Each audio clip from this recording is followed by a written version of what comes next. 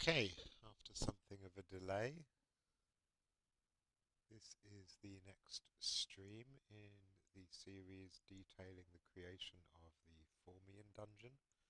There's been a week between, nearly 2 weeks between these streams because I've been away in Berlin. I did try to continue it while I was away, but the connection was very poor, so here I am carrying on. I'm not going to waste a huge amount of time on introductions again. I'm Irongron, the server owner, creative lead of Arelith, where I create most of the areas.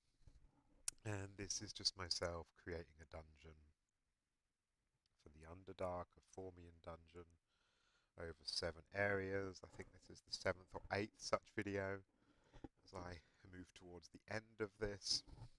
And I'm also answering questions on our Discord where this is streamed, which players can ask in Development General or over Twitch on the Lord Irongron account.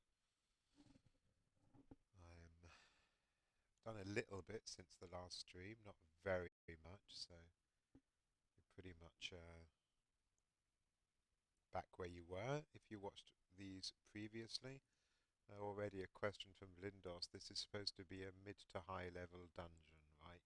Yes, it is. The Formians, I've only included a few of them occupying a mine near Galderan. This is their stronghold in the Underdark. Um, and they are high, mid, low epics. This is a 7 area dungeon, so I'm certainly going to put one of the highest possible treasure containers at the end of it. And here you can see a portal to Arcadia, their home plane, which is in one of the areas. And I'm sure people are wondering, does this mean I'm going to be adding Arcadia? Maybe at some stage. Show the description while I'm here. I can find it. Portal to Arcadia. Arcadia is a lawful plane. It's where the Formians come from. They're lawful neutral creatures, so I'm sure the mostly chaotic evil creatures of the Underdark will enjoy fighting them. The portal also explains, how they keep coming back, which is obviously a feature of every enemy dungeon on Arelith. So here we are. Portals between the planes are a rare sight and require a great deal of energy to maintain. When not naturally occurring, most are locked by means of a prism, focal stone, or other device, ensuring that only their creators are able to use them. However sophisticated such portals are, the energy required to travel between them rises exponentially with each consecutive user, taking several days to reset after each journey. It is for this reason that invasion forces of any significant size are, thankfully, a rare occurrence. And that's, obviously, it's a bit of a role-play hook. I mean, we have all these planar portals on Arelith, and we really need an explanation for why the whole island isn't knee-deep in planar invaders. So I've used this before, I've said this before, I don't know if it was in a book or on another portal, but I've explained this before that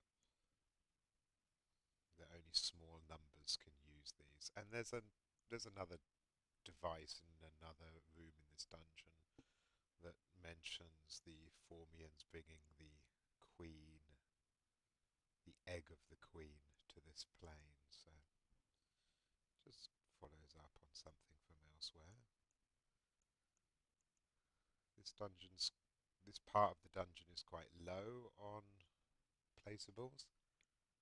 I've just got to dirty up the floor and do the lighting. So with these streams, you can watch them on Twitch for 14 days afterwards, and we've had quite a lot of views, close to 100 for most of the videos, which is more than I've expected. We'll also be uploading them to our YouTube channel before very long. But if you're wanting to actually join in and ask questions about this or anything else to do with Arelith, the best place to do that is on the community development channel in the Arelith Discord. I am also checking Twitch, where it says I'm live, but oddly it seems to look a bit different to the last time I was live, and I can't see whether there were viewers there currently.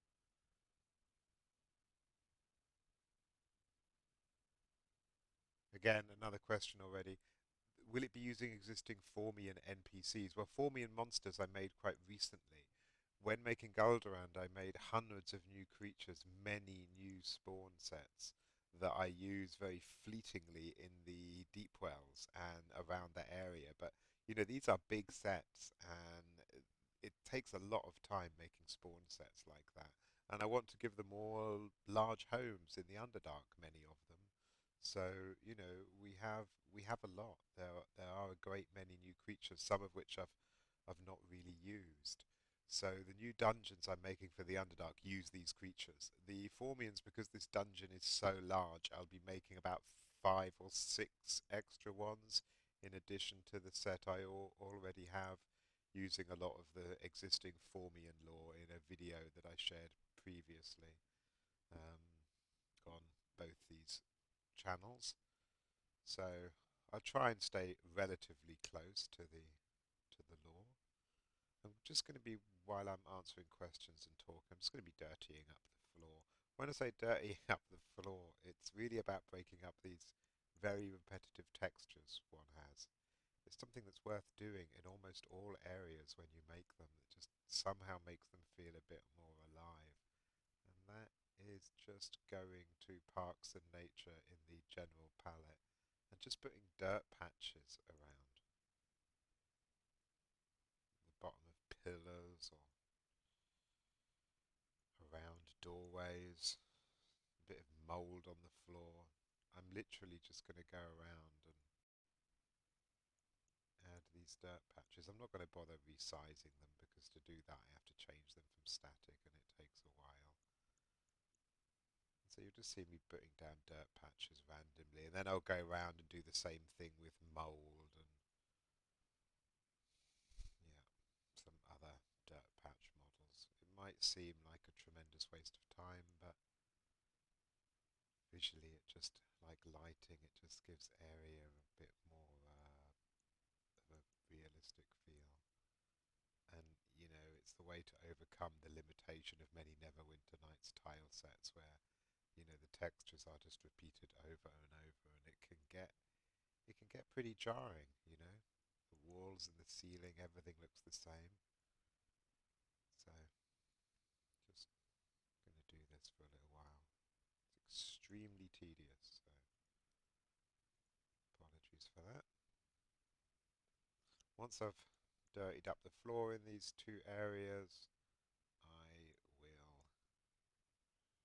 the lighting here, and then I will do the boss area, and then I'll be going through doing all of the sounds. If I get to that stage on this stream, it's going to get pretty noisy. I'll be deciding what music and sounds to use, and part of that will involve playing them. I'm still quite enjoying adding music, I must say, since we added all the stuff that we did for Tyrants of the Moonsea and the stuff from Daggerford, all these new music tracks after 15 years of listening to the same old music on Neverwinter Nights. Being able to put in new music is a lot of fun. There are some questions about whether we will add our own um, music at some stage. I've got mixed feelings about that. Neverwinter Nights music, as Conquesso has just said on our Discord, is wonderful, and it has an atmosphere that fits to the game. And I just think I don't think it feels very professional. Is that the right word? Atmospheric. If there's suddenly tracks that you recognise from elsewhere, you know. if you're playing and then music starts playing that you associate with a different game or a film or a composer, it it's it's kind of lame, even if it's the music from, you know, Baldur's Gate or Icewind Dale. It's Neverwinter Nights has its own music, and that's quite nice. There's only one track I've ever really considered adding. Oddly, that is a piece of music that sometimes plays on Civilization 5. But, you know, I also don't want to needlessly increase the hack size for our players. They already have to download a ton of stuff. If people really want to listen to different music, they can do that themselves. I think filling their hard drive with music that we've selected is just getting a bit too controlling. So I'm in two minds about the music thing. I mean, I can see it would be nice, no doubt.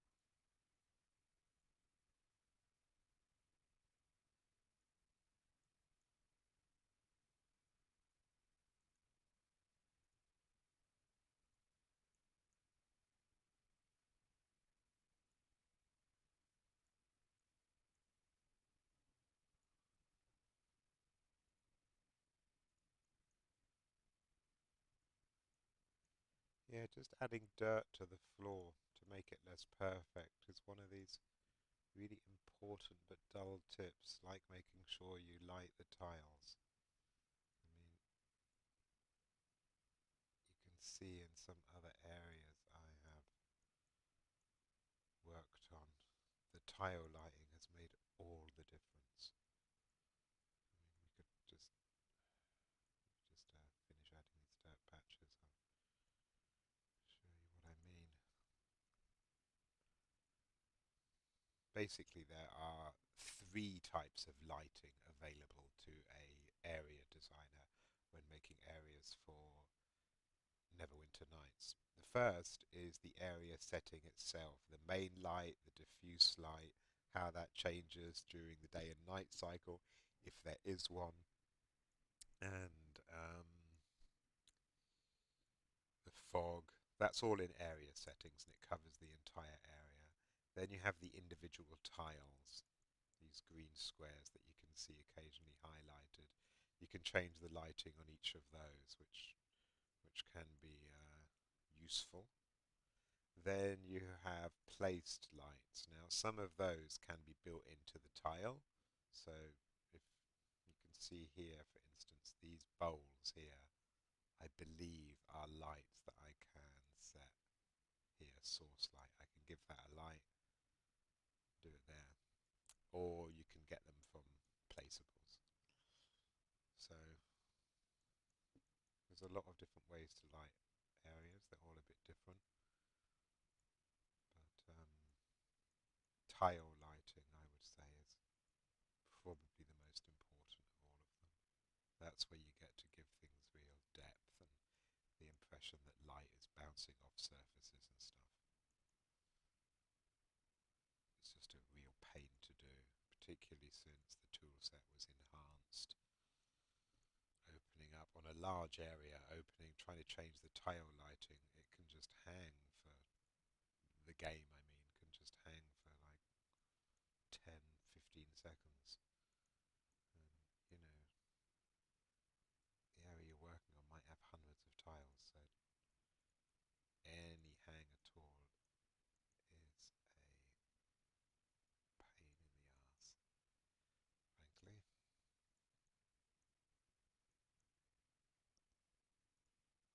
I am giving tips on using the tool set as I go, but it'd be hard, unless you're watching all of these and taking notes, it'll be hard to learn too much from the point of view of a beginner.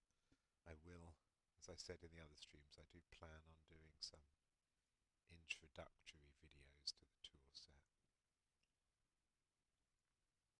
But, you know, every tip is helpful. I can't imagine there are many builders for Neverwinter Nights that have made as much Certainly, I don't think there are any builders that have made as much content that has been played by as many people. And that's really critical on Arelith. We have all of these players, and the the one of the big advantages of that is our players are also play testers. You know, sometimes when people are grousing about something not working, they're like, "Hey, you should have tested this first." Well, we're not a commercial game.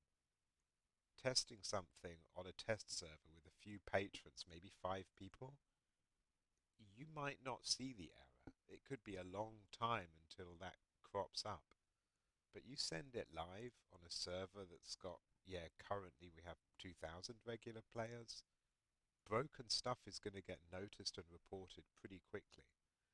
Now, this has really helped during the sort of development of the enhanced edition because we have had things reported on Arelith that have been broken in the game itself, but not reported to Beamdog because they've these bugs have happened quite rarely. And if you're on a single player campaign or a single one of these single player modules or playing on a server with a small population base, they might never have seen the particular bug.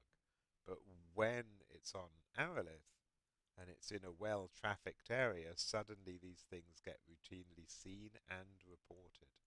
So, you know, feedback from players doesn't just help improve gameplay aspects, and it also helps fix mistakes that I make, which, you know, frankly can be quite frequent, and bugs in the tool set.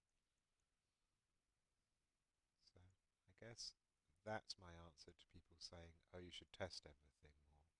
Also, you know, this takes me a hell of a lot of time making areas, and even areas that I'm kind of rushing, like this dungeon. Setting up a server to do testing with a few people, getting those people together. Anyone that's played in an adventuring party on Arelith will know, you know, it's like herding cats trying to get a party of adventurers to be in one place at one time. Doing that with patrons on a test server and getting them all there at the right time to test something, they're really helpful, the patrons, and I appreciate it when they do it, but you know, it takes a lot of time to set up, and frankly, it's not worth it for me much of the time. It's just a waste of time for me if I can just send it live and it will get reported later that day. Sure, the player reporting it might be spitting blood on the forums about what kind of a what kind of a cowboy operation we're running with our server, but honestly, I'll take that over having hours and hours of my time wasted doing something that could be pointed out in an instant. I don't know what I've changed on these Twitch settings that it's not showing the viewers. Normally it says at the top how many people are watching, and it doesn't right now. Maybe because nobody's watching. But then it would say 0 viewers. Oh, I don't know. I shan't worry too much about that.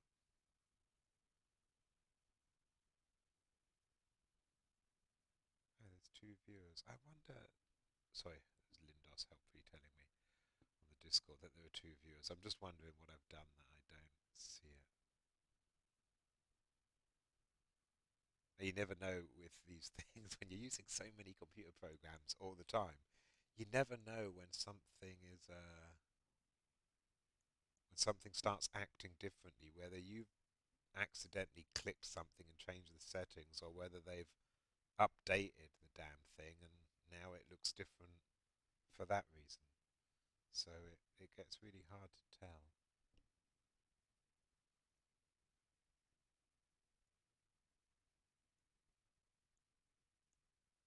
I'm often getting stumped with that.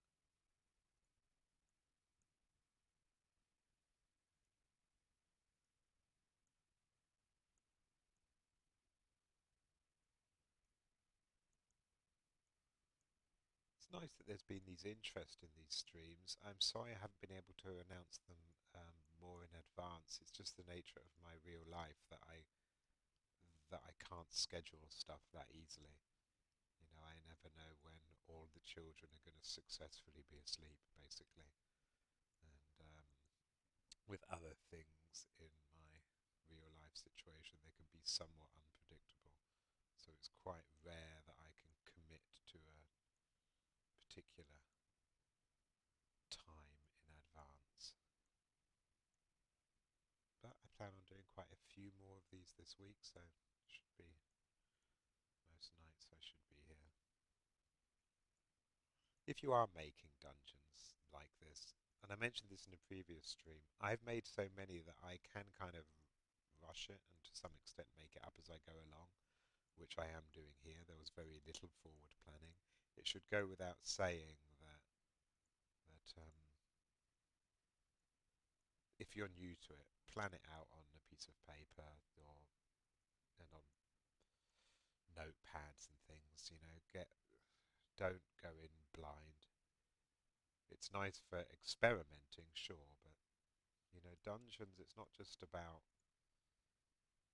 making it pretty. It's not even about adding enough um, lore, atmosphere, or features. There's a lot of playability things to consider. And a lot of that, you know, I've seen great dungeons being submitted that on paper they're great, but you look at them and see there's going to be some serious play problems. Most common of which is if you've designed something that people can run around in circles, just hoovering up experience points, repeating areas, you need to control the direction of the player's movements and avoid too much backtracking because it's not much fun. If you play a dungeon, you get to the end and then you have to walk all the way back through empty areas. But it's also not fun for new people arriving at the dungeon if there's a party just going round and round between areas. And if you have treasure containers in different areas that might reset every 20 minutes or so when the area is unused, players will soon work that out. They'll realize that they go to one area of a dungeon, pick up the treasure, go to another area, then come back to the first area, and all the treasure containers are full again. And unfortunately, we get a lot of people cheesing dungeons that way. So, yeah, controlling party movement is important. At the same time, you don't want it to become too much of a gauntlet. It's not much fun if there's no decision making at all for the players, if they're literally just following a set route. So generally I like to have overall a set route with options on the way. So they don't always have to take the same path. There's a few times in this dungeon, in this area, which has got done 2 boss areas you can do in either order here, and then you can either go up through a left or right channel. The previous area allows characters to take different route, as does the area before that and the one before that. So, you know, I do know that a lot of players will want to be completist and they will just adopt a search pattern and make sure they cover every section of a dungeon in order to see everything and get everything. And yeah, fair enough. I'm not gonna say that's wrong, but it does get boring if you always have to follow the exact same route.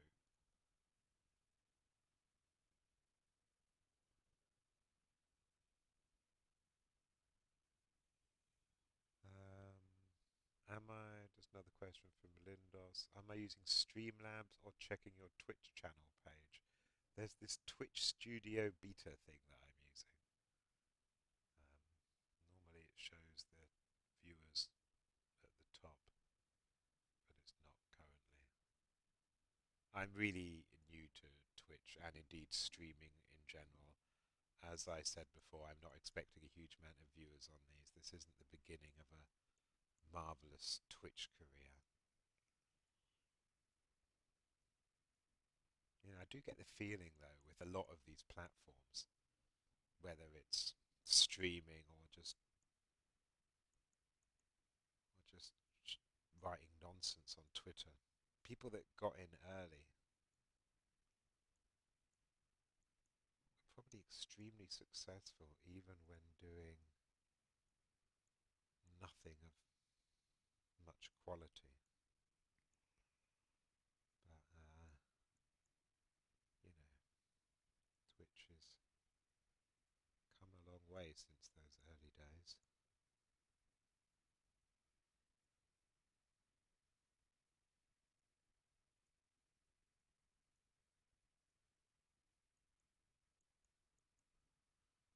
So yeah, sorry if anyone is getting really sick of watching me just put down dirt on the floor that's barely visible. I mean, like this mold I'm putting down here. I mean, really, that is almost totally disguised on the floor. But I do maintain that you don't have to consciously notice something for it to make an impression. It's I do feel that when it comes to lighting and placeables, you don't need to draw attention to something. It's just that overall impression, the mixture of all the stuff together. I'm not going to waste a huge amount of time on this. But area builders do have a different eye to players. Sometimes I've really made an area quite quickly and got a lot of positive feedback for it just because players have enjoyed the dungeon experience, whereas I've looked at it and thought, this is absolutely bare bones. But when a developer plays something, like if Action Replay goes through a dungeon that I've made and he finds that, I haven't put enough stuff on the floor, enough detail, he'll pick me up on it. I will get a message from him saying, look, this is much too bare. And I remember when I did the Titan dungeon in the Lower Dark, which was a huge project, the Lower Dark, and I did kind of rush the Titan dungeon, to be fair. He basically went in and remade a lot of it because I think it just frustrated him that I really hadn't done enough there. But I suspect a lot of players didn't really care.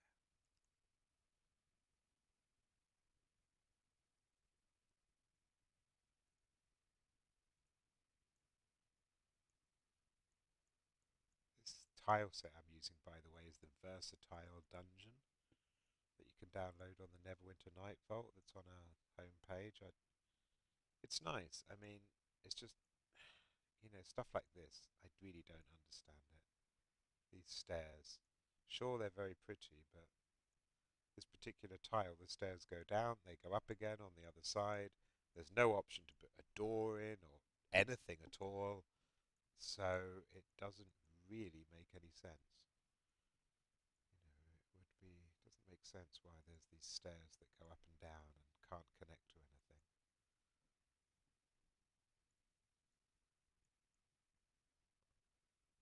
Okay, so I said I was going to give an example of tile lighting. Let's look at the area before this.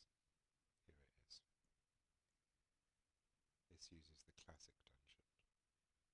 So with tile lighting, see these areas?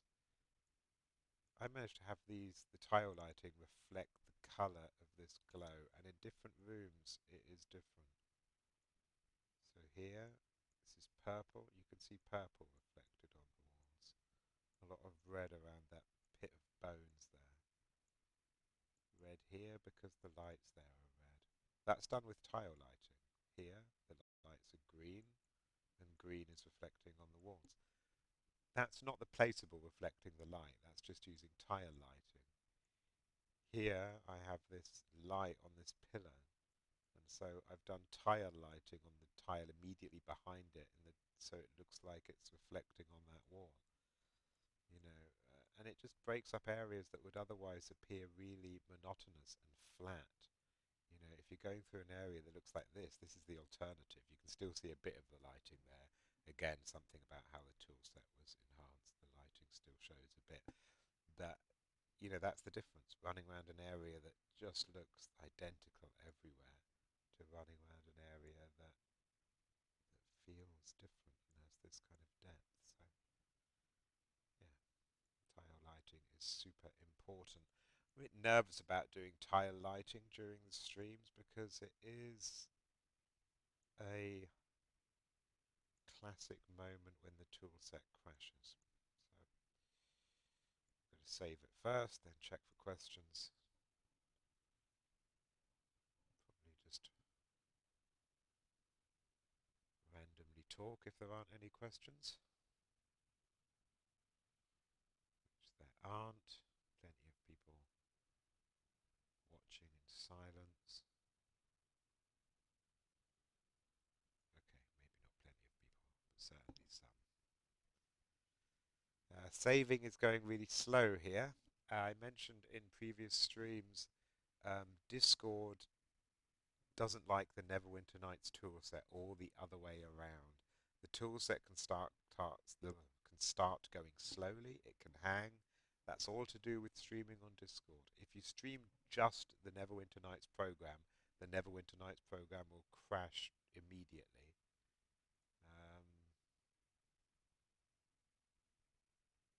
Okay, it seems to have frozen. So what I'm going to have to do is just end the stream on Discord for a moment. Okay, it stopped. Hang on. Stopped by itself and then started saving fine. It's curious. Turn it on.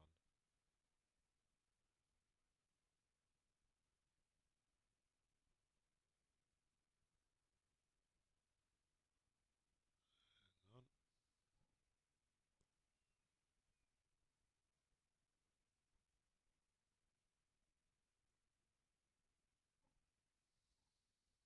Okay. Discord is streaming again.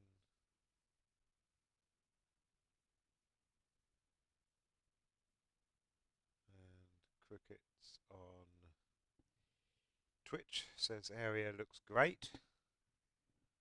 Much appreciated. There's 7 of these areas. They're all slightly different with their theme. Um, but yeah, this will be a fun dungeon. I mean, this will be, you know, I make dungeons like this and I think, oh, this could be a really fun evening or couple of evenings for a role-playing group that wants to play Arelith online, you know, and they're looking to have a sort of role-played adventure. You know, these dungeons can be fun for that. And so I have this in my mind that this is going to be an evening's entertainment for a group of friends. And then it goes live, and I hop on the DM client to see how people do, and I can see parties race through these places. You know, they're not role playing very much, and you know, they can get through a large dungeon in record time. So you cater to all tastes, but this one is big enough to hopefully provide some entertainment. It's the 4th or 5th new Underdark dungeon I've done relatively recently. I did a few before my summer break. Um,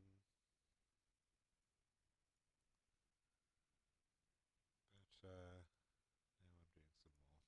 Okay, so I'm just going to go through the different lighting stages, get this area lit.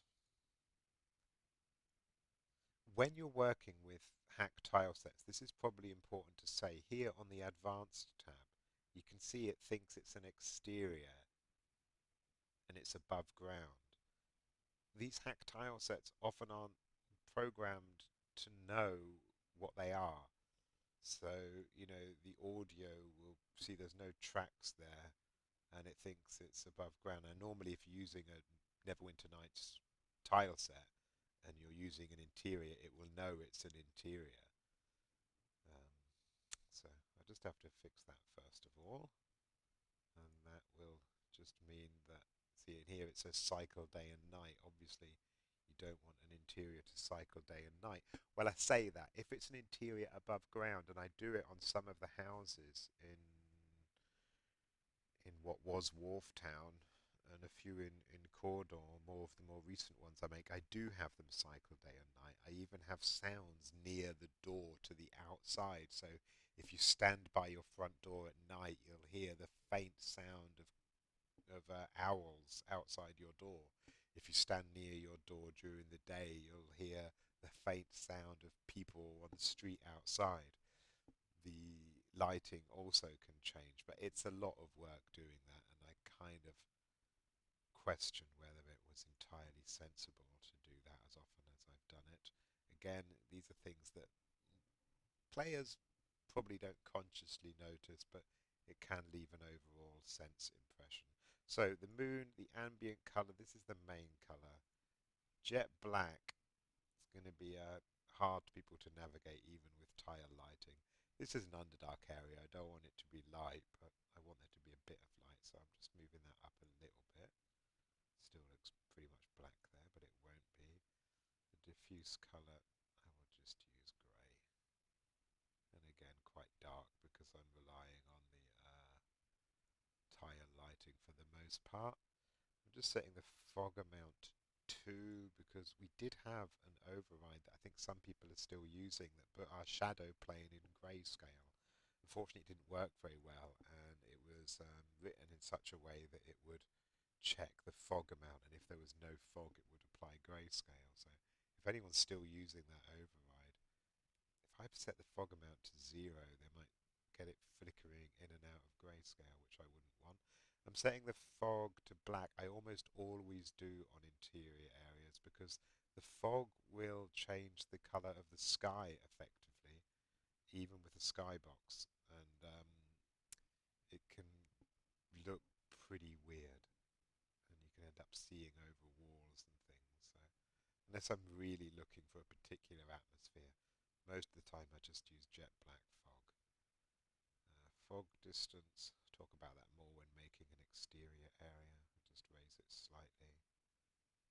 Okay, there we are. So now that's how the area looks without tile lighting.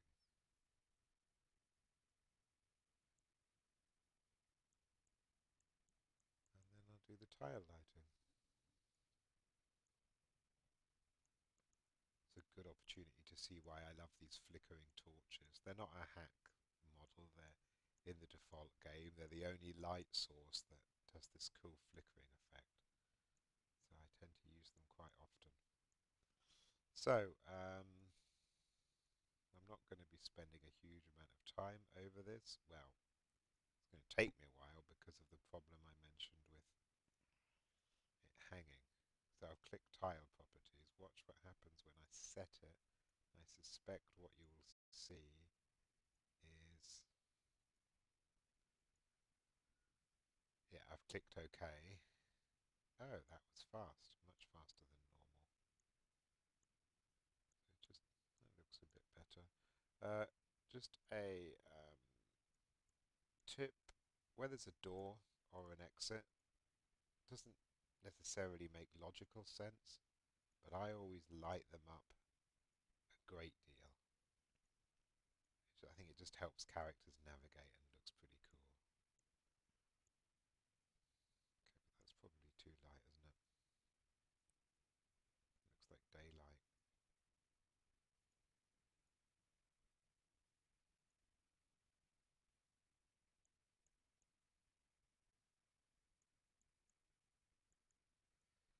Okay, so I want to use some of these source lights.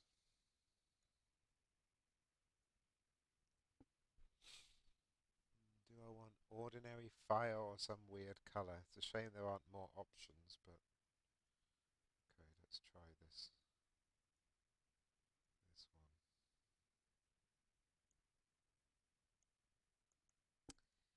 No, that just looks too underwater. I often use purple in the Underdark, but I associate that more with Andanor. I guess I'm just going to go with purple.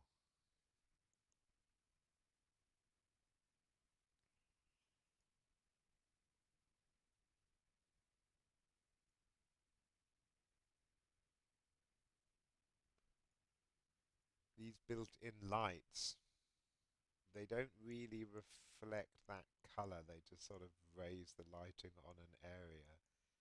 If I'm using a purple flame, then it's worth changing one of these to purple, really. And you get the impression that it's reflecting.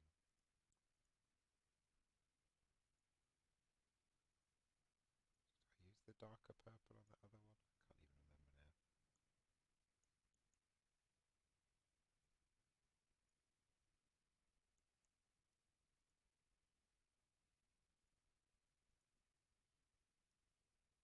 Sorry, I'll check the messages again in a moment. Just got to go around doing these.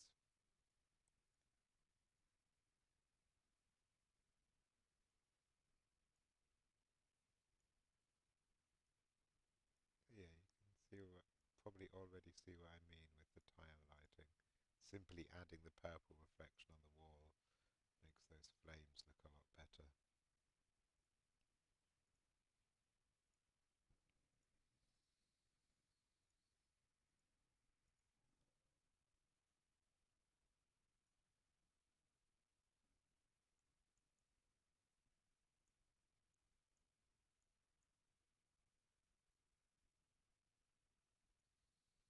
As I mentioned in other streams, I am somewhat limited by Neverwinter Nights tile sets when doing Formians. You know, they're from a plane of order. I would imagine they, somewhere they built would look more alien, more like a hive, effectively. If I had a large staff of tile set developers with too much time on their hand, then I would probably, you know, have a tile set made that looks really quite alien to use for them. But some of the artwork that you see of Formians in source books, it doesn't look all that unconventional, you know, particularly when you get to the Mayan March, whatever they're called, these higher higher castes. They still look like they live in classic fantasy environments. And they do use normal weapons and things, so maybe it's not that bad that it's not entirely alien.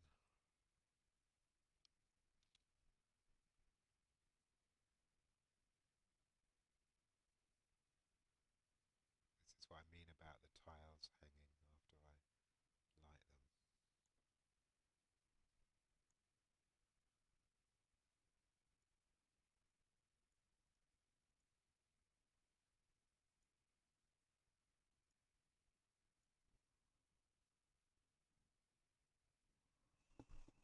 Once I've lit these areas, I will do the boss area, which is going to remain mostly empty other than traps and treasure containers.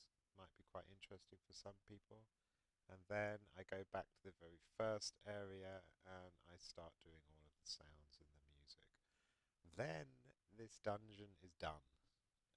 I do have a couple of scripted features that I need to ask some of our coders to look at.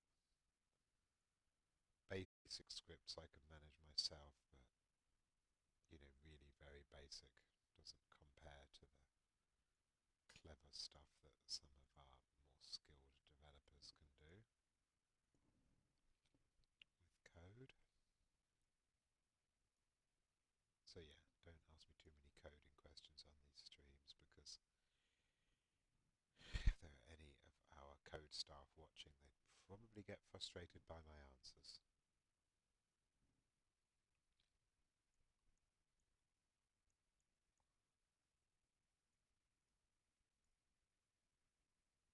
I mentioned in previous streams, and I stand by it, that Neverwinter Nights struggles for players when compared to the amount of developers there are out there.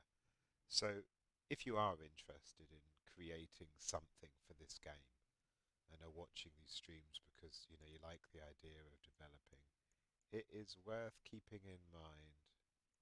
See, look, I've just made this room orange because it's got some forges and fire in it. Again, it just breaks up the tedium.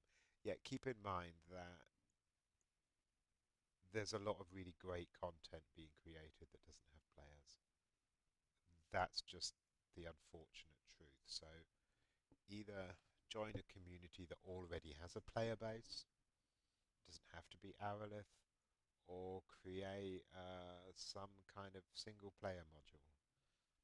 There is still a lot of players that want to play single player creations.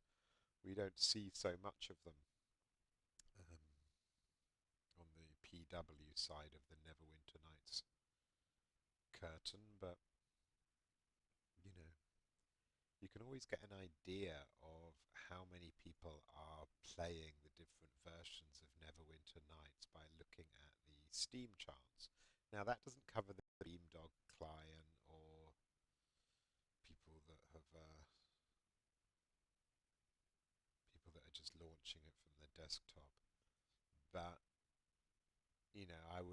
I'd guess that the majority of people are playing on Steam, and you see how many people are playing at a given time, and then you can compare it with Beamdog's persistent server site. So um, the Beamdog website, portal website showing all the different servers, will tell you how many people are playing in each place and the number of those players overall. Whereas the Steam charts will tell you the total players, and that includes all the people playing the original campaign and the single player modules. Um, and it's pretty educational. My impression that I had from that is that the majority of people do play on persistent worlds, but there's still a healthy market out there for the original campaigns and player-made campaigns. And there are some great player-made modules out there. I just think it's a shame that for a game that was originally all about encouraging people to create their own content, and I don't just mean Neverwinter Nights, I mean Dungeons and Dragons in this respect. I mean, that's what these role-playing games were. The campaigns were a small part of it. The source books were a much bigger part of it. There are a lot of D&D players nowadays because it's got this sort of fan culture that it didn't have before, that are only interested in playing official content. You know, I sometimes do get tempted to read Reddit posts about Neverwinter Nights or Arelith, and a comment you'll often come across is, yeah, I don't want to play unofficial fan-made content. They equate it with kind of fan fiction. They just want to play official stuff.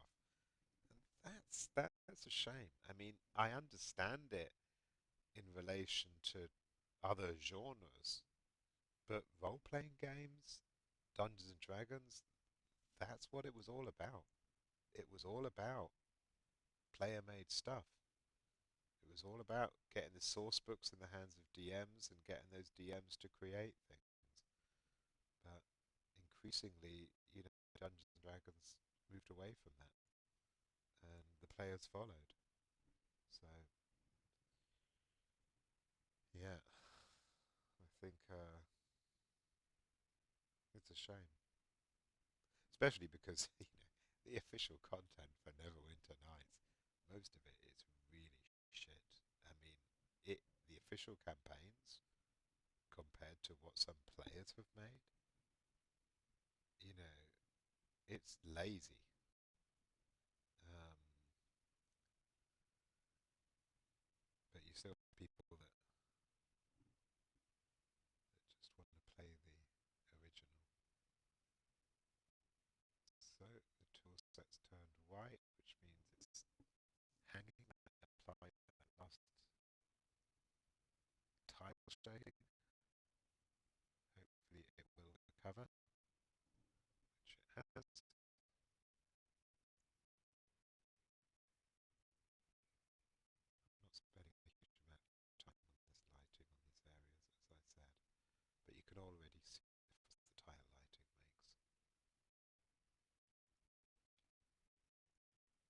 I would be interested to know how many of our players came to Arelith because they were Dungeons and Dragons enthusiasts. Um, how many people came to Arelith because they were role-playing game enthusiasts and ended up playing Dungeons and Dragons because it's one of the only old-style RPGs that has any kind of support on computer games. Whether they're computer game players,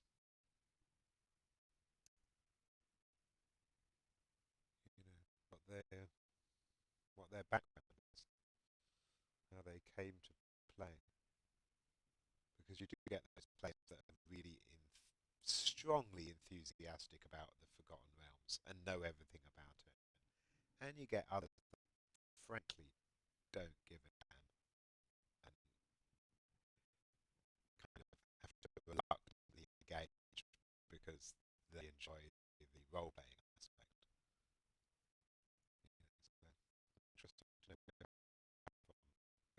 and what you feel about content versus content.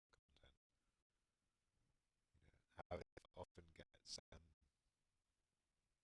talked about as being somehow quite professional and making some people into this laugh. Veteran players have seen just how things are broken, but they occupy a kind of an in-between spot.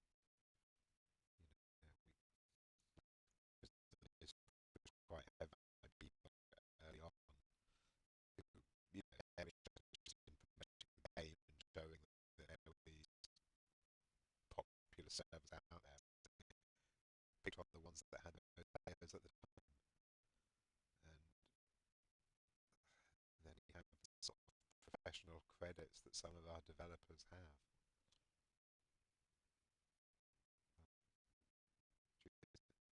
Shouldn't be there are so many great things being made for this game that I just find humbling when I see them.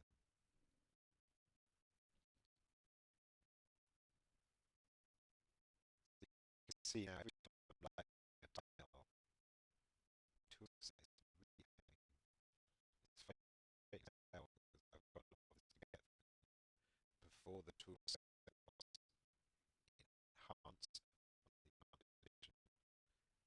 This would happen pretty instantly. I wouldn't be sitting here waiting for this to work. There are a great many wonderful improvements to it, and I would go back for anything. And stuck waiting. It's just really annoying.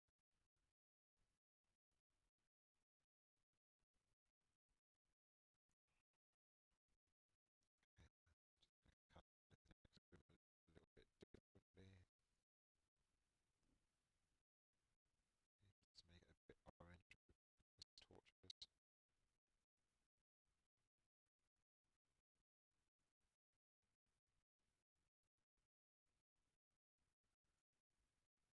I think that tool set going so well be because of Discord. Because everyone used to be so happy to get Discord at some stage. By shutting it down and restarting it, the stream does continue and end up going back. It's often only off for a couple of minutes, but Discord can make the tool set see up. So Serena, I'm watching on Twitch. Irongron's voice is breaking up for me. Anyone else? Perhaps you're losing frames. My internet connection is pretty strong here. So I'm not sure why my microphone would be cut off.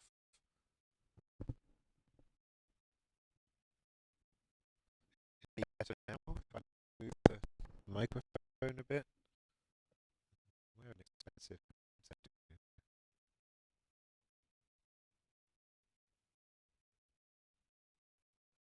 Well, I'll say that the content has been consistent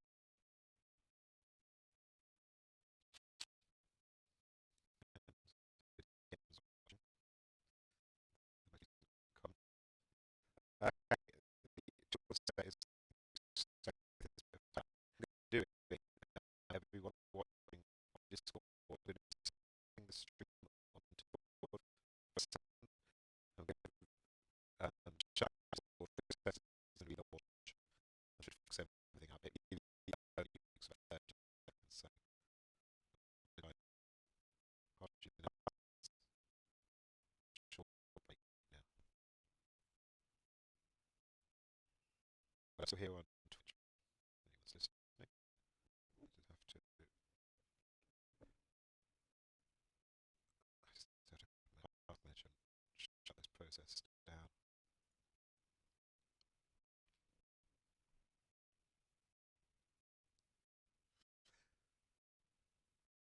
Everyone's also saying holding design technical issues. Please stand by. You can actually create your own little screens on Twitch, say stuff like that, but I'm not going to use such a screen. I think Twitch viewers can just still stare at the tool set.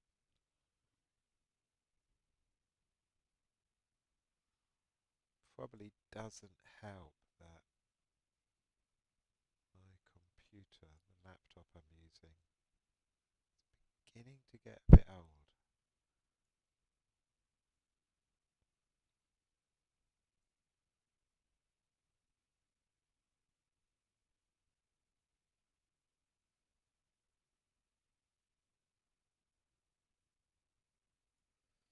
So yeah, if you're still watching on Twitch, you can see there, as soon as I exited Discord, suddenly the tool set came back to life. All perfectly good. So, yeah. Is it Discord or is it Neverwinter Nights? Who knows? Oh, I'm back on. They should be able to hear me again on Discord. Anyone listening on Discord, that did fix it just as I said it would. Now we're live again. It always seems to happen after a while. Don't quite understand why. Actually, I don't understand why at all. I don't know why I would imply that I have even the vaguest of understanding how these things work. Because I obviously don't.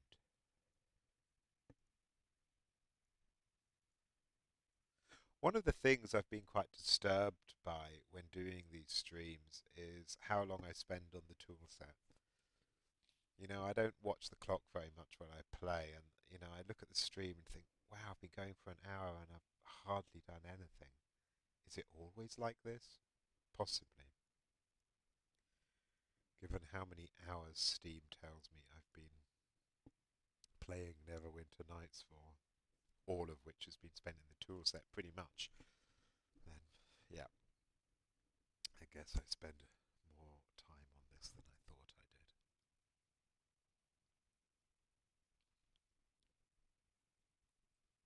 Sync was saying, I know exactly what you mean. I spend hours staring at code sometimes and I don't even realise how much time has passed. In my mind, all the coding is done in an instant. Like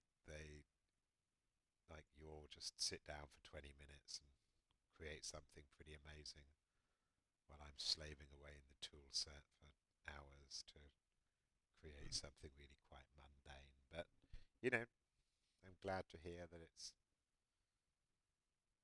sucking time away from you too.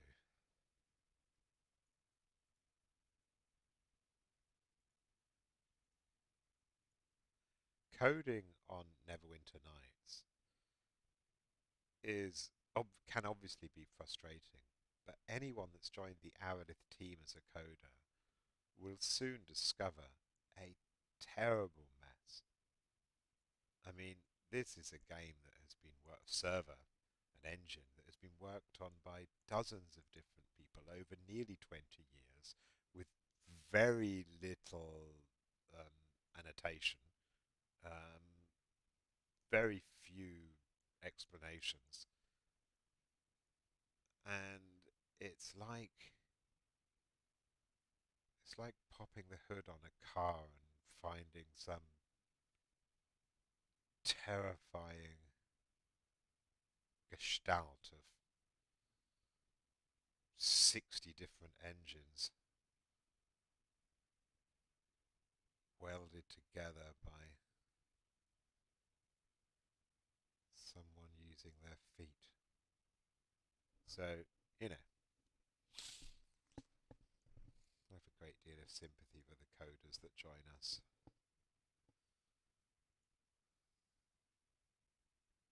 Because there is a lot to untangle.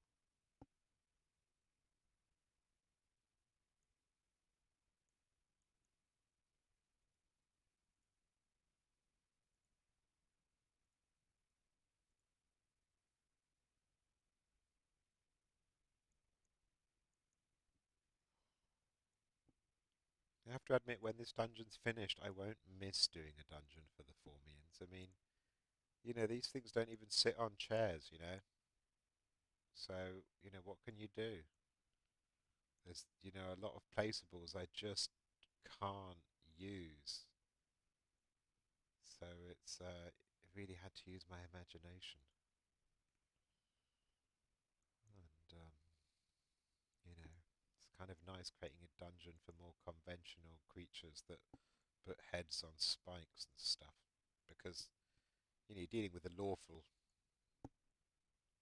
creature here that is really quite alien. So all those really evil placeables can't be used, you know, all the kind of, torture equipment and everything else. It's doesn't leave a lot of options.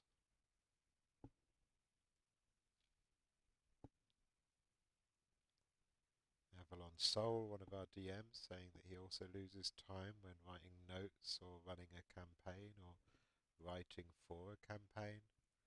I could do a whole Q&A session on the difficulties of being a DM, because you can go to a great deal of effort to create a campaign, and getting it right can still be really difficult. You might have players that aren't actually interested in doing it. Or want to take it in another direction and feel railroaded by what you have created.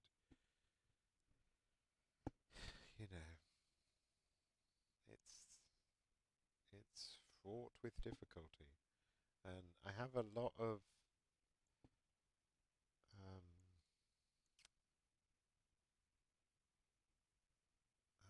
I'm a bit envious of those servers that have an overall plot, that do have a story going, because that must make it a lot easier in some respects. That the characters are already engaged with the story. You don't have to create one afresh every time you're running a quest. Everything is always a continuation. But on Arelith, that's not the case. So, okay, look, side by side. This area has had rudimentary tile lighting done. This side. Here we go. And let's look at the reverse side. Again, it's got the other lighting. That's the difference tile lighting makes right there. So, time to do the same thing again on the other side, but a little bit different.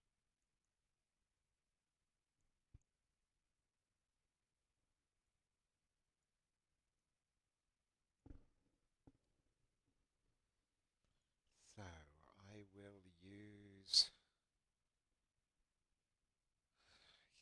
I hate to keep falling back on purple, but red can be really overused. Green makes something look like it's either a sewer or a forest enclave, and sort of aquamarine or blues, and some of the other greens can make it look like it's underwater. Brown gives it a kind of earthy feel, and yellow makes people feel sick. So, I do always fall back on the greys, but brown is probably a bit too light. Still, I'm going to try it with brown.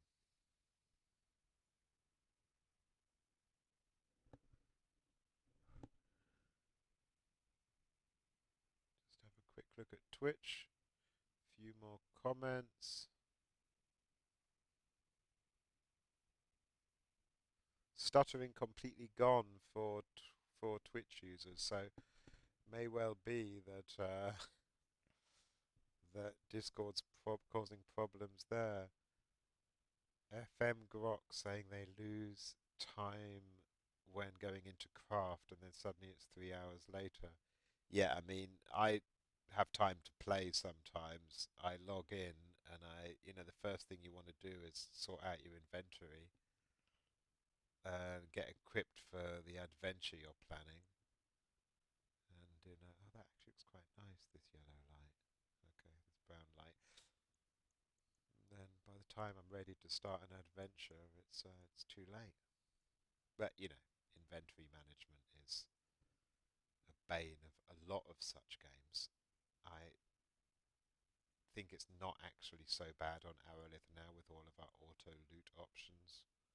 One thing that I really don't like on a lot of, modern, well-received games, including the Divinity games, is crafting. Just crafting with just crap that you pick up. And there's like a million different recipes, and pick up an old boot and it's used in 10 different crafting recipes, and you learn them by just randomly putting them together and hitting craft, and it just makes inventory management all that much worse. And I see that on a whole bunch of different games, and I'm not remotely interested in doing it. I'd much rather just visit a merchant. I mean, I actually like it on Arelith that our crafting does basically make sense. We're not just throwing junk all over the module and having characters randomly click buttons until they find out what works with what. I think Wasteland 3 used a similar kind of crafting system, I recall, to Divinity and other such games. And yeah, it just sort of annoys the hell out of me, to be honest. Inventory management is painful enough without needing to do that. So yeah, I'm actually pretty proud of our crafting system.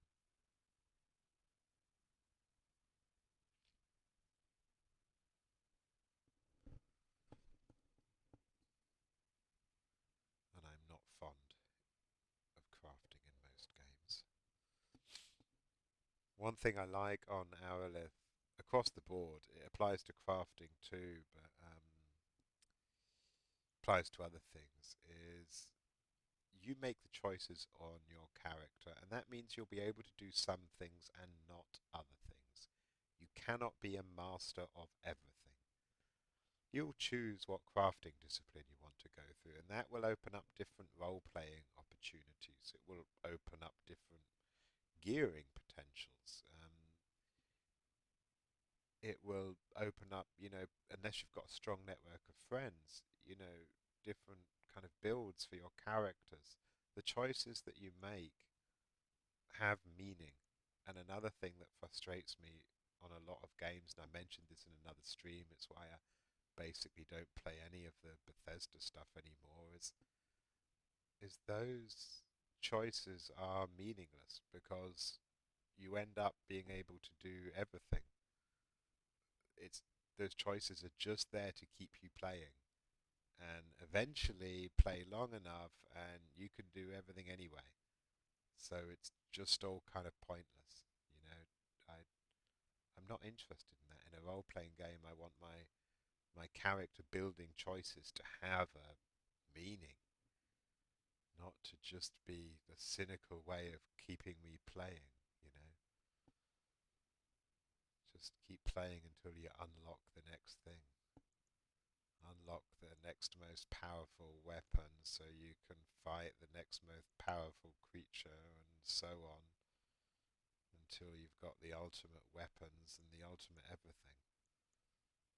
It's just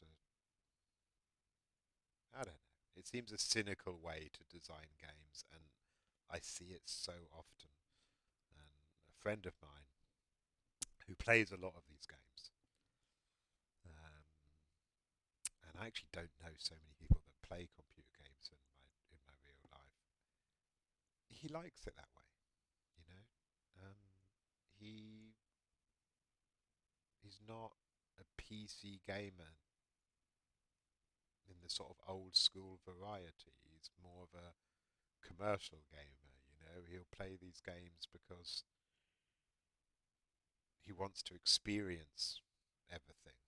It's kind of, I don't want to say arcade, but it's, the stuff isn't made to be challenging. It's just made to keep you playing, and any challenge is just an illusion because as soon as you've done enough, it will stop being challenging. Play for 6 hours more, and what was challenging won't be challenging, and you know. I mean, that's true with the leveling system in D&D, of course, but not in quite the same way.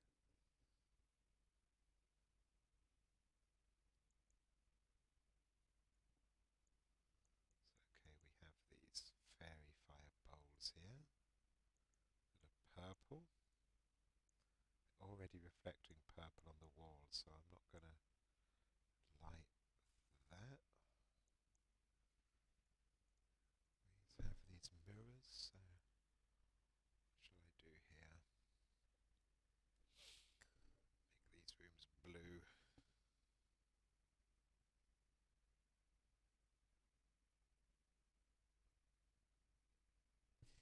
You know, the tool set is really good at creating underwater ambience when you want to use it. You could do it with lighting and with sounds and various underwater placeables, but it's all a bit pointless when there's no swimming animation. Because no matter how good you make an area look, you end up with people just walking along the bottom of the ocean. And that looks really stupid. It is, and again, I'm repeating myself for anyone that's watched before, but if I, having just said something kind about Neverwinter Nights, I can now say something particularly unkind. Character animations, creature animations, particularly player characters, are god awful. I mean, really, this is a game that came out the same year as Morrowind, and on Neverwinter Nights, there's no climbing animation, there's no swimming animation, there's no sneaking animation. You sneak, and what does it do? You know, you just move slowly. For a game that was designed to be multiplayer, that is unspeakably lazy. I mean, how can you have a multiplayer game where you can't tell if the other person is sneaking or not? It's uh, it's just awful.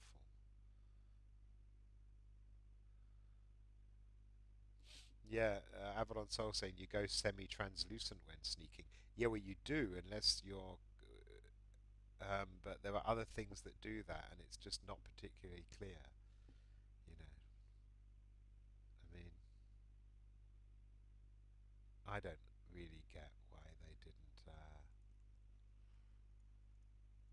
didn't do these animations when doing the original game.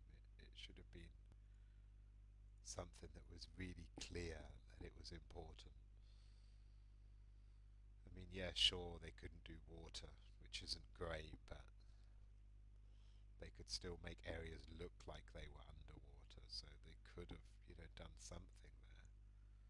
And, Neverwinter Nights came off the back of Baldur's Gate, and those games were hugely successful.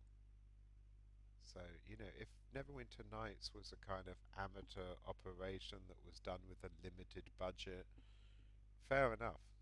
But it wasn't at the time. It was the much anticipated sequel to a really successful title. And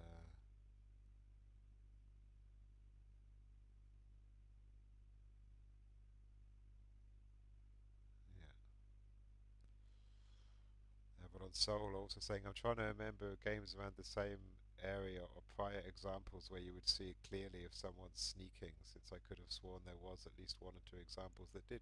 There were loads of games that did that. You know, um, I mean, Morrowind's the obvious thing to compare Neverwinter Nights to because they came out at the same year, and it looks 5 years ahead of Neverwinter Nights. But yeah, I mean, sneaking animations or more sophisticated animations for these character skeletons. They existed then for sure, and it's not something we can easily do with hack content. Animation is difficult on Neverwinter Nights and so much better on modern engines. I mean, they did these spell casting animations, which to be fair are mostly the same. Shouldn't have been too hard. One thing I saw a lot, actually, when I first played Arelith as a player many years ago, is people would use the sidestepping when sneaking. Um, it was something of something of an exploit, I guess. Did it increase the speed? I'm not sure, but it certainly looked a lot better. You know, you can roleplay it. If you're playing a character that's sneaking, you can use those side steps and stay close to walls. You can do emotes to make it clear you're sneaking. So there are ways around it. It's just not great.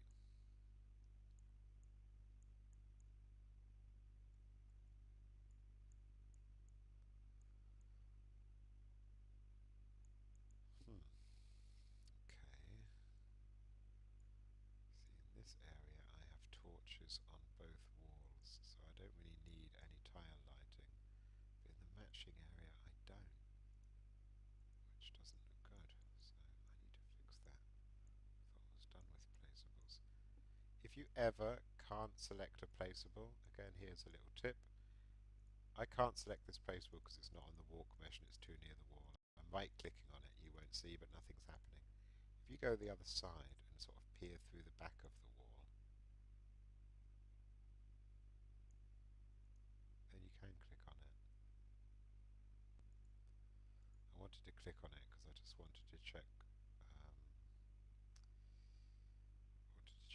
wanted to copy it, and I wanted to check its values to see that it's got the Z of 4. So okay.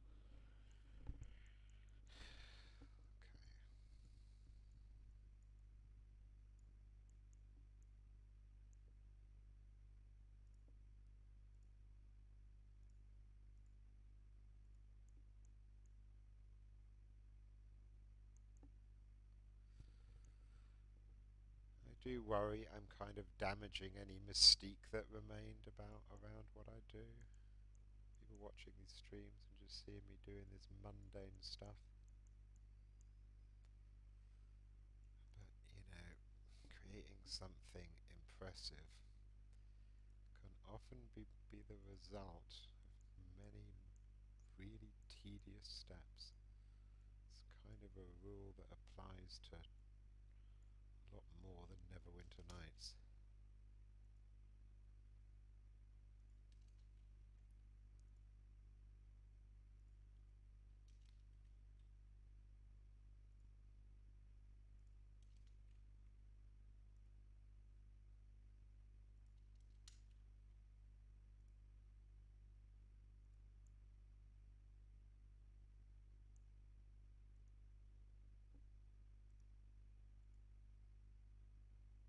Just trying to get that torch close to the wall in the right way. So 42.3 is the value. I copy that, save me a bit of time.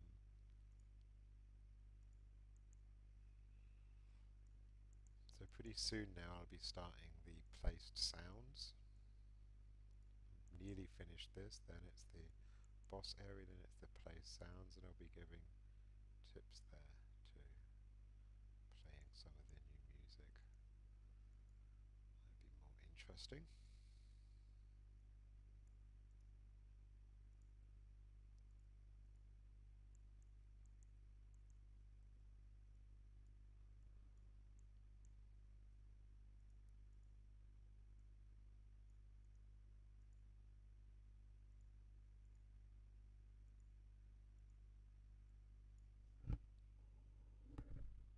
Oh, I forgot I was using the brown light.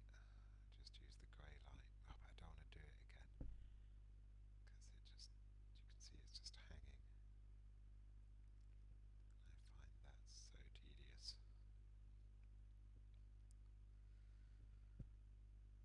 Again, Avalon's Soul. Crafting is a jaw to him in games. Yeah, it's really not for me. In almost all games, I find crafting really tedious. In single player games, I mean, on Arelith, you can get creative about it. You know, you not only can you create things that other people can't create that you can then trade, which adds a great element to it, you can then describe those things and give them a bit of a story and a bit of flavour. But just wandering around these games where you're just picking up berries from a bush or whatever it is, and then dragging them into a crafting slot in your inventory, along with whatever the other thing that you've picked up is, to create some consumable that you probably won't ever use because you're saving it for a rainy day, and then you reach the end of the game and you've got an inventory full of consumables that you can never hope to use in the last remaining encounters. That stuff just winds me up. It really does. I mean, sure we have consumables in Arelith, but it's a persistent world. So, you know, you're not saving them till the end of the game because there is no end of the game.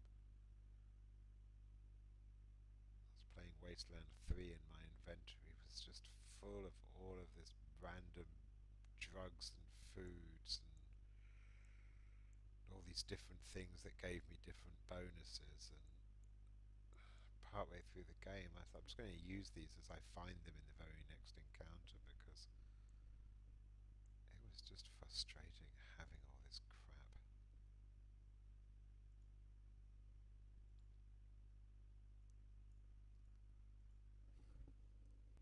Still, I should probably try and remain a bit more positive on these streams. Just having a quick look. Crystal RL. Who thought to name a junk item Mithril Dust? Um, you know, for years, Mithril Dust and Dwarven incantations, they were on Arelith and they had no use at all, virtually. And it was crystal shards, all these things that you would pick up, and there was nothing to do with them. Now there is, you know. I remember I wanted to use a lot of these when devising these runic items that used very rare materials. That now there is use for them. But for a long while we had this stuff, and it really felt like it was trolling the players. You pick this thing up and presume it has value and walk around with it in your inventory for 6 months.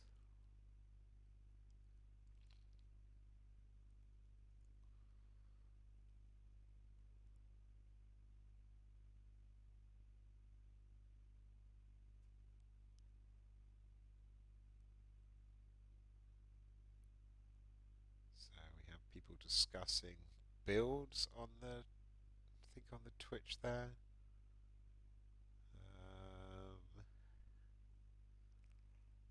Obviously nothing I'm going to weigh in on. Yeah, FMG Rock, yeah. Lol, it's why I never finish Skyrim. I get bored. I go from an adventuring biking to being a landscaper and interior designer of the houses you build. Yeah, I mean, I have the same feeling about that.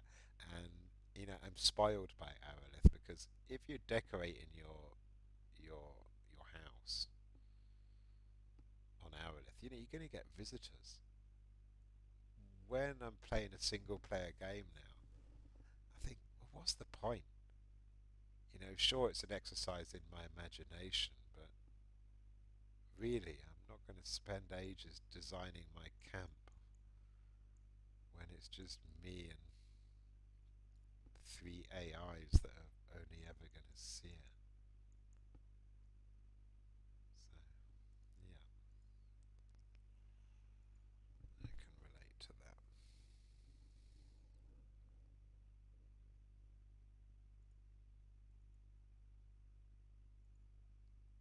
But I was saying again in another stream to repeat myself, developing areas for Arelith, particularly wilderness areas and towns, put me off playing a lot of the city builders and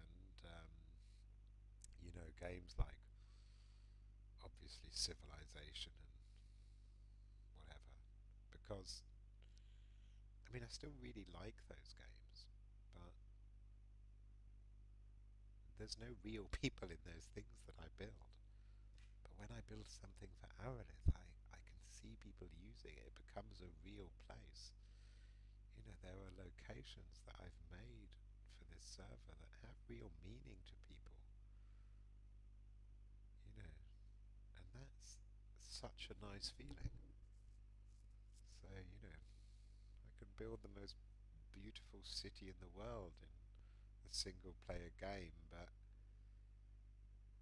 there aren't many people out there in the world that want to watch what you've built in such a game.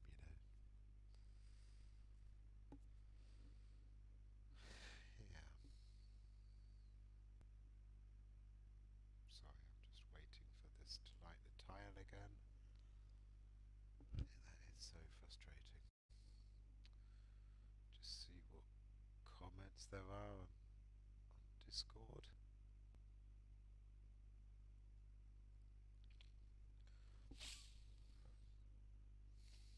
Okay,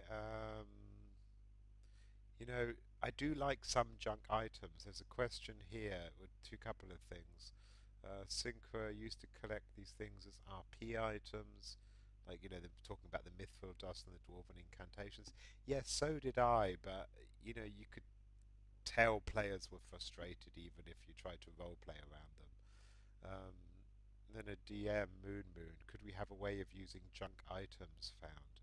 Well, I do. I added the scrap collector and these scrap merchants. There's one in Cawdor, there's one in Galdoran. Can't remember if I added one in Andanor. I guess I must have done. So you can get rid of the scrap metal. Yes, there are some other junk items you can't use, and I do like having that. Just stuff that's obviously rubbish, but people can role play with if they want to. And I think on Arelith it's pretty clear if something is rubbish. I don't think there's many junk items. You don't find a flea-ridden blanket and think, "Oh, that might come in useful later." This flea-ridden blanket that I found. Oh look, this goblin's got some rags on it. I'm gonna carry that around because rags might be a vital component in a crafting recipe. It's obviously not.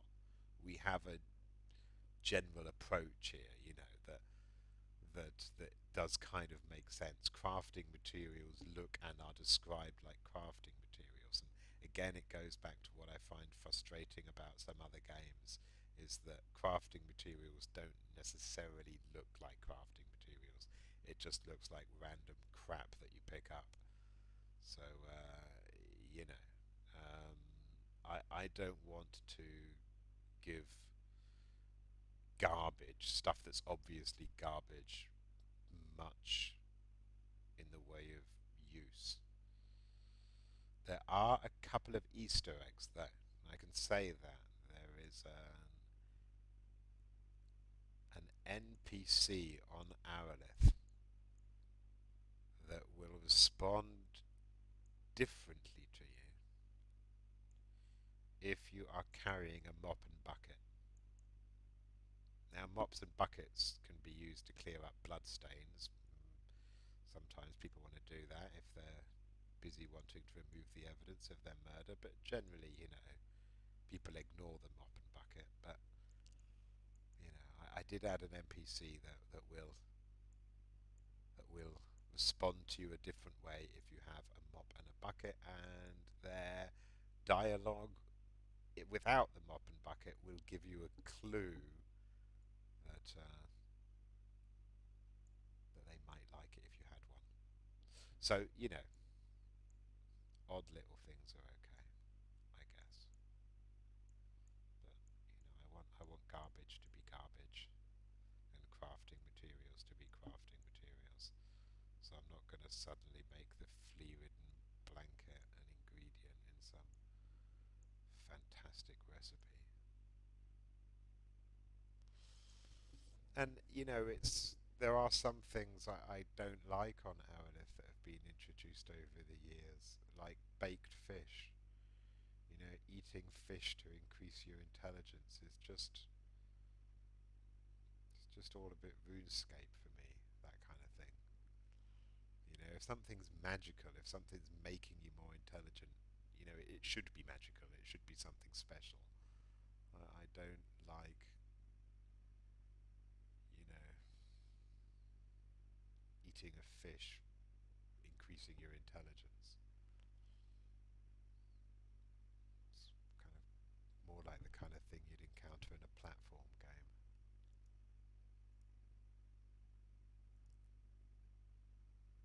But, maybe that's just me being too cynical.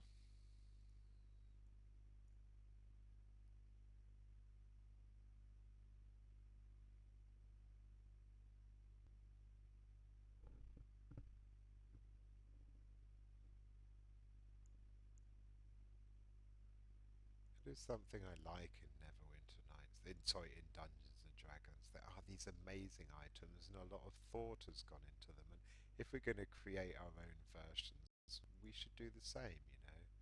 They should be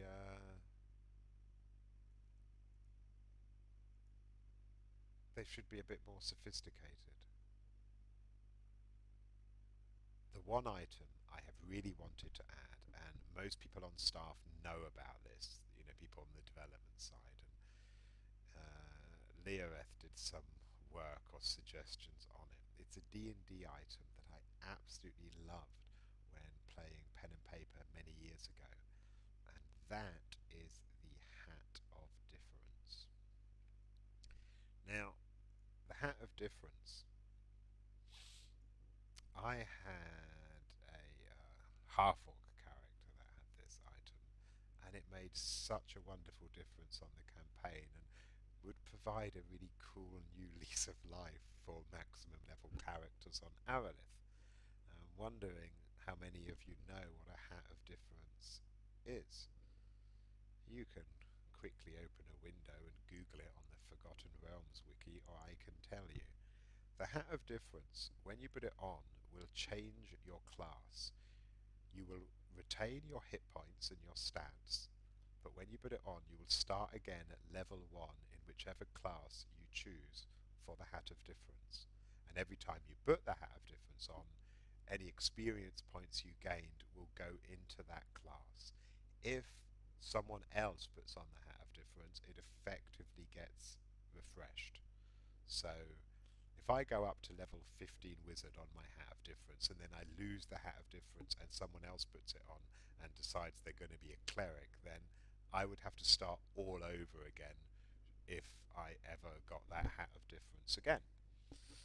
Now, an item like this, introducing it on Arelith, you'd have to do it really carefully. You couldn't just have it as something that would be available to everyone, because then everyone would effectively have this other class. So it would have to be kind of rare artifact tier, and possibly, with a way that it could be lost or accidentally, transferred between people. But unlike cross-classing, um, or or in the case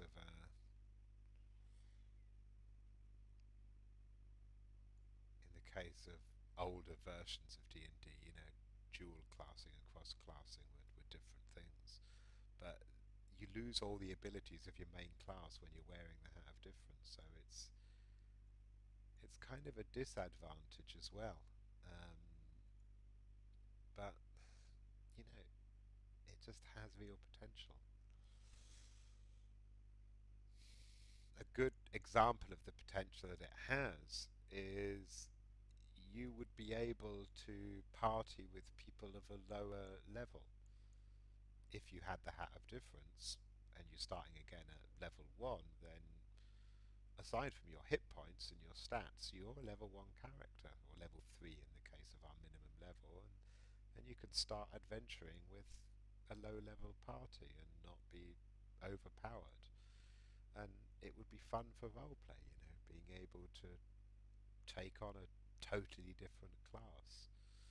And because the Hat of Difference you can't dual class in, it would give a bit of a new lease of life to people playing single class characters, because you wouldn't be able to, yeah, take rogue levels in addition to your cleric levels. If you're going to use your Hat of Difference to be a wizard, then you're going to be a wizard, and that's it. So, yeah, I would like us to achieve the Hat of Difference on Arelith, and I've got some ideas on how to keep it rare enough.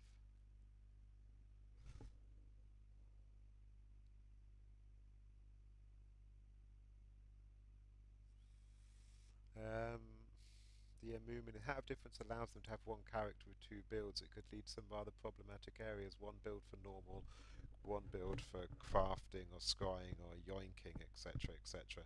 Well, obviously, craft points, it wouldn't allow you to reset them. Your crafting would stay the same. When it comes to epic abilities, it might be that we would limit the Hat of Difference to having a maximum level lower than the epic levels that we're used to on our main characters. That would give a lot of characters much more long playability, because let's imagine the Hat of Difference had a maximum level of 15 or even 10. Then if you had a Hat of Difference, you could always be able to go off adventuring in, you know, on lower level adventures, or engage with content that was, more about that other class. So, yeah, I mean, I wouldn't want everyone to have one, but the idea of some of them floating around the server could be a lot of fun.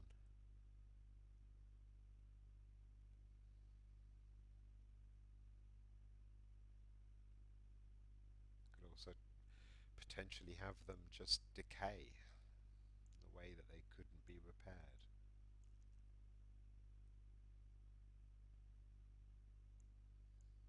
which might also be an idea. I just always really liked it as a D&D item.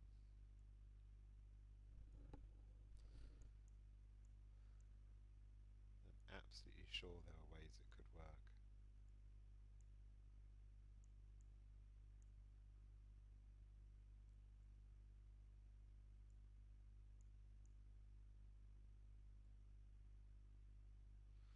Okay, so this next area, the tile lighting's done. I'm going to save it, and then I will do the boss area.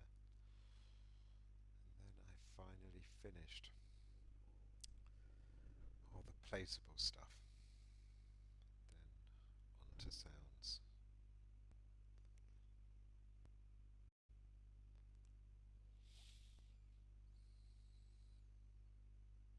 Hat of Differences before my time. I mean, I was playing a version of AD&D older than the latest version when I started playing it. So, yeah, I don't know. I think it might have come in second edition, maybe. I think that was the very first edition of D&D I played.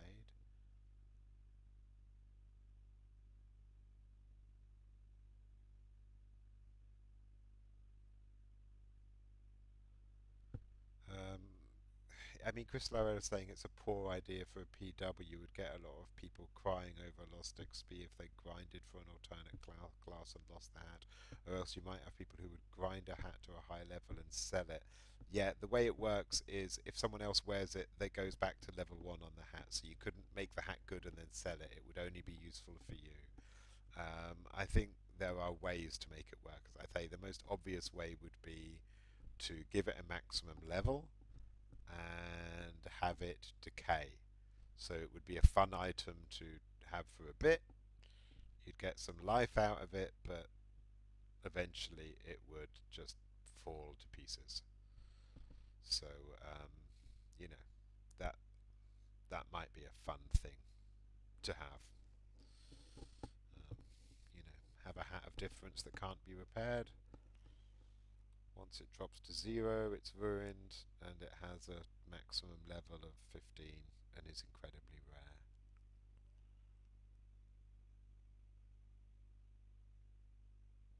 rare. Um, FMG Rock. One thing I've noticed is the amount of redundant items that have now crept in. Most recent example is Skleens. With ion stones now available, they seem a bit useless. Well, they're not. Ion stones are class restricted and Skleens aren't. Ion stones, each one is tied to a specific class, and I believe they all require use magical device if you don't have that class, whereas Skleens are open to everyone. So there's definitely a use for Skleens. Um, Repair kits are another item I have mixed feelings about. Yeah, repair kits aren't that new. I can see why you've put that in speech marks. Yeah, I mean they're very tradable. Consumables that can be traded can be really good. You could say that the repair kits limit role play, but it can be hard to find people to repair things for you. It's difficult to build up a network, and it's especially difficult because a lot of this stuff, unfortunately, is done on OOC channels nowadays, whereas in the past it wasn't. I'm pretty sure that if someone needs an item repairing, a lot of the time they're just going to their group on Discord and saying, hey, can you log in? I need my gloves repaired. When if you're wandering around in game asking people to repair your gloves, you might get pretty frustrated. So, yeah. A Panther flower. So you can make any dungeon with this program. You can upload it afterwards to some server for people to download and play. How does this work?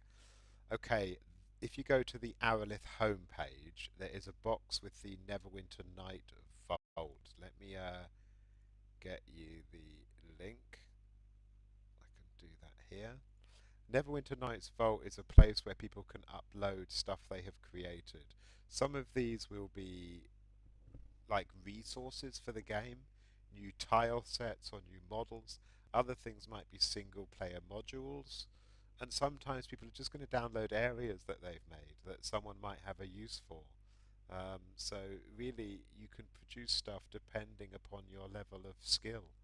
There almost always be someone that could use it. Let me drop you a link on the Twitch. Um,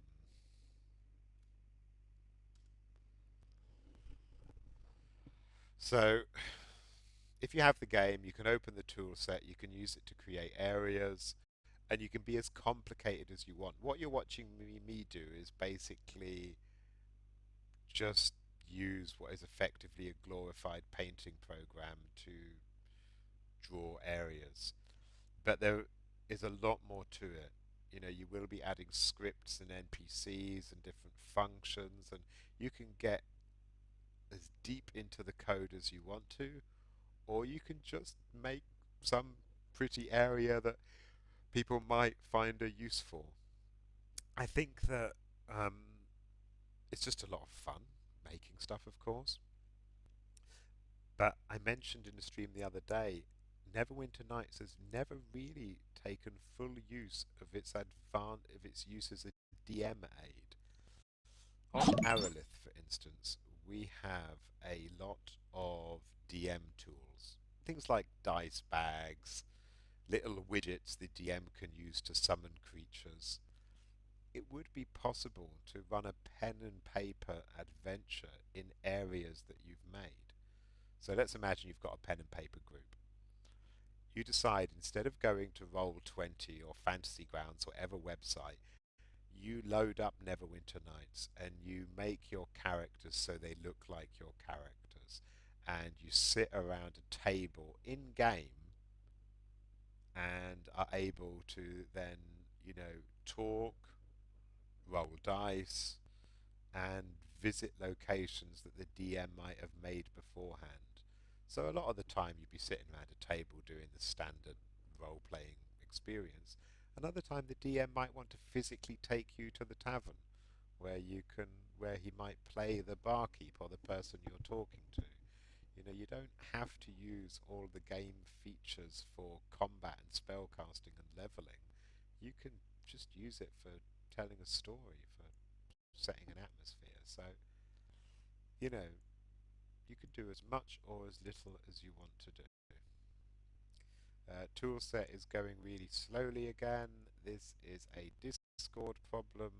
Before I work on the boss area, I'm just going to restart it on Discord. I'm still here on Twitch, and I will still answer questions on Twitch while I am resetting Discord. So, Discord people, I will stop streaming now, and I will exit and restart Discord. It's a pain to have to do this on these streams, but there isn't really an option.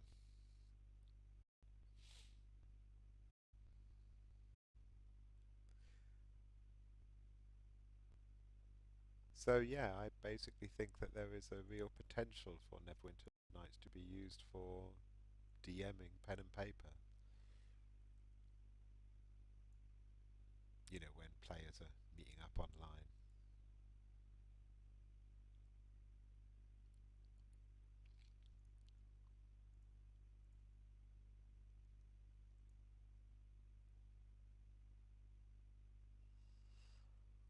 Okay, so that's Discord closed. Let me just make sure it's all working fine. See, it's just so fast when Discord is closed. I mean, Discord's designed to be like a gaming extension, so it really shouldn't mess with the performance of a game.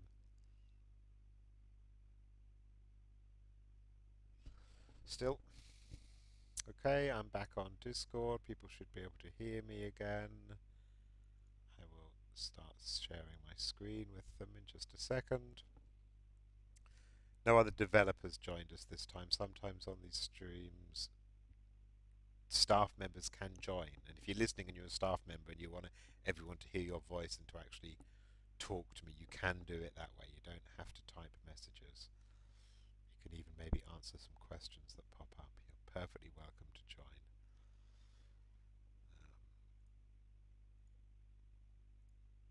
Okay, there is my screen launched again. And here we are at the boss area. Oh, this is a relief to have got to the final area of this dungeon I've been making for ages.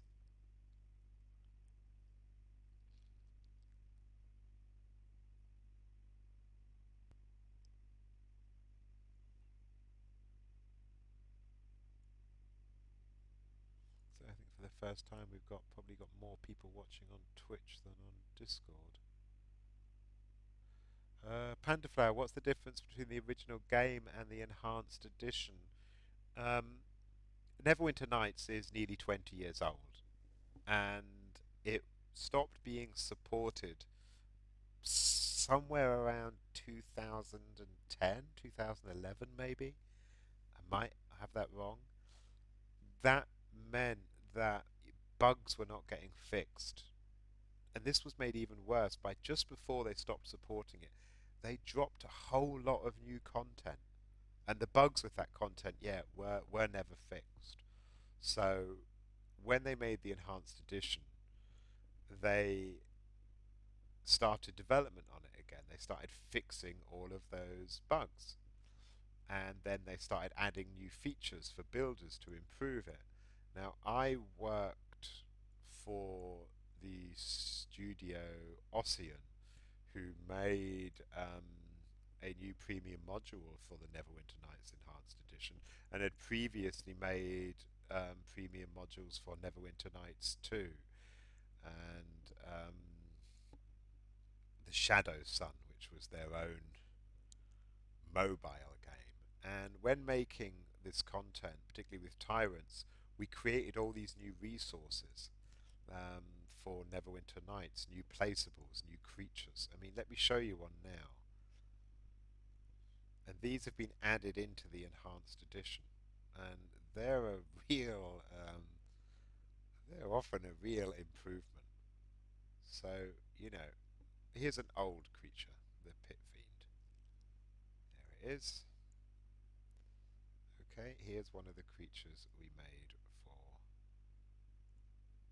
Tyrants of the Moonsea, the Demon Lord Orcus. I mean, isn't he glorious? And there are many such creatures that were added, that were new, and lots of new items and models. So in addition to everything that has been, in addition to everything that's been, turn the lighting off so we can see these a bit better. Here are three of the new creatures, but there's many more. Yeah, in addition to the creatures, there's placeables. Some new tile sets were added in um, that were created by Zvercules. These amazing tile sets, these incredibly detailed cities, as well as new music. So there was a lot of new content added to the enhanced edition. Um, and just a lot of gameplay and performance improvements, many of which were aimed at getting it working on modern systems. You know, this was an old game. So there's a huge amount to the enhanced edition. I think one problem with it is basically that it was released too soon. The enhanced edition, when it was released, had very little new content. The stuff we produced for Ossian wasn't added for another 2 years, maybe. All of these fantastic additions and improvements gradually crept in, update after update after update. So if you're considering the enhanced edition and you go online and you read a review for the enhanced edition, I expect a lot of the reviews you're going to read is say, look, there's nothing new here. This is shit. It's a cash grab. They didn't do anything. They just re-released it for a new system and called it enhanced. Well, that was true when they first released it, but it's very far from true now. And that, in a way, it was intentional on their part. You know, they are a business and they had to justify spending the money that they spent. I mean, I don't work for Beamdog, so I can't actually, you know, Ossian isn't Beamdog. We worked with them, not for them. But it stands to reason that they wouldn't invest too much money that they didn't already have.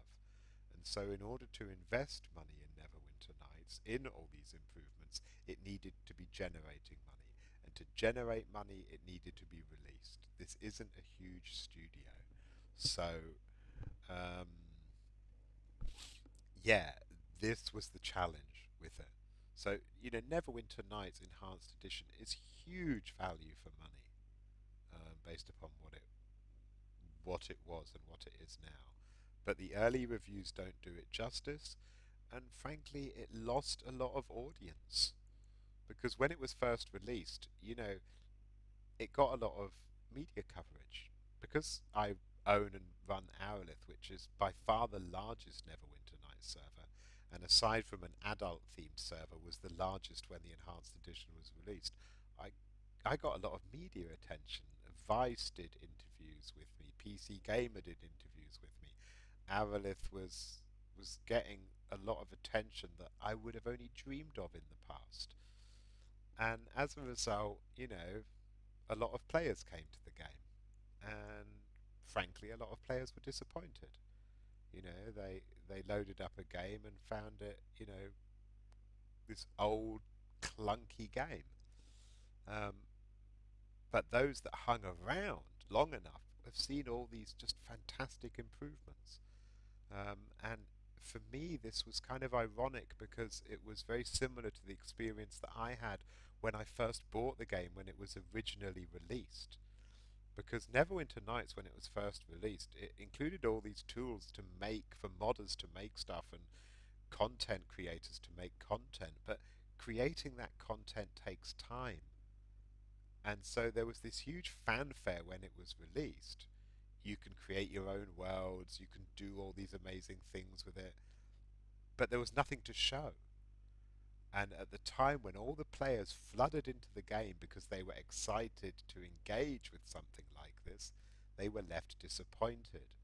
It was only 2 or 3 years later that you started seeing what the game could do.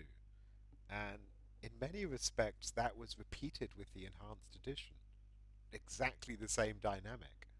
It got all this media attention, loads of new players flooded in to see what the fuss was about, were left, many of them left disappointed, and those that came in later or hung around suddenly saw all this amazing content. As Beamdog made significant improvements to the game, as new content got released for it, and it's really impressive. But I, part of me just wishes that that's what people saw when it was first released. We have one of our servers on Arelith is called the Distant Shores, and part of that is an area called Skal or Skaljard, this frozen island. Now, when I realised that Neverwinter Nights Enhanced Edition was going to be released, I was part of one of the testers for it before it was released, and so I knew in advance that this was happening when many people didn't. I realised all of our players would have to buy this new version of the game, but they wouldn't be seeing any new content, and that made me uncomfortable because we have a lot of players, and a lot of them they don't have so much money to throw around. And I wasn't comfortable turning around to them and saying, you all need to pay this much money in order to keep playing. I wasn't making any of that money, much as there was stupid rumours online saying I was. I don't work for Beamdog. I never did work for Beamdog. They didn't give me money. That would be a ridiculous idea, but nevertheless, people online were saying this. Um, But I wanted our players to have some new content. So I spent months creating the Distant Shores in a huge hurry so I could say to our players and other players coming back to Neverwinter Nights, you will have this new stuff. There will be a new game to play, all of these new areas, this new experience. And so that's where Scala came from. That's where our Distant Shores came from. It came from my desire to give our players some new content to go with the release of the game. But back then it was important. Now, if you're just coming to the Neverwinter Nights Enhanced Edition and have any experience of the old game, you will very quickly see all these amazing additions. It is very much enhanced, whereas you know it being enhanced was not what people were saying about it when it was first released. The enhancement was simply that it was stable on modern machines. So, yeah, that's my long explanation in response to that question. Just check.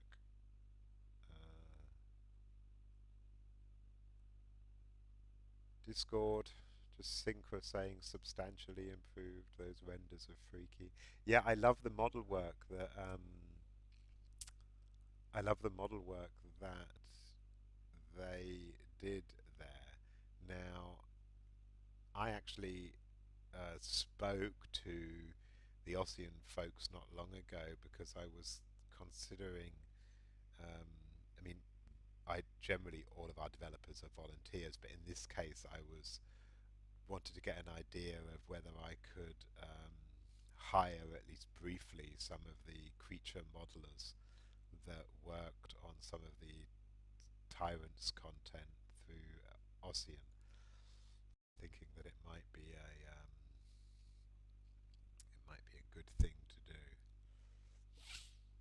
But the guy that did it, that created these creatures, has actually launched his own game, and so you know obviously isn't available to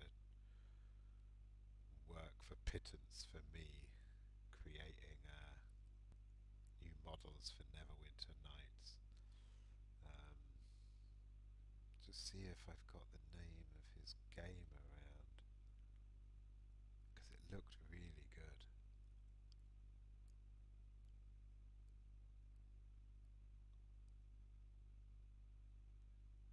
No,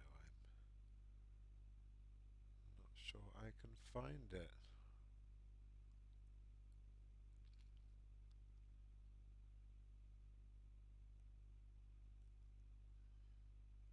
But yeah, he basically created his own fantasy game, which is a tabletop emulator. I just don't know the name of it without checking, and it'd take me some time to find.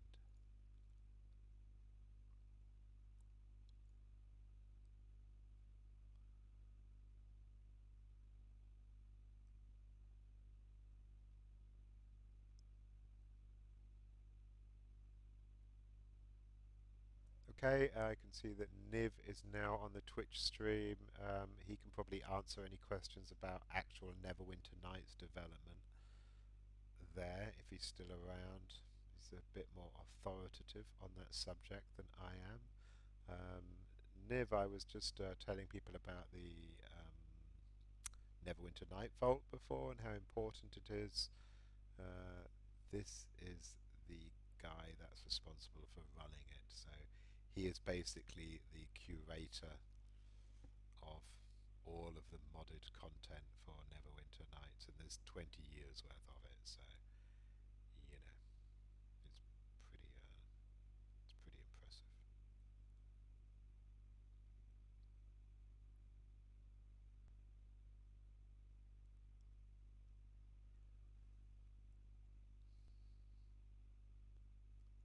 Okay, anyway, I'm going to get back to doing this area after I've poured myself some tea.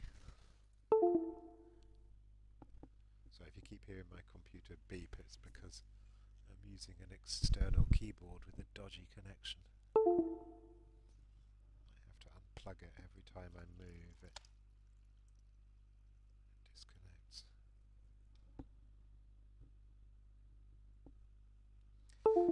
Okay, so this is the boss area. Now,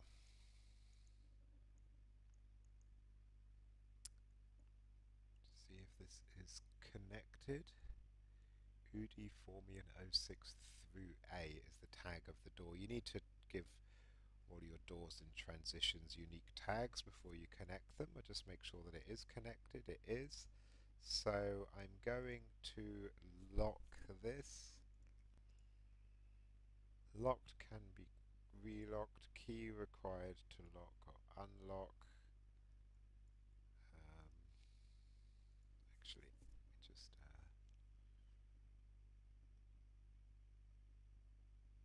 about this for a second more. Plot. If it's plot, it can't be destroyed. And what I will do is add a floor lever. This is a custom placeable. If you're interested in doing what I'm doing, following some of the steps that I use, if you see me using the custom palette here, this is using the Arelith engine, and it too can be downloaded from the Neverwinter Night Vault. And a lot of the things you see me use are on there, so it is possible to make kind of Arelith ready areas with that, or to create your own server, which using a lot of the Arelith systems. It can be hard to get to grips with if you've no experience, but if you watch enough of these videos or work for us a lot of it will make sense. For instance, this floor lever, there are two levers here you can see in the custom containers and switches: floor lever and door lever. Door lever, if you match it with the tag of the door, and use an underscore as a prefix on the lever, it will open that door. So here this door has got the name Udi Formian 06 through A. If I give this lever the tag underscore Udi Formian 06 through A, and I put that lever anywhere in the area, pulling it will open that door. Now this can be really useful for when making puzzle dungeons, um, but that's not what I'm doing. I'm using a floor lever. Floor lever works in a different way. It's got a script on it called mi toggle nearest. Mi toggle nearest literally just toggles the nearest thing placeable that can be used. You can see the script here, mi toggle nearest. In this case, it will affect that door. I'm going to remove the description, except this keyboard stopped working, so I have to use the one that's a bit further away from me. And I'm removing the description because I'm going to change it to a pull chain and put it on the ceiling there. And I'll need to change its name from floor lever to door chain. Pull rope chain. And I will change it to type slow to type because I'm having to reach over to a laptop because that keyboard is not cooperative. It's my fault. I left it under the sofa for a few weeks and now the keyboard's busted.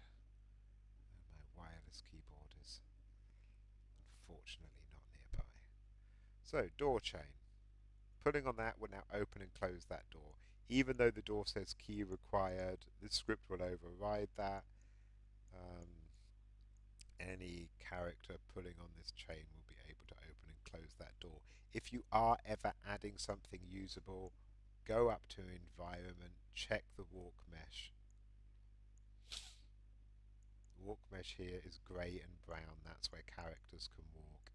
If the object that you want the characters to interact with is not on the walk mesh, then they won't be able to interact with it. So keep it a decent distance away from the walls. So okay, that's now going to open the door that leads through to the boss area. The reason I lock that and I'm using a chain is because I want to have the door close and lock on the other side. This will terrify the players once they go through and realise they're locked inside. But the door chain kind of, and the lock there kind of prepares them for the fact that this might be the case. So this also stops players backtracking. You know, people can do that for experience. If they know there's some decent treasure in the previous area, they'd come in here, they'd kill the boss, and then instead of leaving the dungeon, they'd go back to the previous area, kill the creatures that have since refreshed there, and keep doing it all over again. This stops that from happening. So lock can be relocked, key required to open. If you leave, you don't add a key tag here, then it just means it can't be opened once it's locked. And then I need to put a couple of scripts on. One of these scripts is on the Arelith engine that I mentioned, which is can be downloaded from the vault. The other one isn't, so these things generally auto-complete. Let me see if I can plug this keyboard in because I don't want to have to keep leaning over to the laptop. Okay, so on closed. GSPL lock. That just means it will automatically lock when closed. And then on open, this is a newer script actually. This one isn't on the Vault version, I don't think, but it's quite easy to write. I will just show the script if anyone's interested, if they want to do this. Look, it is that simple. Really not complicated. It may not be on our Vault version, but you don't need to be a scripter to write that. 20 seconds after it opens, it will close. So 20 seconds after it's opened, it will close, and because it's got GSPR locked, when it's closed, it will lock. Then the characters are trapped inside. 20 seconds seems fine. There are 3 versions of that script, I think 5 and 10. In this case, 20 is okay. So there.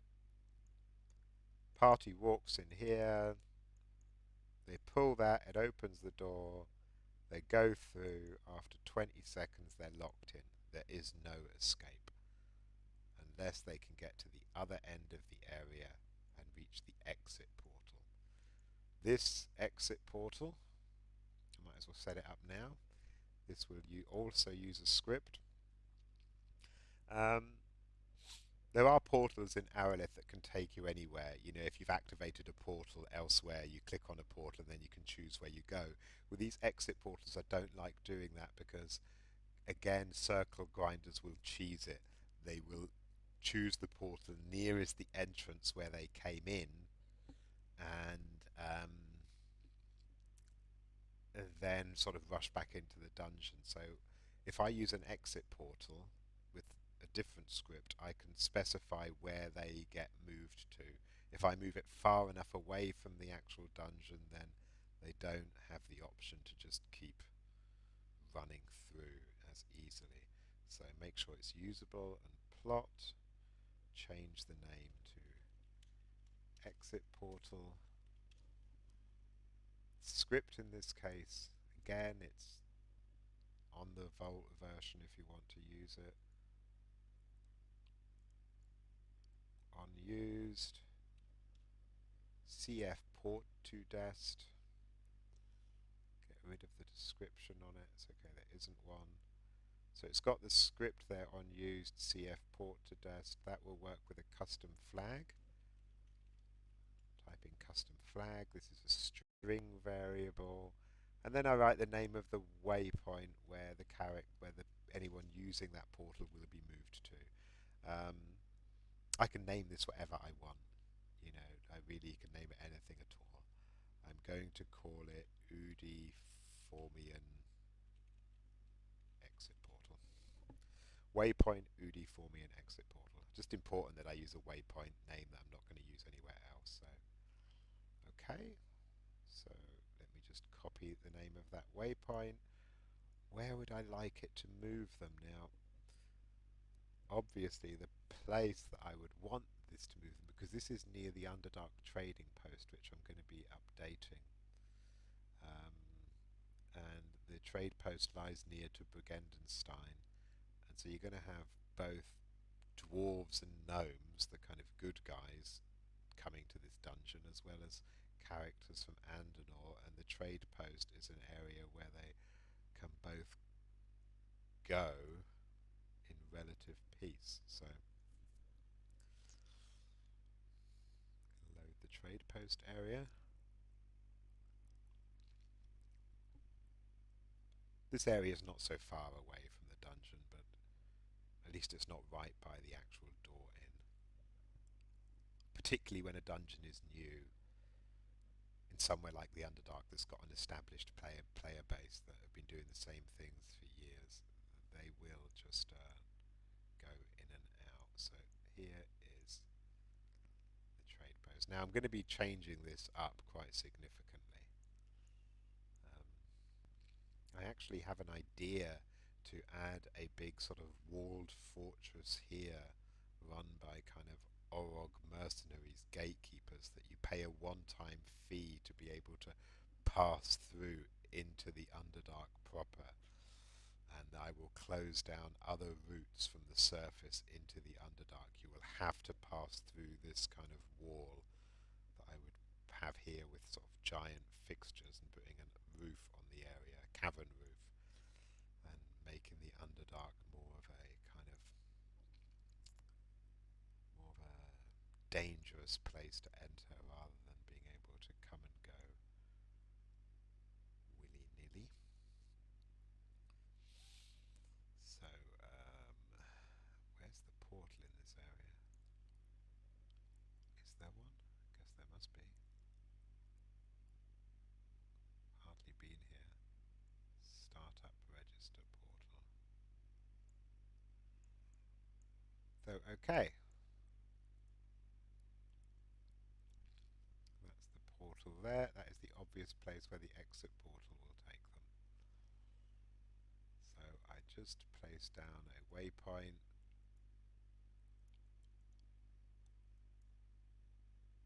Give it the tag that I just made.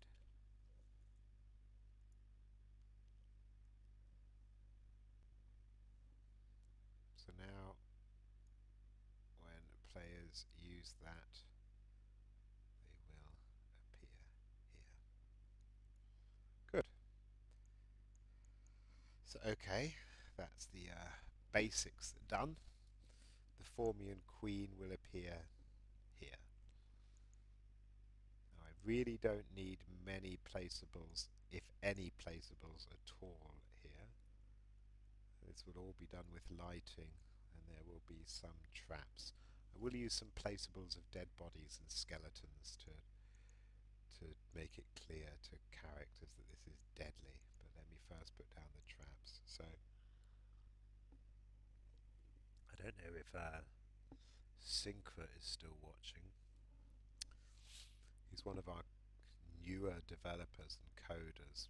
Might be the person that I will ask to help me code this. So I'll just explain how it works here in the previous area, or two areas previously. Okay, so here is the challenge if you want to accept it, Syncra. In this area, you will see these crystals. They each have a different coloured shiny blob around them. Let me read you the description.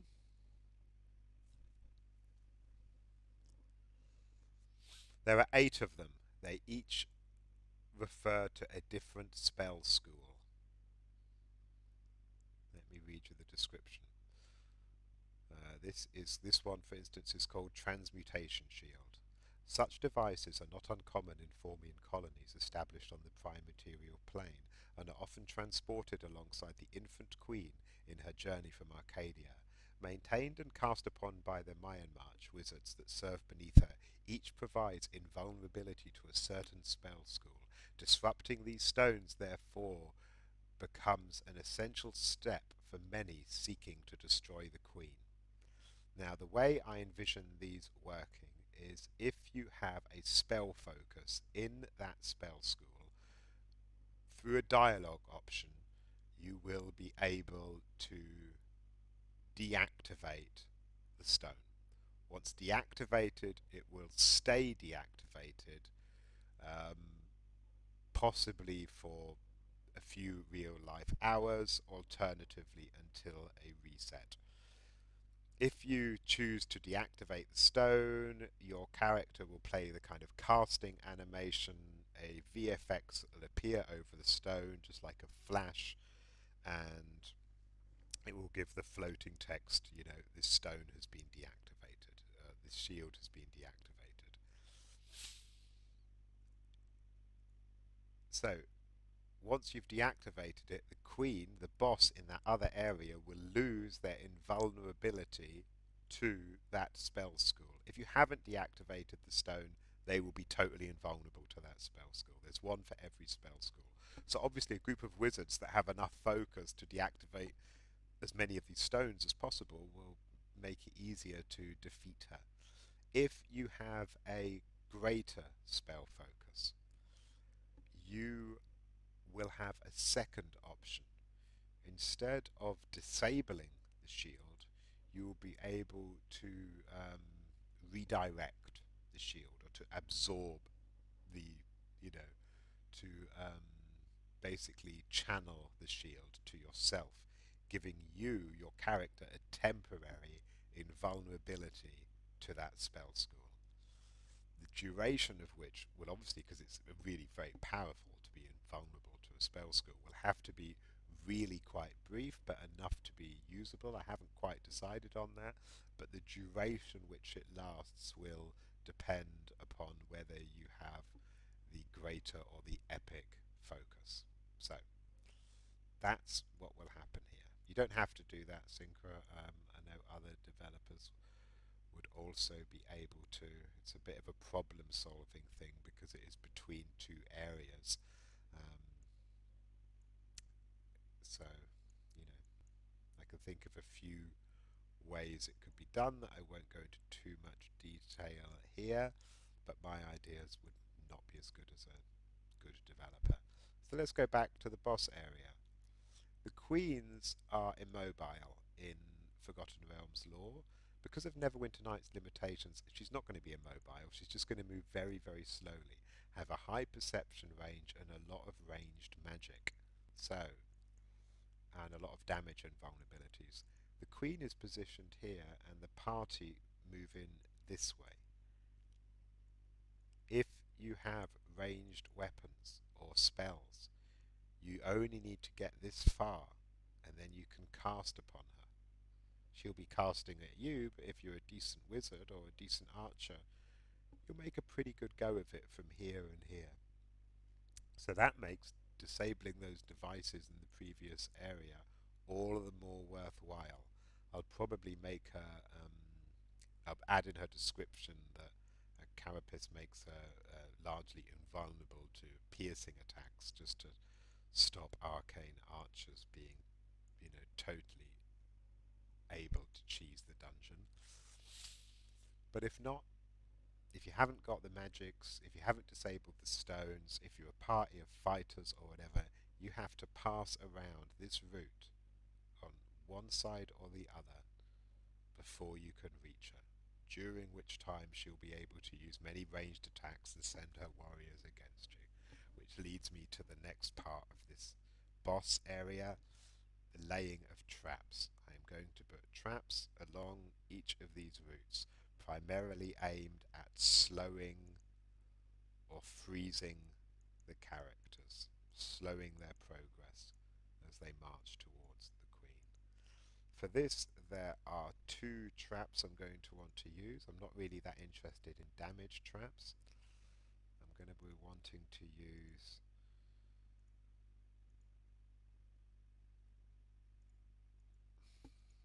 could use some spells, um, some spell traps, but I probably will use some dispelling traps, but not many. I'm actually just going to mainly use tangle traps and sonic traps. Tangle traps will slow characters, sonic traps will daze them. Tangle traps can be overcome with freedom of movement. So, I can't use those exclusively because then it just becomes a case of having freedom of movement and then you can overcome it. So I'll mix it up with some other traps, but yeah, that's what we're going to be dealing with primarily.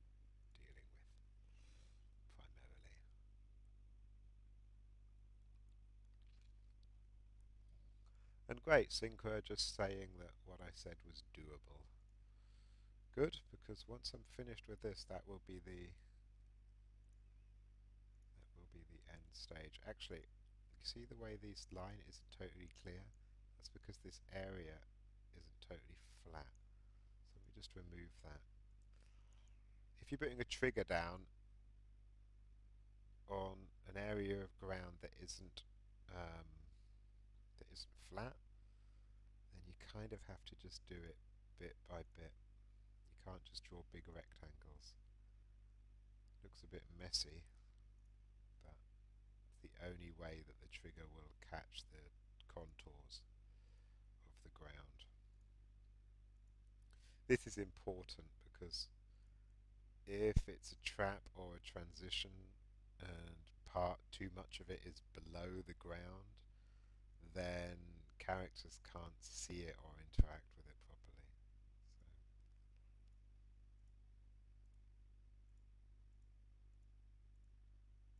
to be honest, I've drawn this already badly. It really doesn't need to be that wide. I should have made it much thinner.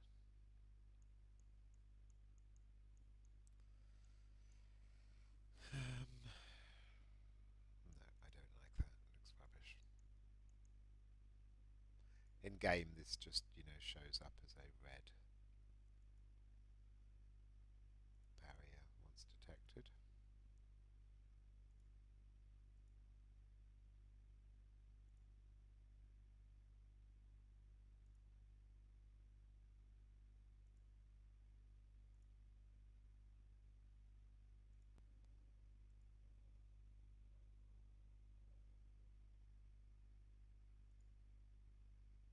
making a lot of dungeons recently, and after spending so much time making the city, and because I spend so much time just sort of making houses and things, it can be a nice change of pace to make something that's there to be played. But at the same time, I'm kind of itching to do some wilderness areas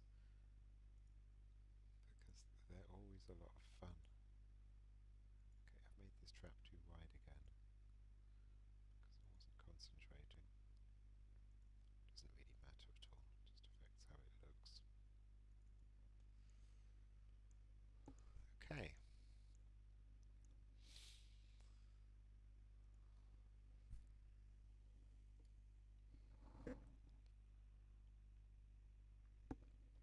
so with this trap, Tangle Trap Deadly, I don't want it to be disarmable. I want it to be relatively hard to spot. Let's give it a detection DC of 35. Now, characters will still be able to detect this relatively easily, but a high detection DC means that they'll have to move slowly, again slowing them down as they advance towards the Queen. It's not one shot, can be detected, can't be disarmed. There's a good reason to not make deadly traps disarmable, is that also makes them recoverable. I mentioned this in a previous stream.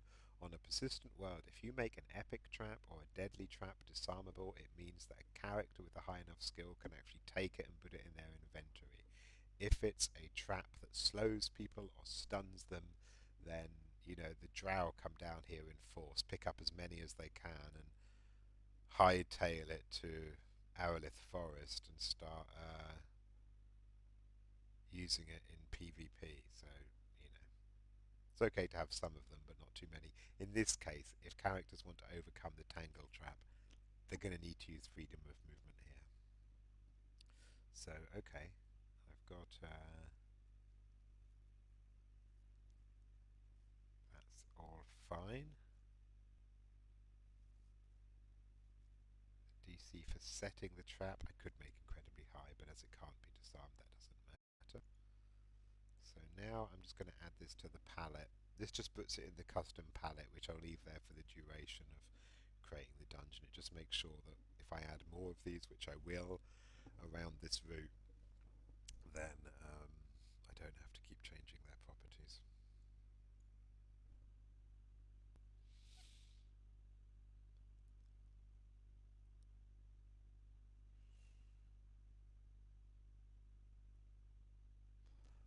Synchro saying, a thought on traps and immunity. Is there any consideration for a future of stranger traps that may impact an immunity on the impacted individual instead of damage?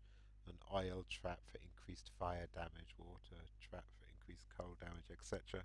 We have custom traps, but not using that particular function that you're suggesting. So, dig them out. Rather than creating a new one, if you want to code this, find the existing ones and add these as functions. Um, Action Replay did a custom trap, and so did I. I can only show you my custom traps. Not very good because the trap skills don't interact with them, detect trap and stuff, so they could do with some improvement, but I'll show you how they work. You find them in generic trigger, custom trap trigger. I use these for these swinging axes and various other traps. They can be quite thematic. They all work with variables. Script, IR dynamic trap. IR is for Irongron. If stuff that I've done is prefixed IR. I say I've done. I needed significant help getting this to work. So this is actually missing one of its variables. It has another variable, move to waypoint, which isn't on the palette version. Applies knockdown. On one, it will knock down the character. Cooldown is seconds, how long it takes for the trigger to activate again after it's been sprung. The damage type, you can write reflex, bludgeoning, electrical, whatever. the dice to roll, d6, d10, number of dice, the save DC, the save type, reflex, will, and the visual effect number. Visual effect numbers can be found on the Neverwinter Night Vault, or they did. My link wasn't working last time I tried it. Um, so you can get sort of a cool speller effect. The problem with this trap is the trap skills, disarm, etc., search won't work for them, so I use them pretty fleetingly. There is another custom trap that Action Replay did, custom trap system, which might not actually be on my builders mod because this is a bit of an older one, I recall, and there are some of our own custom traps there too. So yeah, if you want to add those things, Synchro, that you were suggesting, um, traps to increase, presumably you're talking about giving people like vulnerability to certain type of damage, like trap you use in combination with a fire attack. So before you fireball someone, have them on a step on an oil trap. That's really cool, but what I would ask, and this is a good thing for just developers to generally do when you're working on something like Arelith, find something like it and expand it rather than create another alternative. Great example on Arelith is we have like 5 different climb systems, and I'm trying to phase a lot of them out. So we only have 2, but don't remake the wheel. Basically, is all I'm saying.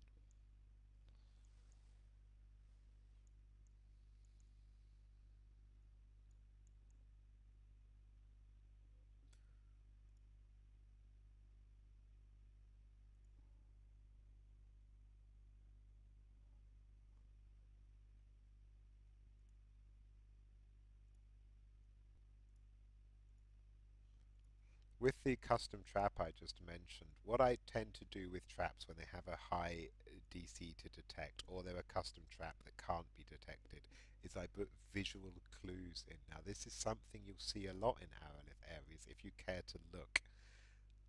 A simple example is if there's a really dangerous trap, put a couple of dead bodies next to it. Um, it just means that a character that's not running through an area wildly with their summons will see there is a charred skeleton that's partially on fire, and realise that maybe there's something deadly ahead. But equally, visual clues can be a lot more subtle. Um, you shouldn't always just relying on detect skills when you have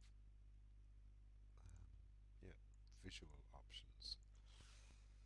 So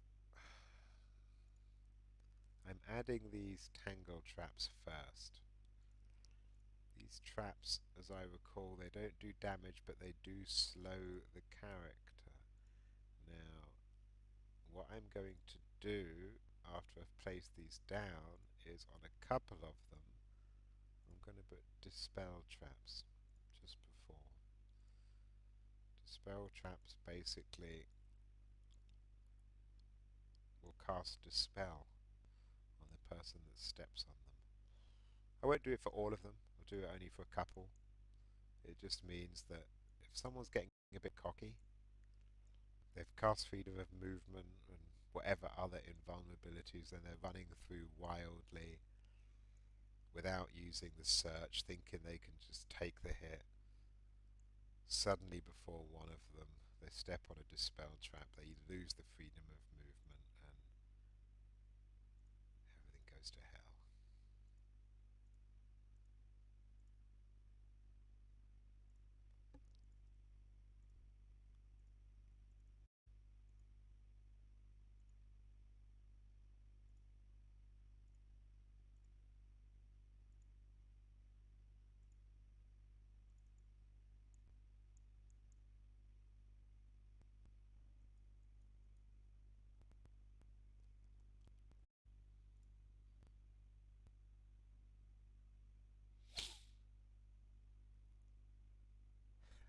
have a look. Panther, I may be a kamikaze fighter. I disarm traps by walking right over them and hitting the quick save button just a moment before. Yeah, that works on single player games, but not on games like Arelith, a persistent world. There is no save option. You know, you can't go back. You make a decision, you have to live with it. But you know, kamikaze, there's a lot to be said for it, and it puts a lot of a lot of use for the constitution stat. It might not unlock so many abilities, but if you play a character with extraordinary hit points, then you can just run wildly through things that might kill a conventionally better character.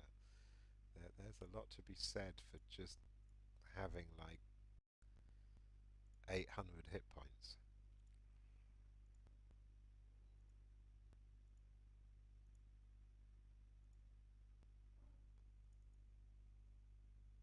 And Crystal RL saying, dispel traps are the bane of every adventurer's existence. You know, they're kind of a bit cheesy too. Like, I don't like to use them too much, and there should preferably be a way around them. Um, so, you know, they're not something I overuse on Aralith, I don't think, because I understand that they can be a real pain.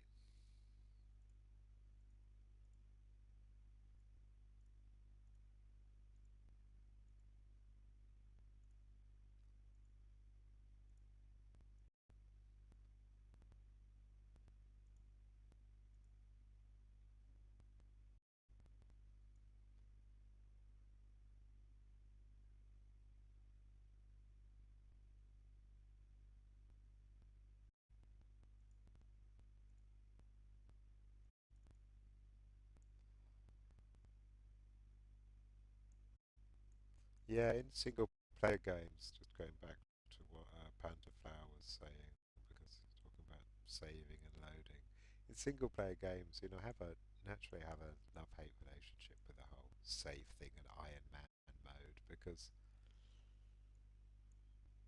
it's just like you say, one of the greatest tools in one's toolbox is simply the ability to save and load, and it can just, yeah, kind of save you needing to play the game very closely, because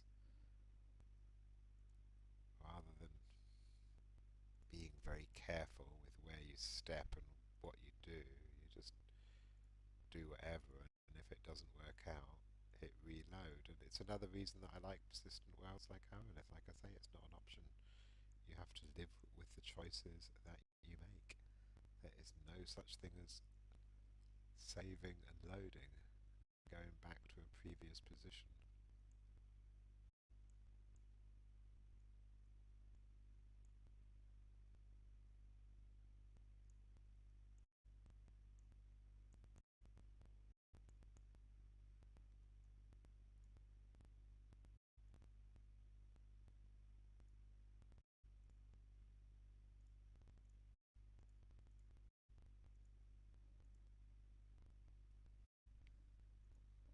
I'm just going to put my headset to one side for a minute because I want to eat a piece of chocolate, and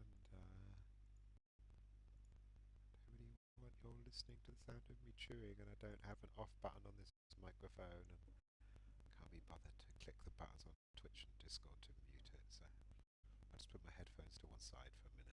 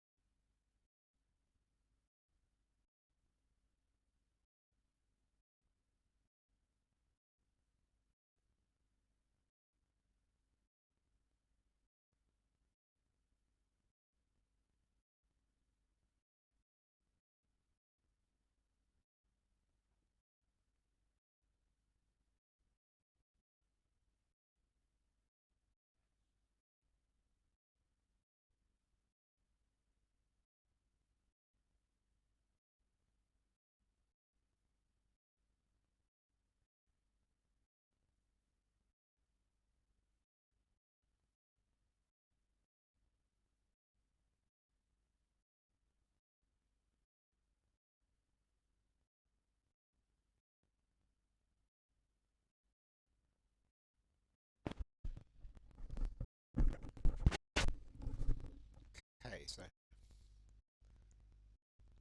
now spell traps. So it started going slow again. I'm gonna have to just quickly reset Discord again. I see what messages are on there. No, I wasn't saying anything. I can see Cacao. If you're saying anything, the sound has gone. No, the sound hasn't gone. I just had to take my headphone off because I didn't want to listen to the sound of injury. Not pleasant. So,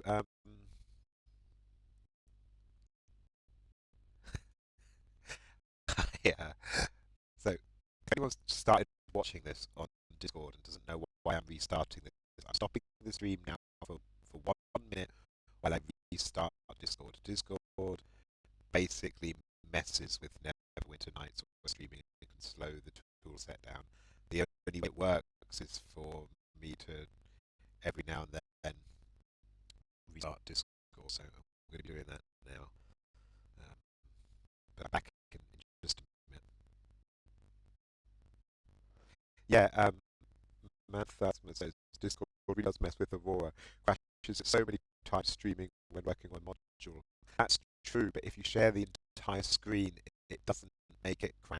It just makes it slow down. That's why I'm sharing an entire screen now and not doing the actual program. It can still make it slow down, which is why I'm resetting. But yeah, don't share the tools screen on Discord. You have to share your entire screen. So I'm doing that on a different monitor. Um, so yeah, in just a second.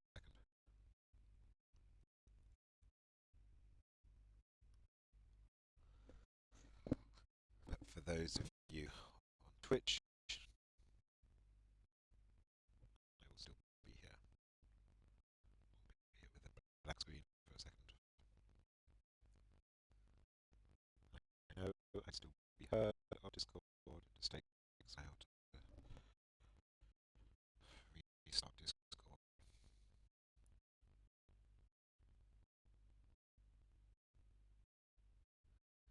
Yeah, it's a pain. I don't just to stream on Twitch because you know we have um, how many users on Discord? 1,500, 2,000. You know, a lot of players. Whereas my Twitch channel is very, very rarely used with like 19 followers or something. So obviously, I always want to stream on Discord. Okay, so ending Discord now. Back in just a second.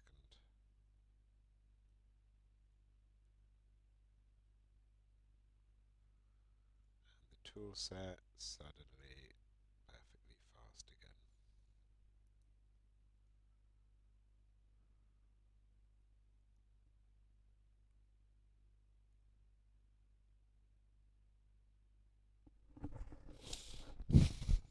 I'm sorry, I'm being told on Twitch my microphone is cutting out again.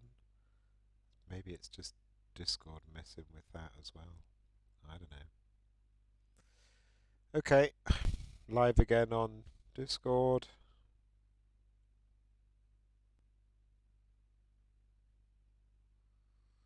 The only problem, the real problem I have with streaming on Discord, having to use another screen or having to share the entire screen, is that I really need a second screen plugged in.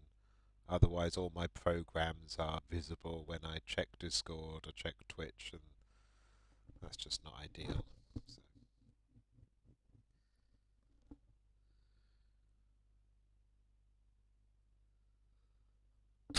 I think we're saying it sounds like you need to spend 3,000 on a streaming rig for the Neverwinter Nights tool set. Yeah, I mean, obviously, to please my enormous fan base, I should spend a huge amounts of money. I mean, there were thousands of people crying out to watch me plough through this shit time and time again. Apologies for the bad language. I did say on the forum announcement that can't maintain the same levels of decorum when streaming as I do when writing posts. It's just not possible. It's also very difficult just to do anything creative without swearing.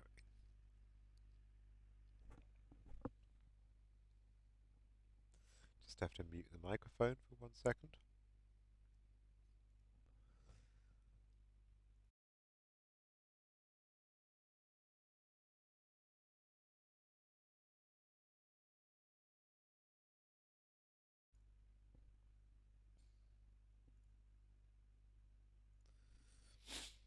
Yeah, I don't normally mute the microphone for any other reason than children waking up, but they're all fast asleep right now. But I had to cough then, which is quite a rare occurrence.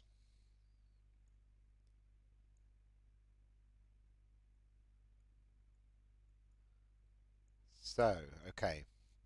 So I'm not doing anything, just moving the tool set about. So I'm going to use the Dispel trap. This is a custom trap, and I'm going to put it in. How cruel do I want to be? If I put it in immediately before there, then that's just as they're face to face with the boss. I put it in two different places. I don't want to use too many of these.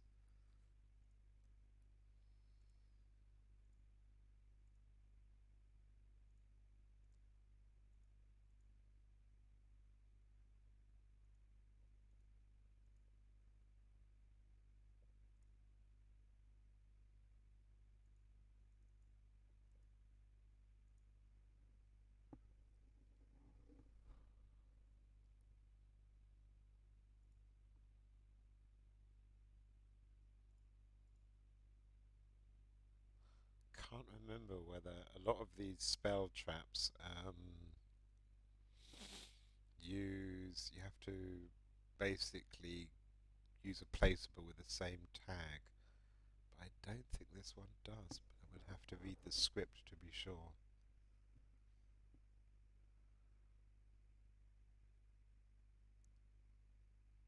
Wow, okay. They're stronger than I thought.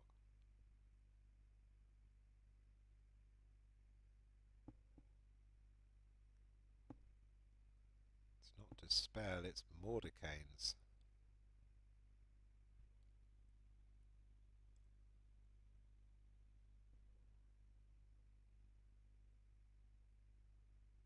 I've been I've been using this for years, thinking it just casts Dispel.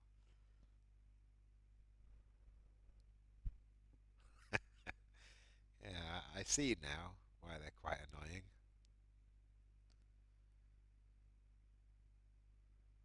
Okay, so it doesn't need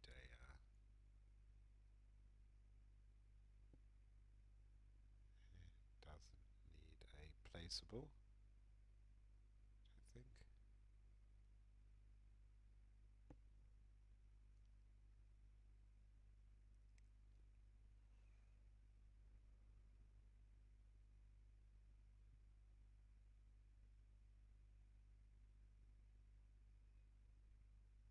Still, there we are. Now we know. Those Dispel traps really are awful. Can be detected and is incredibly evil. That's great. Okay, so we'll put it on one side and not the other. Maybe there is a default Dispel thing that isn't so bad. Just have a look. Dispel magic average. So this is a default Dispel trap, not one that uses Mordecaine's.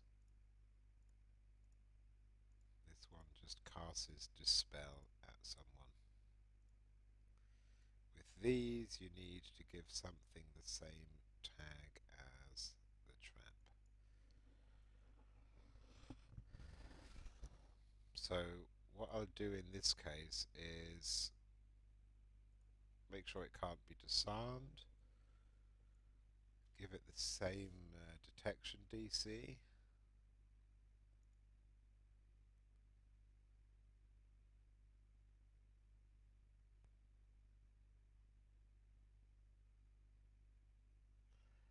You can see the default description here. The trap trigger causes no damage on its own, but rather causes the nearest object sharing its tag to cast a spell defined by the trigger blueprint on the entering object. So, Udi form queen dispel 1. So, in this case, I am just going to use an invisible object just in the same position as the trap, so something that the characters can't see or interact with to cast the spell. And I will have the Mordecanes on one side and a few of these dispel traps on the other. So, you know, choose your path. Face 3 normal dispels on one side, or nothing until you hit the Mordecanes on the other. And if you've got ranged weapons, if you're a wizard that's managed to disable the Queen's protections, then you don't have to reach any of these. You can possibly kill her before any of them. So, wondering what the opinion is of people watching the stream. What would you do? Would you face the Dispel magic trap a few times? 3 times, or the Mordecane's trap once? The Dispels. That is the obvious answer.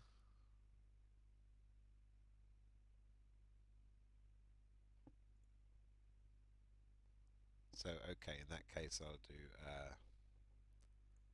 4 dispels. I'll put this. I'm just going to copy that invisible object. So I have to double check and make sure I didn't make it usable. I just have to make sure it's not static so it can cast the spell.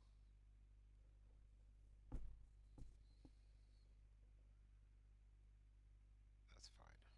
Okay, and then I will change its location to 5, so it just will cast it from the ceiling down onto the person. And I will put a few of these down, maybe 4 of them. 4 dispels on the Mordecanes. How many dispel traps would I have to have before you would all say, I'll take the Mordecanes over the dispel traps? There's a question. Manathma, is this a runic dungeon? Yeah, it's 7 areas. I'm going to put a runic thing in the end. It's not actually high epic, it's more high mid, low epic, but you know, I'm a bit frustrated that all those runic dungeons exist just for high epic characters, you know, because by then you've pretty much got everything you need. It'd be quite nice if some lower level characters had a chance at the good stuff.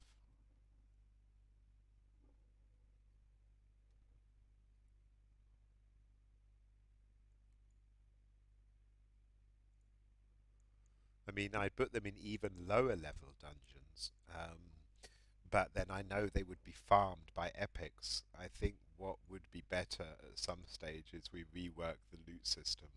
So instead of having these runic chests, we just have a chance of runic materials being set at different levels. So, you know, lower level characters still have a chance of finding them.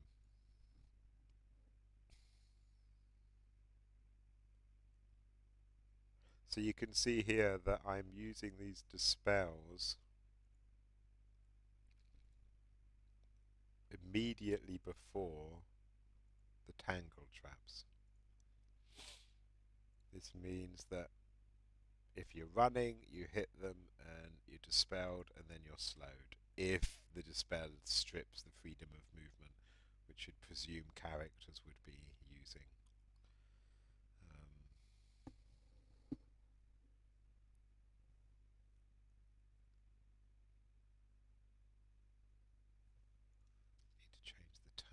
this one.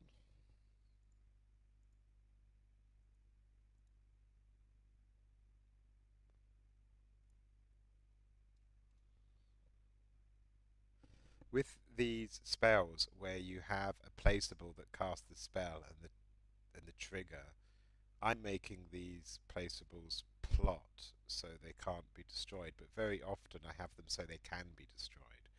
Like in another dungeon I added recently, there's a stone dragon head on the wall that casts fireball.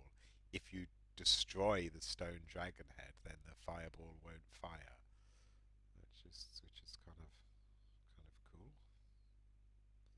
But in this case, no, you can't avoid it other than by being prepared.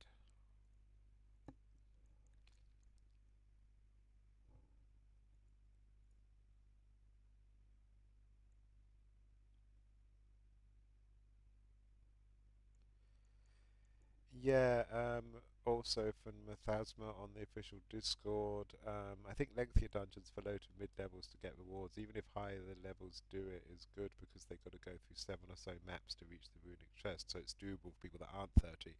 But even if a 30 to go, they'd go through quite the trek.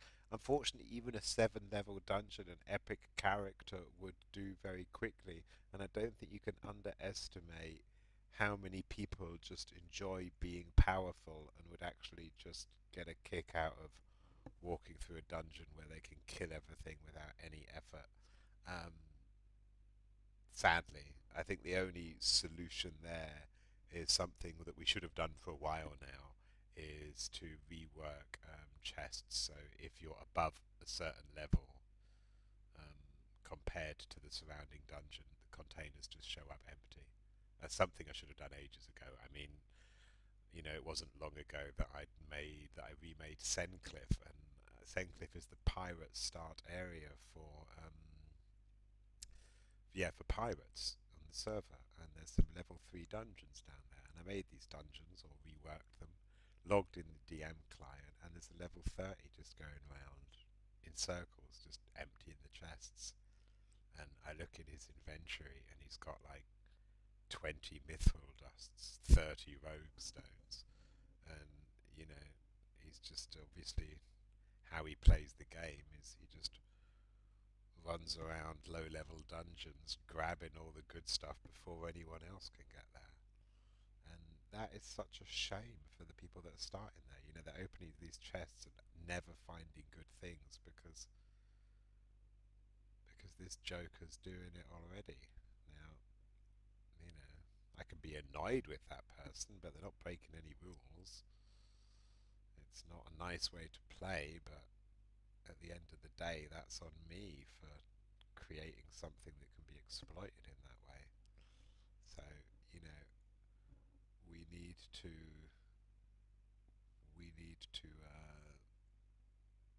create a system, or just to update those scripts that checks the levels of the nearby spawns, the nearby creatures that spawn in an area. If the character is X level above that, then they just don't get anything in containers. That has to be the way to do it. And unfortunately, it's a shame because there are reasonable grounds for a high level character to be in a low level area and get treasure, but it comes back to the same thing that one player acts badly ruins it for many other players. And yeah, something that is something that unfortunately needs to be done because you have these low level characters and they're not getting a fair shake.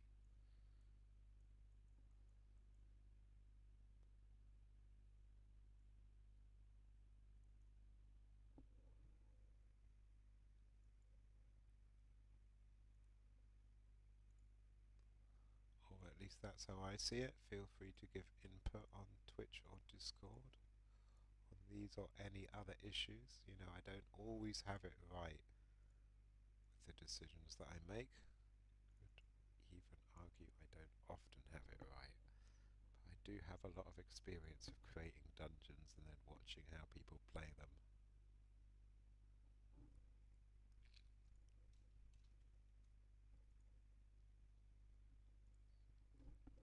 You know, years ago, when I first took over the server, I was doing development on it sometime before, but I didn't have any or much say in big changes. You know, I would just make areas and submit them. But there'd been an update to familiars and animal companions sometime before, and um, they were incredibly powerful, like ridiculously powerful. All the familiars and animal companions were so deadly that, you know, I remember seeing a barbarian character going up against a wizard's bat familiar, where the wizard and the barbarian were roughly the same levels, and the bat familiar totally defeated the pure class barbarian in hand-to-hand combat. And people would just stroll along behind their familiars and their summons, not really needing to engage with content at all. It still happens now. Sadly, it's still the case that I think a lot of summons are just too strong, and it's hard to balance that. I still see people just strolling along while their summons kill everything, and the associate tool really hasn't helped with that problem. But back then it was extreme, and you know, I reverted it all back to vanilla, all the familiars, and there was a huge outcry. And I'll always remember an argument made to me by one of the disgruntled players on the forums saying, and the argument, I can't remember if it was in the forums or PM or whatever, but the argument was pretty simple. Their argument was, this is a roleplay server. My roleplay is that my character has an incredibly powerful panther, and so it's fine. It's not an action server. It's okay to have a godlike panther, um, because it's a roleplay server, and that's my roleplay. And one of the most bizarre arguments I've ever seen.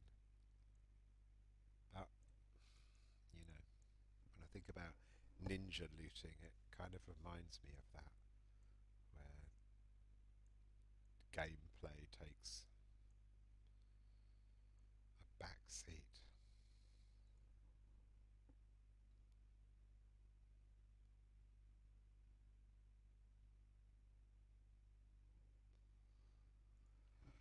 Syncro, I also recognise that the market would be harder to afford these items as they get rarer if there are limits placed on easier ways to get them. Then it becomes bad luck on the player's part, leaves you with no alternative. It's a hard balance. It is a hard balance, but my point is not that they should be harder to get, but they should be easier to get for lower level characters, and not be the sole province of level 30 characters finishing end level dungeons.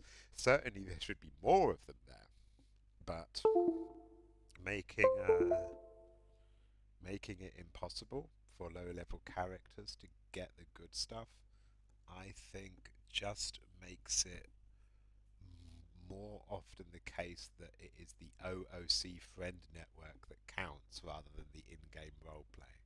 Having that buddy with plenty of level 30 alts with their inventory full of the high-end stuff makes all the difference. And you know, I think low-level characters, or at least mid-level characters, should have a chance of turning up some of that high-end runic ingredients.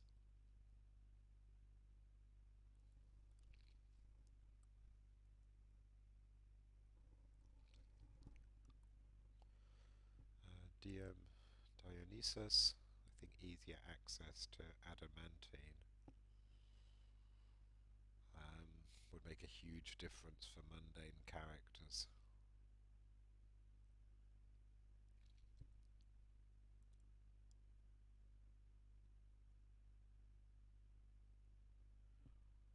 Adamantine checks usually forces a lot of PCs to not do any of the end of game content. Yeah, I mean it's the same deal, isn't it? It's really the same problem with the runic gear. You know, I don't want characters to feel they need to grind to 30, but if that's their only chance of getting the things that they need, then they will. And more troublingly, if oh, my keyboard decided to disconnect again. If it just encourages people to use OOC networks, that's also not good. But you know, I also don't want power creep. I don't want all low-level characters suddenly having all the high-end stuff. It's very hard to get right. I think Synchra has just had it right before when they said it's hard to balance, which could be the tagline of Arelith itself, frankly.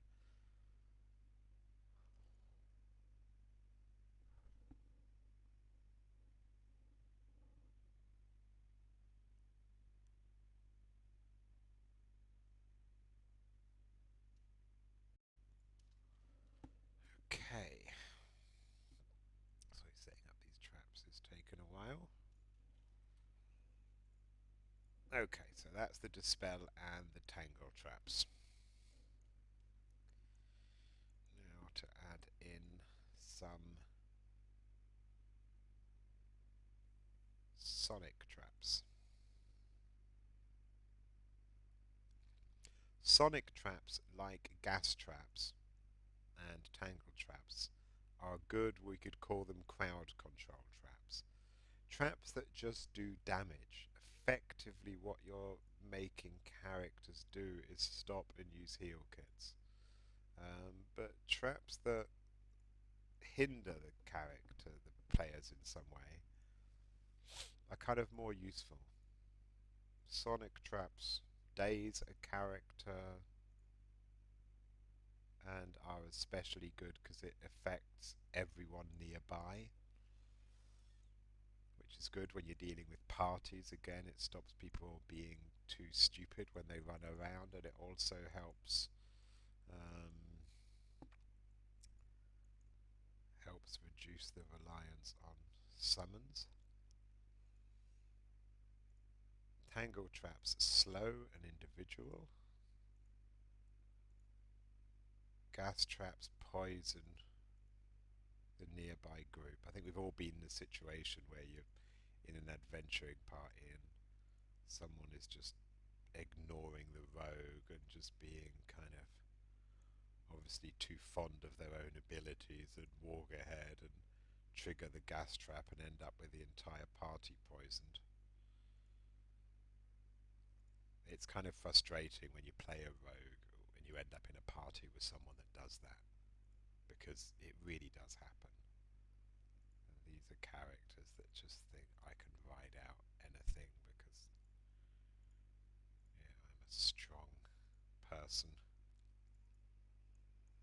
And the rogue is left there saying, God, please wait, let me use my skill that I've invested in. And, you know, again, the associate tool causes problems with that, because more and more, and I see it, you know, it didn't used to be a thing, but now it very much is, people just use their summons. They just send their summons ahead. You don't really need a rogue when you just send your summon over the thing, and then, you know, chances are it's got some pretty godly stats and can handle any damage that comes with it, and even if it can't, you just pull out your next summon. It's an issue. I'm not fond of summons, and I'm not hugely fond of the associate tool.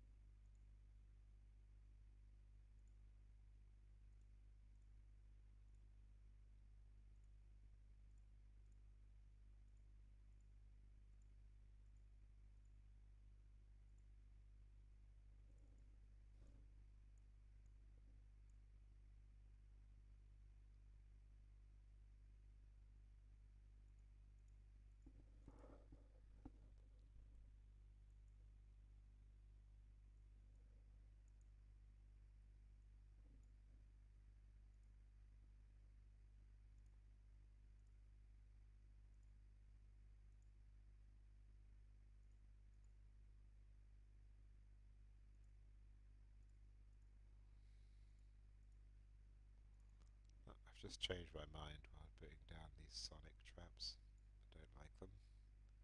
They're going to do too much damage, and I'm not creating a way to walk around them or a way to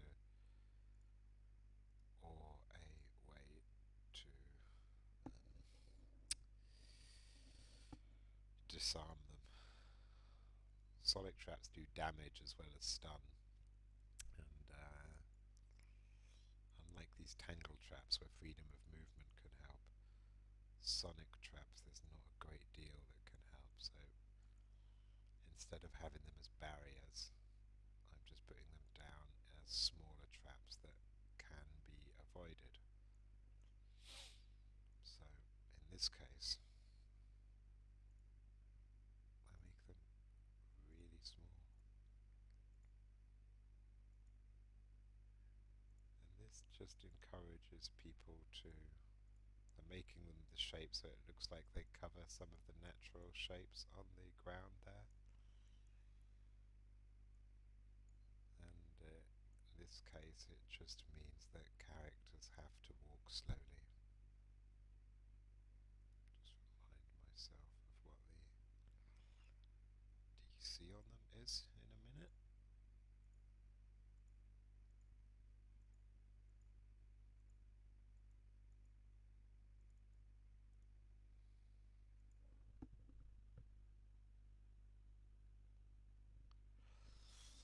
Another good point from Mathasma there. Sorry, I'll check the Twitch comments in a minute. Um, one P&P you never know what you're up against, but persistent worlds, after you go through it once, it's always there.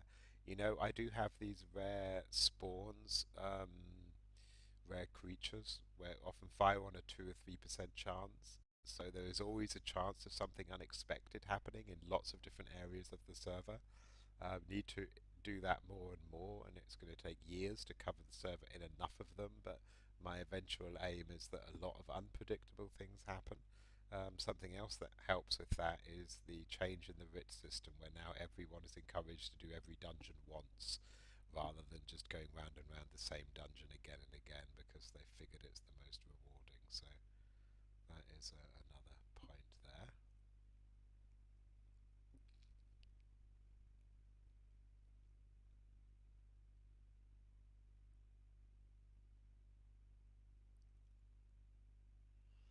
Lawful. I had a character that would just keep stack of tier 1 summon scrolls and call the badgers for his trap badgers. Why hurt myself when I could send in a million? Yeah, I mean, it's exactly what I was saying. You know, that's because of the associate tool. That didn't used to be an option, and now it is, and I don't like it.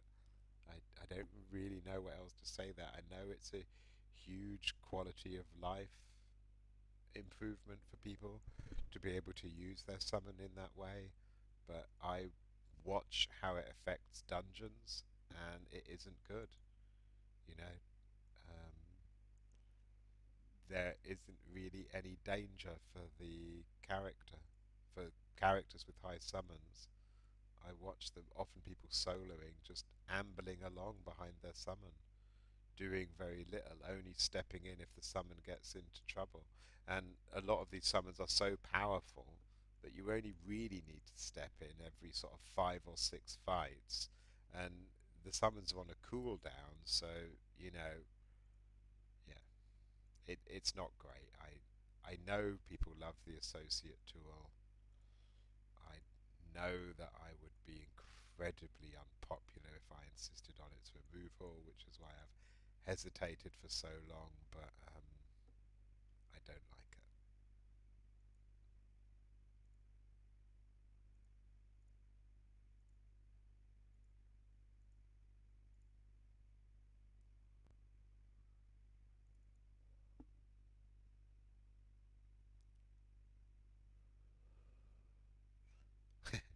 Tio died. He says, please don't remove it. I like it because the pathing for AI is trash. Yeah, I mean, obviously it also logically makes sense that your summon just is incapable of walking in front of you.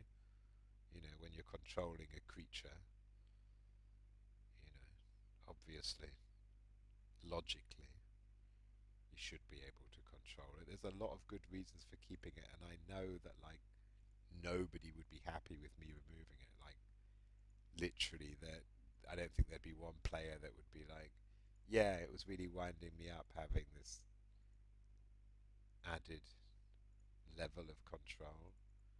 But from my perspective, it is a genuine problem because it breaks a lot of content. Because it comes alongside the fact that many of our summons are really strong, and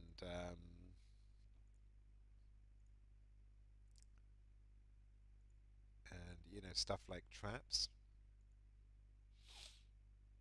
Yeah, it's it makes them kind of redundant. You know, exactly like Lawful said. Break out the badges.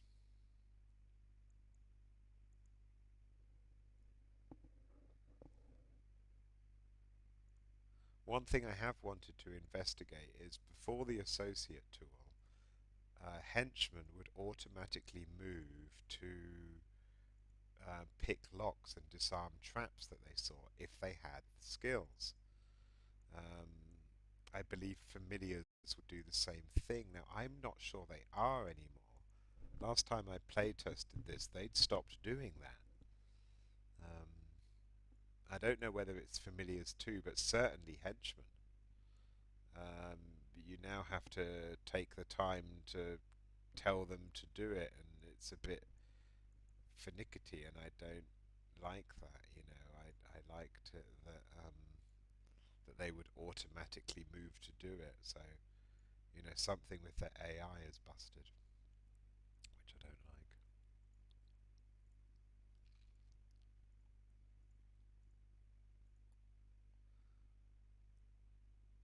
And maybe someone can correct me and tell me if their henchmen are automatically removing traps. The summons do, or maybe it's just the henchmen that don't. But then henchmen have been through so many changes. But is anyone having problems getting the rogue henchman to open locks or disable traps? That is one of the main uses of henchmen, at least in their builds.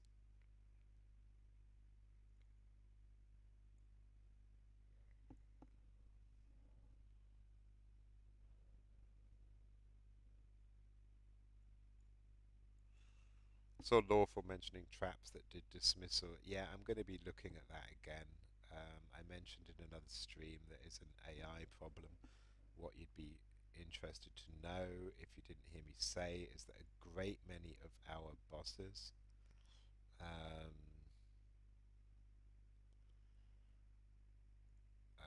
have dismissal and banishment, but the AI won't cast it. It just refuses to cast it, and it is really annoying. Or casts it very rarely, and I have never been able to get to the bottom of Neverwinter Nights AI. Almost all of the new bosses have enough dispels and banishments to ensure the characters don't just rely on their fully buffed summons, but yeah, they're not casting it enough. I mean, I've seen them use it, just they should use it a lot quicker.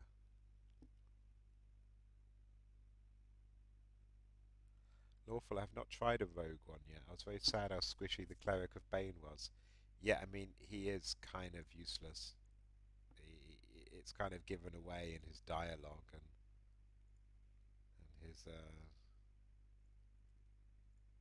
his whole thing.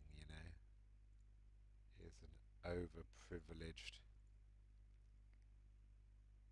arrogant fool. But you know, not all Banites are nice people. Not all Banites are power-built death machines. Just most.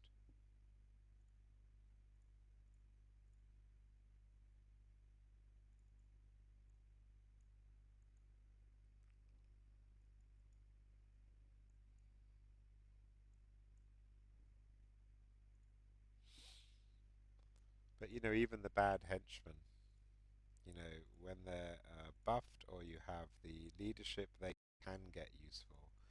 I didn't make the first Underdark henchman. I made the ones on the surface, and I have the feeling that the Underdark ones were possibly a bit too powerful. I tried to keep all of my henchmen really quite weak because they should come into their own when buffed and when you have the leadership. It shouldn't make leadership shouldn't be such a good skill that it ends up replacing summoning. That you know that it's a straight upgrade. So I've tried to keep all of my henchmen, or most of them, unless you have a very high leadership, really not amazing.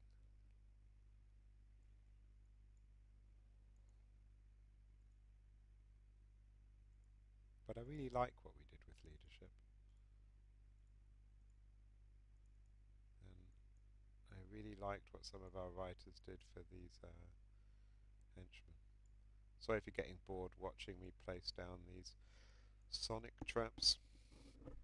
I decided to do it this way, and this is again just so characters are incentivized to move slowly.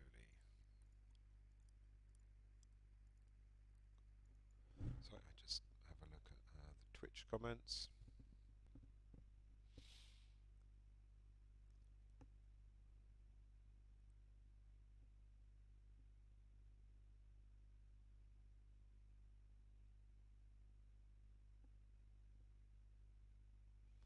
Crystallo, my other server fixed the familiar problem by making the familiars mundane creatures. They would have minimal hit points but grant a small skill buff while out. Yeah, we had something like that on Arelith before, and it has been suggested. Um, you know, the last familiar rework we had was really just for the skins, which I wanted to be done quite soon, but certainly a more certainly if a developer wanted to do more, they could.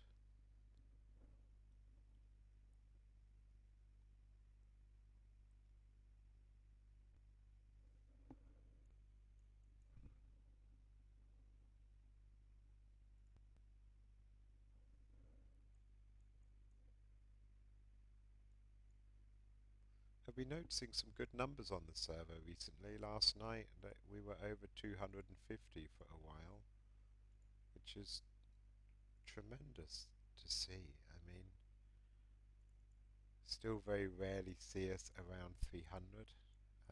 My ideal numbers on Arelith would be around 400. That would be like my dream. Then I could really have all the content that I want. Anything beyond that, it would become really difficult to stop to control traffic. Anything beyond that, and we routinely have severe performance problems when people gathered in a single area. But when I think about issues like, or I think about features like henchmen, the amount of them available on the server to keep them rare enough to be exciting, but frequent enough to give the skill some use. It's dependent upon the amount of people playing the game. And thankfully on Arelith for some time now, it's been kind of constant. During peak hours, we go a little way above 200, and in quiet hours, we can sometimes drop to as little as 60 or 70, but 60 or 70 is still enough to have a vibrant server. I keep trying to promote the server in Australia and New Zealand and countries on that side of the world. I've been in touch with so many D&D Facebook groups and shops, and every few months I go on like this crusade to enlist players in those time zones. And it's not because I want more players overall, but because Arelith doesn't properly work because of the size that it is when it goes beneath a certain number of players. Then you end up with, dead towns, people can't party, they can't trade. it's not, it's just not working. And if I could choose, I'd have, rather than have more players at peak hours, I'd rather see more players when it's quieter, so the server always feels vibrant.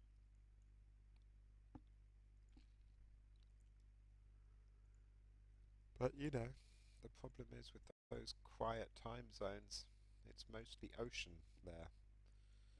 Getting enough players.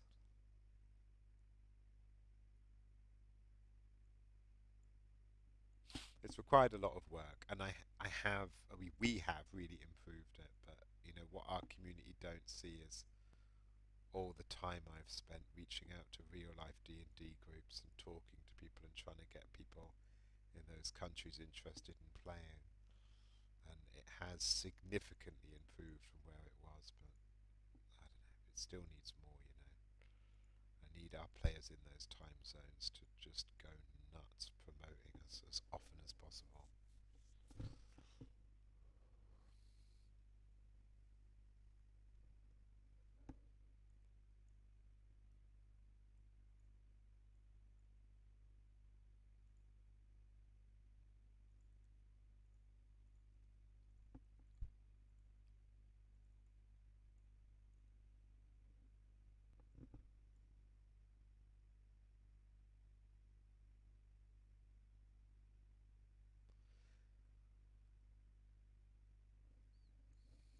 Yeah, Synchro just mentioned more roleplay opportunities, which is what it's about. I remember when Arelith was at its worst, and again, this wasn't long before I took over and before the enhanced edition. In the 2 years or so before the enhanced edition, we massively improved our numbers. They were really going up. The enhanced edition wasn't what led to a boom in Arelith. It was a big attempt by our developers to improve the situation and promotion. We went up from, I remember when we started going over 50 players again, regularly, and it was a real moment. And then over 100, and then hitting 150. And this was when, you know, the Neverwinter Nights community, most of it was single digits. But even then, in the quiet hours, the whole server would be single digits. You know, you'd log in and there would be like 8 players playing Arelith, and Cawdor would be just dead, and the Underdark would be dead, and it was just a horrible feeling. It wasn't nice to play. The whole server is built to try and make people social. And the first order of the day for me was to build Andanor. And I mean, I built Andanor before I took over the server, but Andanor for me took a new design approach for Arelith. I wanted to create something that would work even with very few players online. So even if there were only 5 people playing, they would meet each other. It would be designed to funnel them into the hub and then out again. And it was designed that the NPCs would be colourful enough that there would be henchmen around, that it would work as a single player game without feeling empty. And I went to all this effort to have it work as a low number area, you know, also as high number, but to feel alive even if you were one of 5 people playing. And it was never really needed. You know, the place really boomed and stayed busy to this day. But yeah, that's not true on the rest of the server. I really love Cawdor, but if when player numbers drop below a certain amount, some areas can feel really empty. And you know, maybe there'll come a time where I have to cut back some content. Hope not. I'm confident about the future of Arelith still. But if it honestly came to it in that hypothetical situation, then you know, instead of adding content, I'd be removing it. At least settlement content. We can have as many dungeons as we want.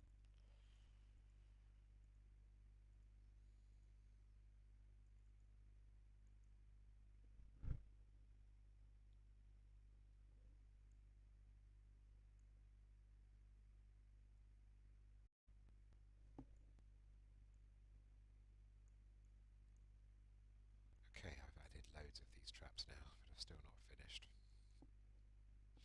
And I've only done one side. These sonic traps, they will daze the person that steps on them and do a bit of damage, and they'll also daze the people around them. Um, they're placed out in this way that characters just need to move slowly, give themselves a chance to detect them and to walk around them. And with the boss there firing off ranged spells, that just makes this all the more challenging.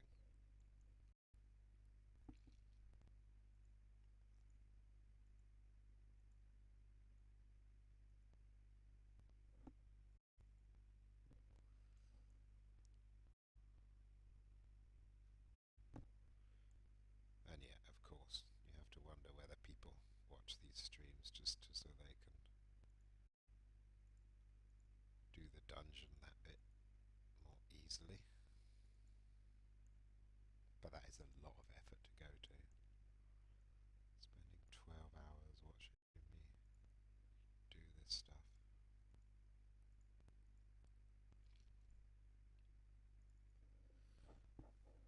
It's getting pretty late here, 2 o'clock in the morning. I have to be up at 6:30. So again, I totally underestimated how long this would take. I thought I would just be doing this all for a little while and then I would be getting on with the sounds, but I'm still nowhere near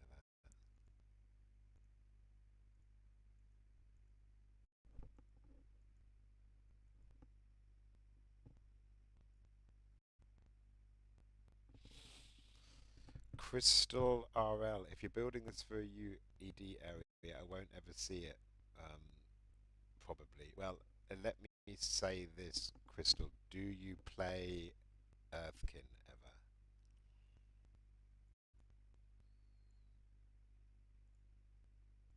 Because these are Underdark areas, all of these new dungeons I'm about to add, but they are based around the trade post, which is closer to Brigendenstein than it is to Andenor, and these quests will appear on both lists. So these dungeons, yes, they're in the Underdark, but they will see a lot of Earthkin traffic as well as Underdark traffic. So maybe you will see them.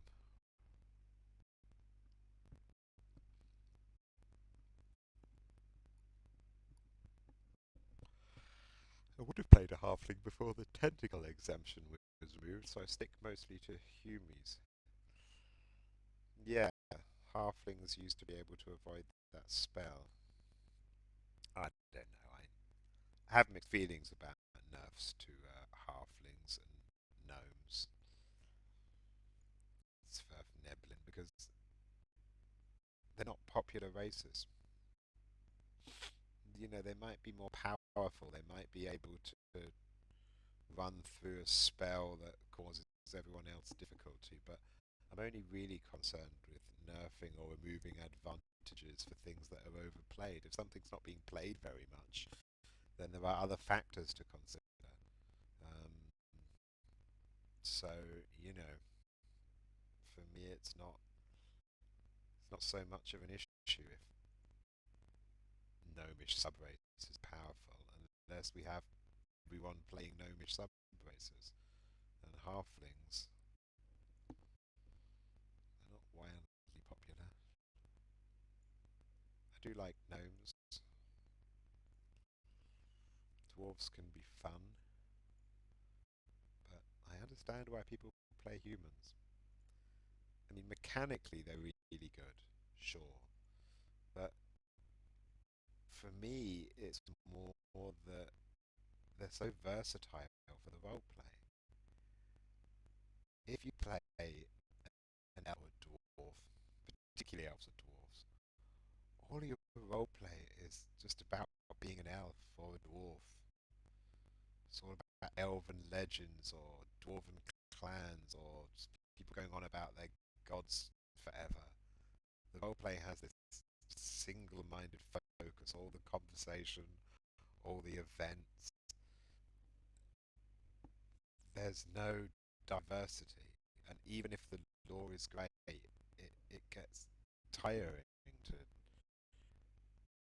to play for racial role play when the race is constantly at the center of the role play. You know, so I like these things, but they can also wind me up.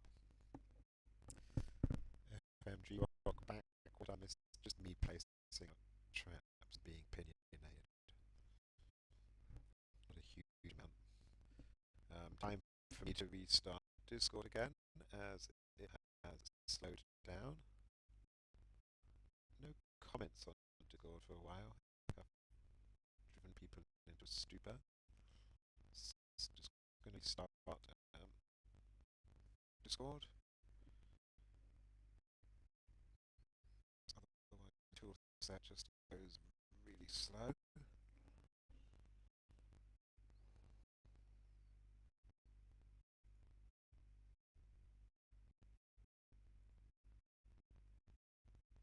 But I am still here on Twitch and reading.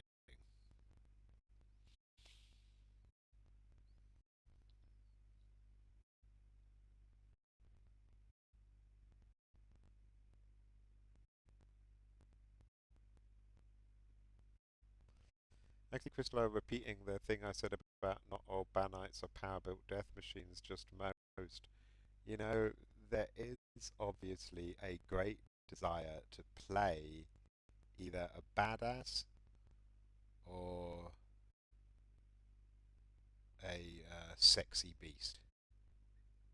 And I was saying before that a lot of people won't play gnomes even if a gnome is powerful because they want to play very often. You see this, the popular races or concepts of people that are either mean or pretty.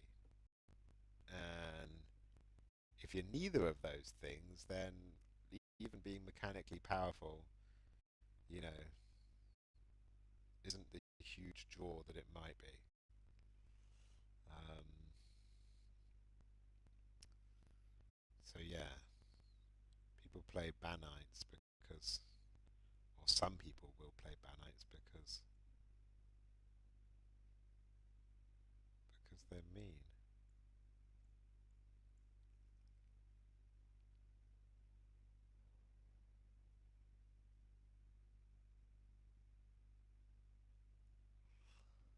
Just restarting Discord.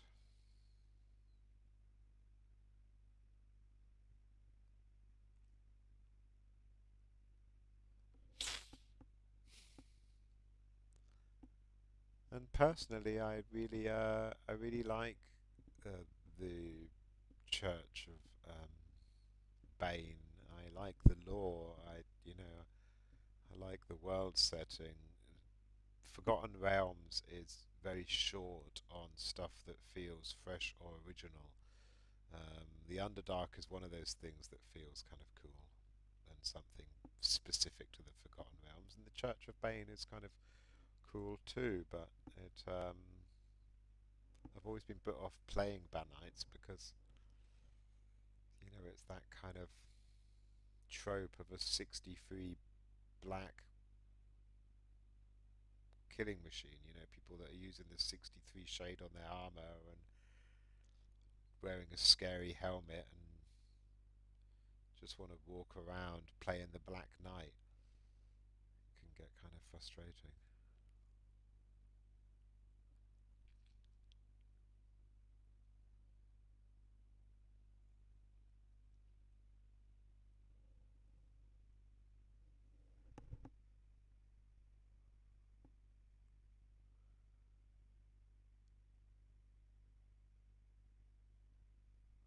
I've mentioned this before. I mean, I've tried to add nuance to Banites in some of my reworks to the Banite areas and NPCs, and odd bits of dialogue.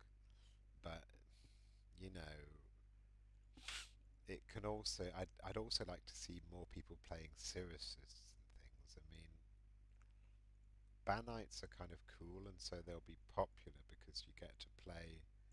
Yeah, you're right. Someone there was saying that they're often power built because otherwise they just keep getting killed, and that's true. But at the same time, playing a character that is evil and flawed is something I don't see enough of. It's kind of more about, or certainly it seems to me that it's more about, very often about people wanting to play evil as just being kind of, yeah, kind of cool, kind of dangerous and intimidating, and you know, kind of like a comic book nemesis. But there's something to be said for those evil faiths that are just a bit demented, just kind of obviously confused. I kind of like Cyric for that. I mean, it's kind of difficult to pull off playing a kind of cool, edgy Cyricist. They're not edgy. They're just kind of nuts. Someone mentioned Mad Max to me the other day. Series of films I really like, and just the villains in Mad Max movies. They're kind of like Cyricists, just ultra violent for the sake of it. And managing to pull that off in roleplay in a way that isn't just obvious kind of trolling is hard to do, but also kind of nice. I always picture Cyricists as people that follow the god Cyric as being jaded to the point of utter insensitivity to any kind of meaning, like nihilism taken to unbelievable violent extremes, which frankly I've got a lot of time for.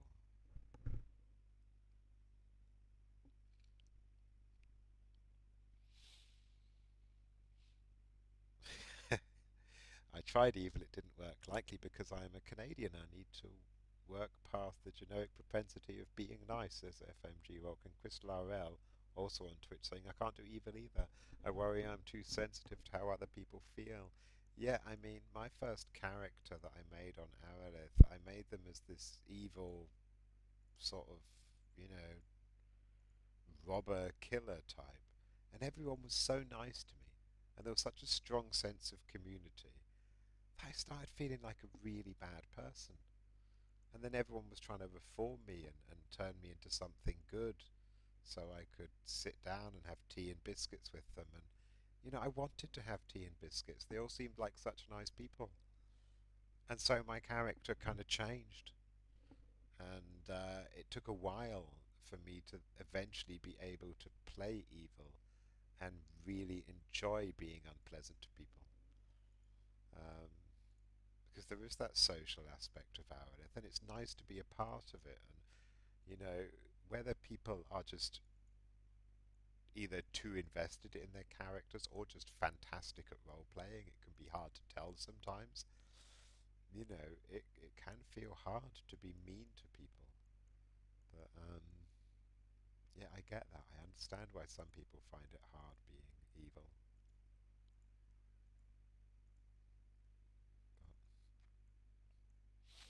tend to enjoy the extremes. I don't have much time for neutrality. I think a lot of people choose neutral characters just for the obvious mechanical benefits. And the mechanical benefits are basically that, first of all, no one's going to be smiting you, and you're going to not have a problem with certain spells and abilities. And also that you can just enjoy any content without really necessarily needing to worry about a DM jumping up and saying, hey, that goes against your alignment. So being neutral kind of opens up game content as well as helping you out with certain actual mechanical factors. But I very rarely play neutral characters because of that. I don't see there's much challenge, and yeah, it's kind of nice to be on the extremes. So played a lot of paladins, but I've also played a lot of just really evil characters. I did play a character that I still play sometimes, so I won't go into detail on who they are, other than they are profoundly insulting to people for not much reason. Um, just kind of a lout that will just say really horrible things to people because they just kind of find it funny, and they're just a kind of, yeah, how can I put it? Just this kind of, I'm trying to think how I can word it without giving away too much about the character. Just someone that in English we'd say is just mouthy and unkind and finds it funny to say mean things about people. But you run into the problem that players, or rather characters on Arelith, will turn murderous at the slightest insult. I mean, really, even if someone is good aligned, you start making comments to them that are insulting, and they'd murder you. They'd just get out the sword and say, "No, I'm going to kill you." It's like, really? Is that all it takes? Is that all it takes for you to go from being offended to being murderous? I mean, that would be pretty bad if the real world worked that way. Someone just insults you, and then it's like, right, now I'm prepared to kill over this. You said I had stupid looking hair. This is going to end in death for one of the two of us.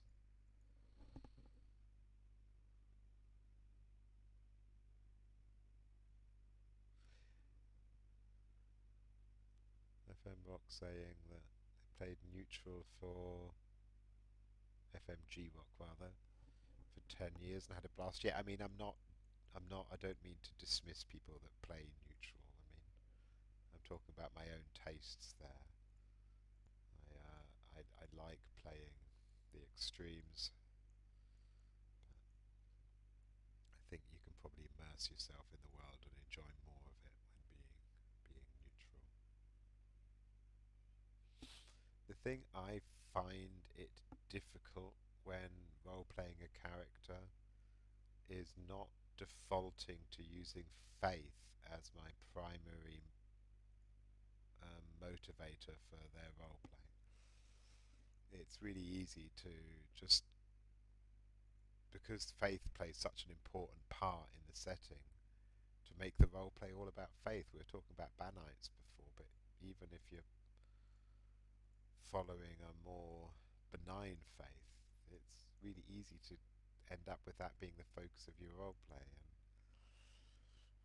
I find it much better if your character, or if a character that I'm playing can have a genuine emotional life and conflicts and conversation that goes beyond just wittering on about whatever faith they've selected.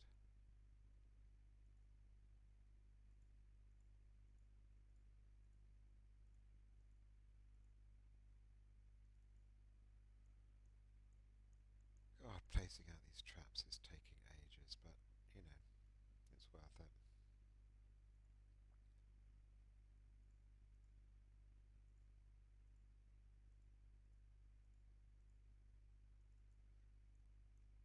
If you're joining, I did have these sonic traps placed out like these other ones, but these other ones can't be avoided, and so you have to overcome them by using, in this case, freedom of movement. Um, Breaking it up with these traps that you have to walk around, detect and walk around, just makes it more challenging. But I'm getting there now. The next stage after this will just be add a few different traps of different kinds just to break it up a little bit, and then to decorate this area with dead bodies and scorch marks to make it clear to characters that are just running in here and not paying much attention that they should probably slow down and have a good look around them.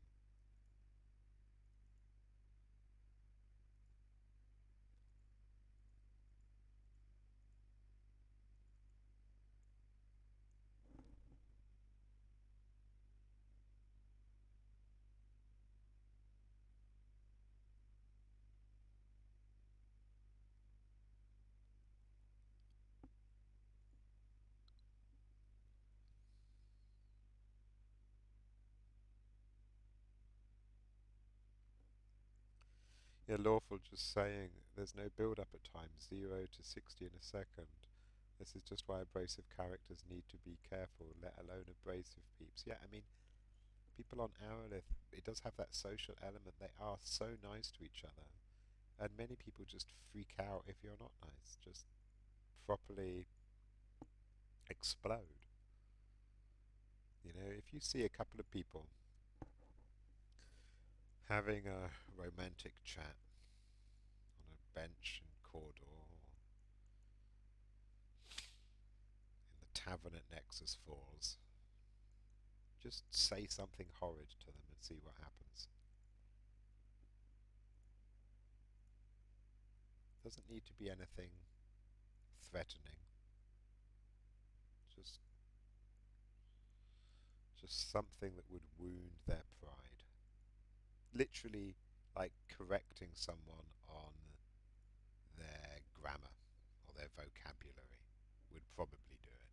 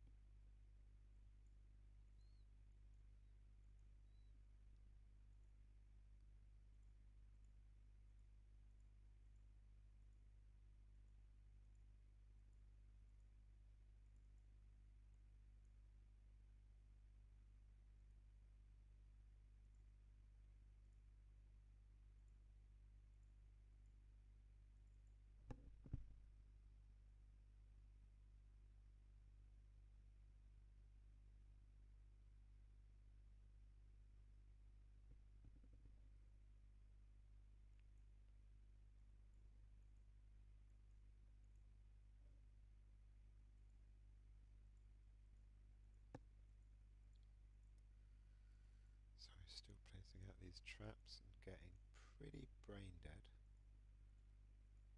Just doing this.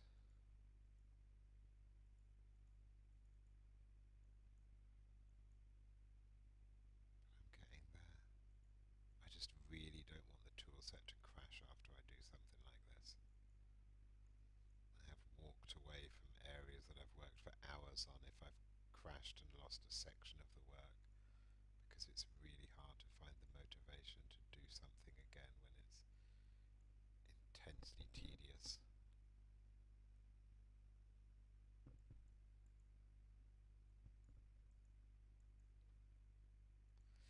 Yeah, obviously, if you are wanting to upset people with your character's roleplay and have them and see how short their fuse is, there are some areas where it's going to be more dangerous than others. Obviously, Drow can't take a joke very easily, but worse is dwarves. Dwarves don't like you insulting them.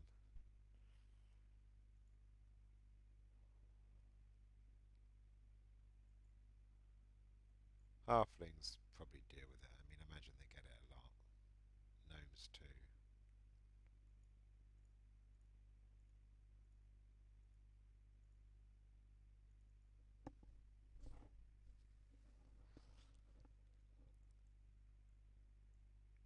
Being told that apparently halflings are scary.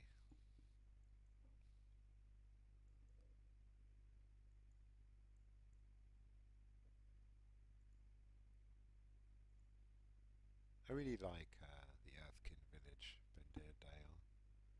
It's still pretty, despite using older tile sets. It's just a nice place to go and just hang out.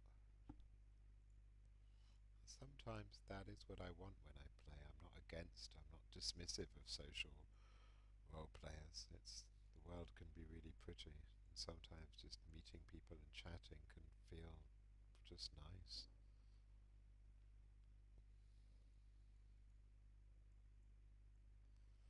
Okay, so there, a whole bunch of traps.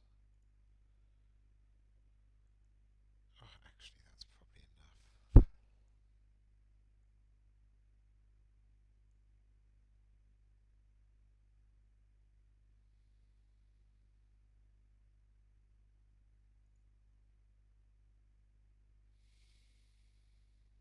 Brilliant, some gas traps. The whole idea here is just to slow characters down.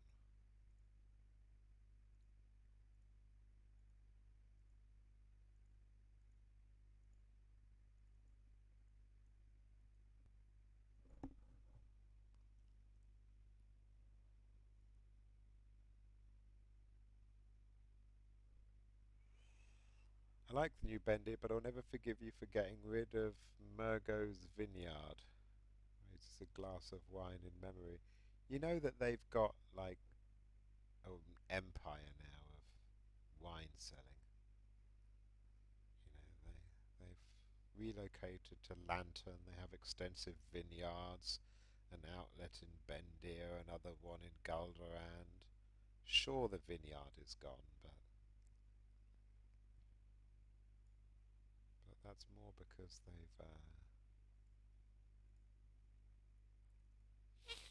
grown.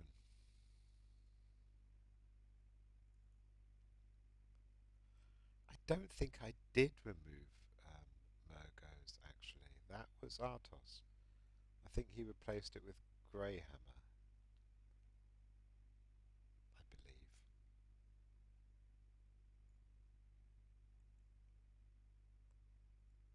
I think so anyway.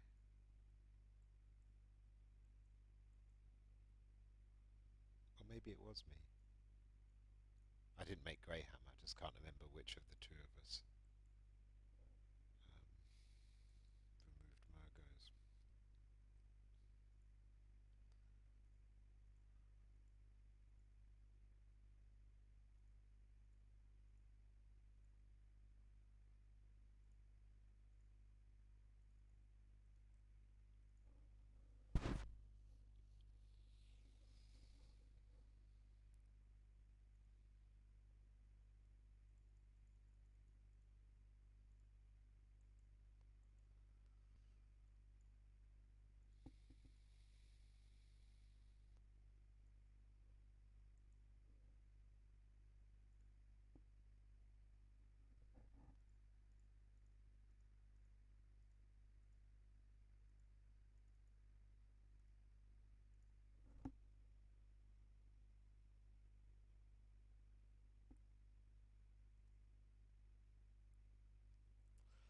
One area I did remove though, that people are still upset with me about, is the Rosewind Troop Grounds.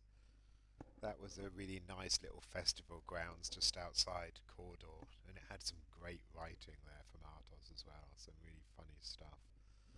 Um, and it was a nice place. Gameplay wise, I wasn't so keen on it because it basically replaced the entire city. You didn't really need to go to the city at all. You could do everything there, and yeah, I decided to remove it, but to keep the decided that they would return temporarily to do a festival, so maybe one day. Gosh, it is 2:30 now. I really shouldn't be up this late, but I want to get on. I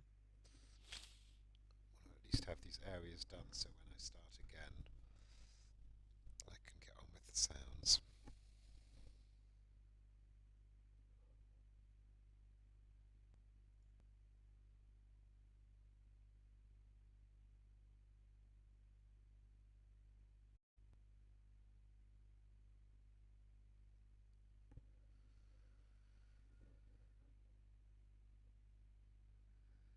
Yeah, I hit save because after placing down all those traps, I would just be too upset if it crashed.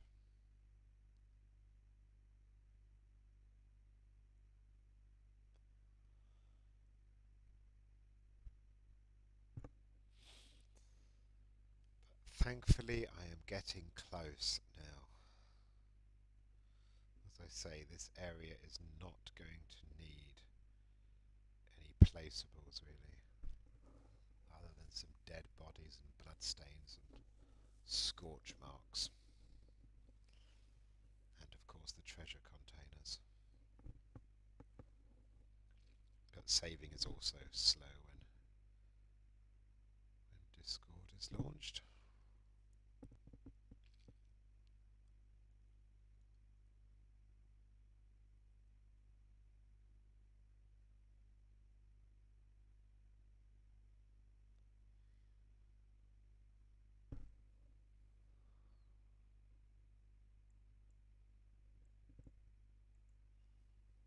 In the back of my mind when I'm creating dungeons, I do often have the unpleasant suspicion that increasingly we do have a lot of players that just play to reach that maximum level, and that the dungeons are just a necessary evil along the way.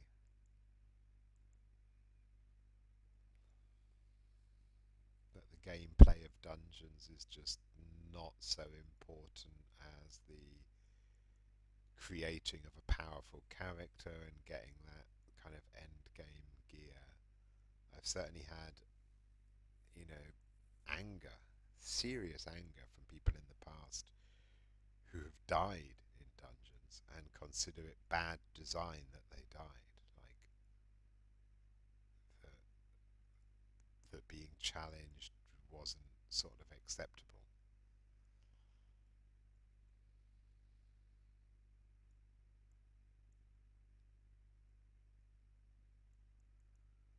Although, to be fair, that happens less now. That dying isn't such a big deal. And I said this before on the forums, there will always be people, and they certainly have a point, death should be taken seriously. People don't take it seriously. But, nevertheless, it's very hard I think, for us living in our world to separate what death means here to what death means in the Forgotten Realms. In the Forgotten Realms, the existence of the gods is not about faith. It's not something that is unknown. It's fact. The afterlife is also fact. That people can be raised from the dead by spellcasters. Again, it's fact. You know, if you live a life where you're throwing yourself into the jaws of death, you're gonna get killed sooner or later.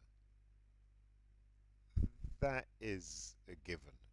You can't routinely walk into crowds of people waving swords at you and not expect to die. Even the greatest warriors in the world didn't live very long. That is just how these things work. that in the Forgotten Realms there's a cleric on hand to raise you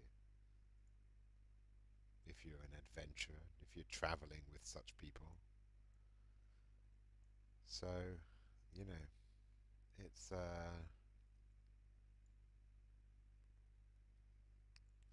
it's kind of difficult for me to accept when people say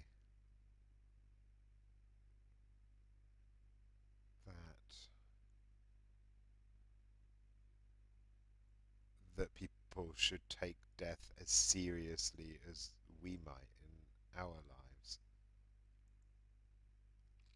Also, when you live in a world that's very violent, which the Forgotten Realms are, then also death is more routine.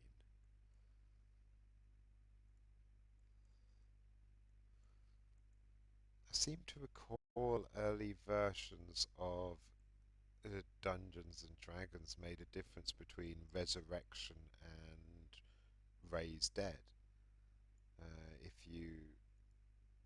If you had the body of that person, you could raise them. If you didn't, you needed someone to cast resurrection, and they would come back, but in a new body, possibly of a different race.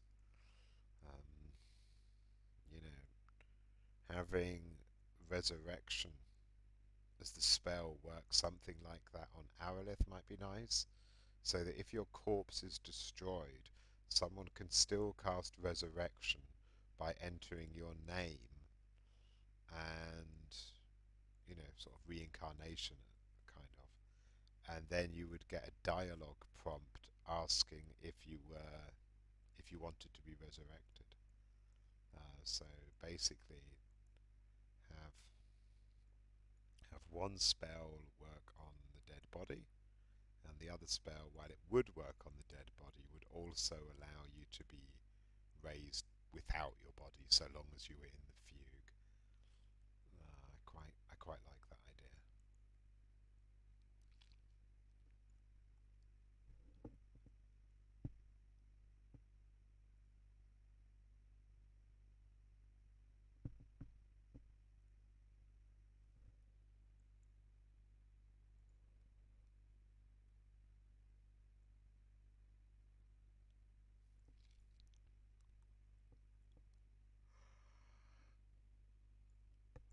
And it would also, make the whole corpse bashing thing less of an issue.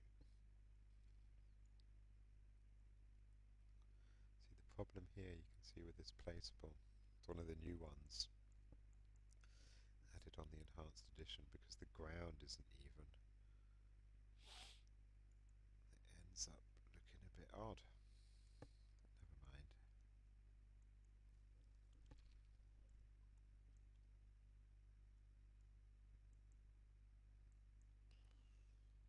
Don't need to go too overboard with these bodies. Should be enough just for characters to realise that there's going to be danger.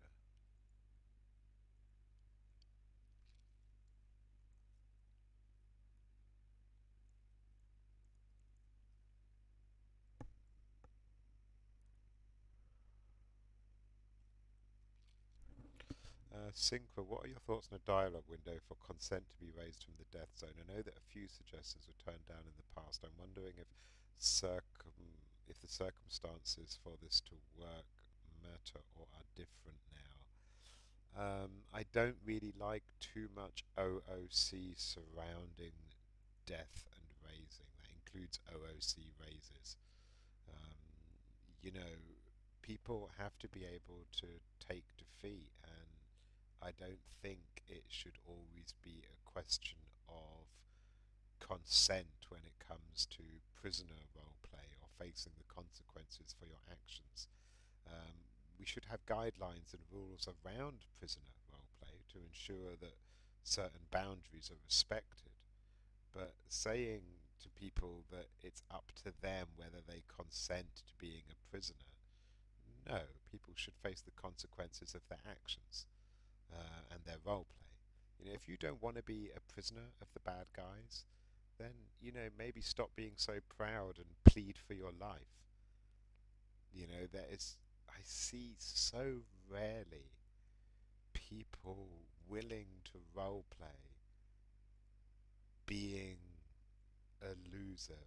And I don't just mean losing a competition, but losing their pride, you know.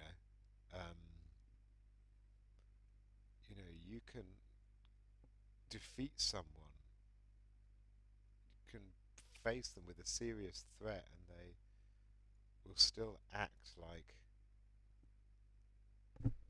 they're impervious, and that's my problem. That's my problem with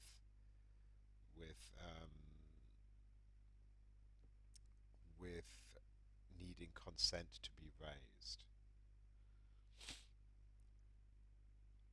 My thinking there is that I had always assumed and had been told to be revived, you have to ask through a PM. No, you don't. That's clearly a shadow rule. It can be courteous. Some people might like it. Um, and I'm certainly not saying you shouldn't do it, but it isn't a server rule that someone has to give their OOC agreement in order to be revived. A lot of people would do it, and I'm not faulting them for doing it, but no, I mean, I am really a firm believer that the game should be a game. I talked about this in a previous stream. It's not just about collaborative storytelling. Collaborative storytelling implies that it's like one of these things where everyone writes a line of a story on a piece of paper as they pass it round, and that everyone should have a mutual agreement for everything that happens. A role-playing game is a game, and I really feel that there has to be an element of competition to it. And if you're, you know, showing bravado and picking fights or not relenting, then you need to be prepared for those consequences. And I don't think people should.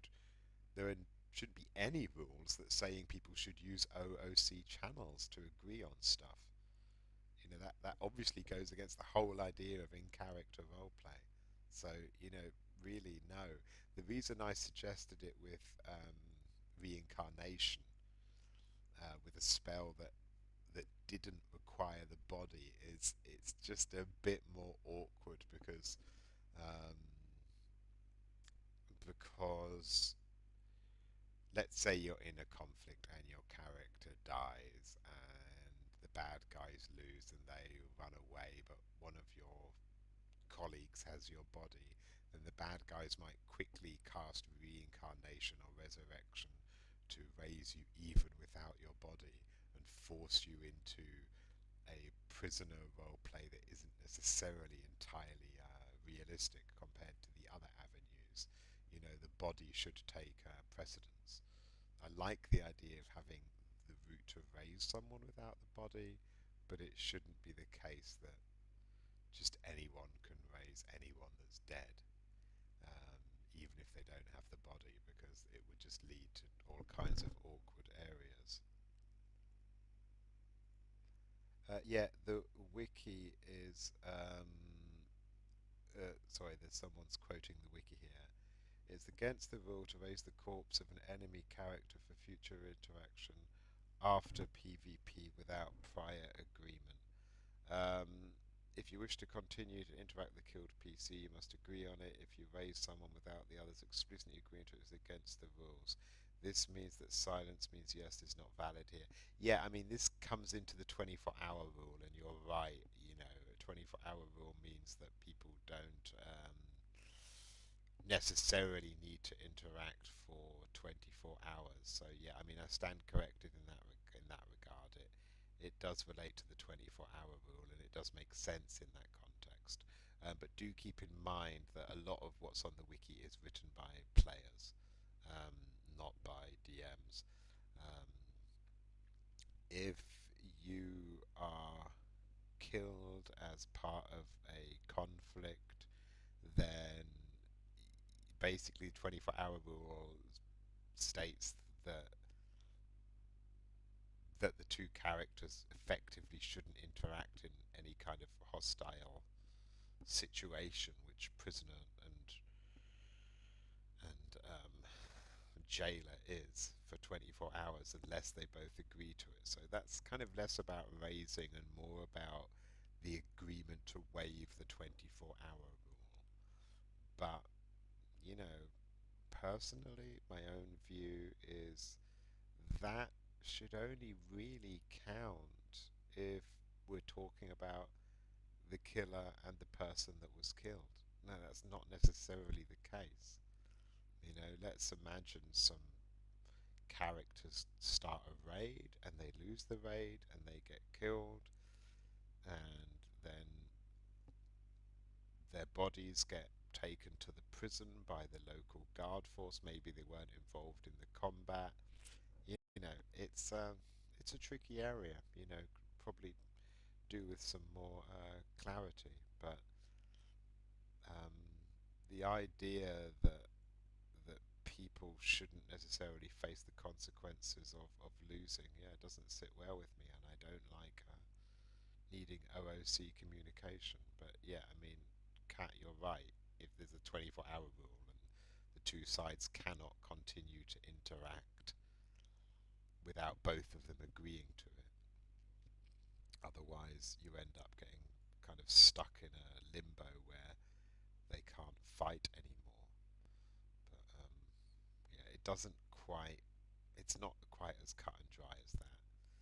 You know, if someone is running around corridor killing people, the guards, they're going to take them, they're going to put them in a cell, and part of that might involve raising them, and that routinely happens. So, you know, it's tricky. You'd kind of need DMs to weigh in on certain cases. Um, but yeah, I can't give a clear answer to that because it's obviously case by case. But certainly, if someone kills you and you're playing within the 24-hour rule and you've both not agreed to waive that rule, then them then raising you in a cell and subjecting you to prisoner roleplay generally isn't okay. But there are situations where it really is. And I think that is a lot to do with who is the aggressor in that situation and where the PvP takes place. Yeah, but my own view is that people need to be prepared for the consequences.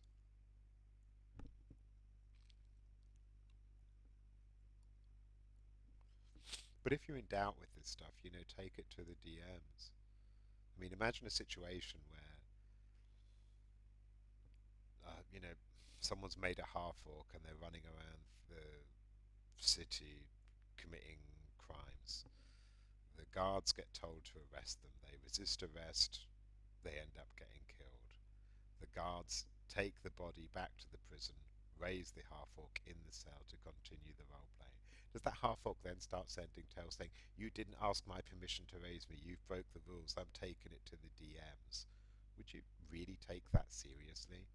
Do you think the DMs would take it seriously? You know, it's I I find that a bit weird. But if someone was just raiding and you're happily strolling through the forest to the local hand fasting ceremony with another elf, and some drow jump out of the bushes and kill you with a single line of roleplay, and then they raise you in some cave surrounding you by whip wielding minions, then yeah, it would probably be okay to say, come on, this isn't okay, you know. This isn't, you're not giving me a way out of this. And the 24-hour rule, it's done, you know. So it's there are rules, but it's case by case.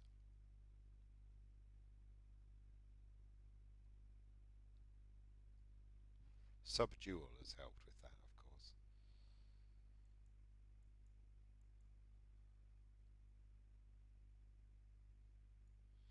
Prisoner roleplay's always been a problem though, because frankly, if you get the impression that the other person really doesn't want to be doing it, then nobody should be necessarily spending their time doing something they don't want to do, but at the same time they should be living with the consequences of their actions. So it's a really tricky balancing act. But I think if you're getting into fights and you're not backing down, then you know you need to be prepared for all eventualities. And if you're playing someone that is going out to kill other characters, give them a chance to back down. You know, and if they want to back down, if they don't want to be in the combat, if they're like this isn't fun for me or whatever, they should back down in character. It shouldn't be done in a Tales, hey, I'm not into PvP roleplay, please don't include me in this. That's not a game, that's not how a game should work. It's a role-playing game. If you don't want to be in the fight, then, hands up in the air, drop your sword with an emote, please don't kill me, back away slowly and run away. I think a decent role player should let you run. Um, Rather than just chase you down to prove that they can win. You know, it's really tricky to give good rulings on this stuff. I'm glad we have DMs to deal with it.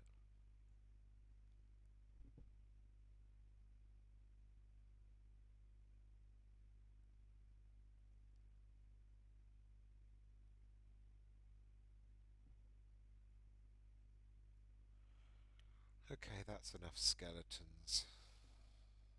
Put in a couple more blood patches. I do like these new blood stains that were added. This also comes from Ossian, these blood stains. I prefer the shade. There's blood stains old, which have this hue, and there's blood stains new, which are more red. They're just insanely large. But then again, bodies can have a lot of blood in them.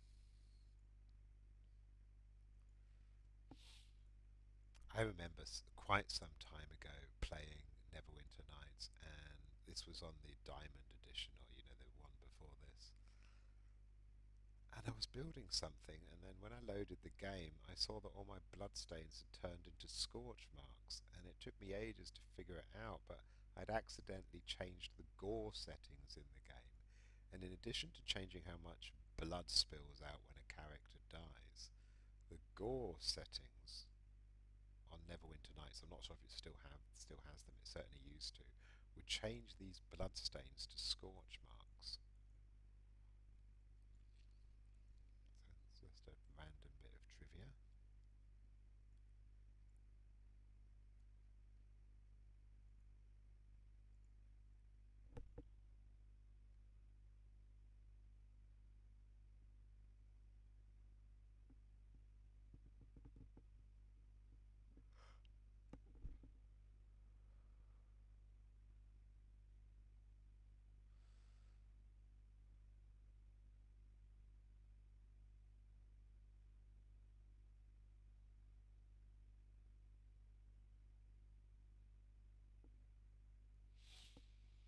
My favourite prisoner RP was on Anne, where the Banites caught Amadeo, and Anne said that she had no idea what to do with him, hadn't planned for it.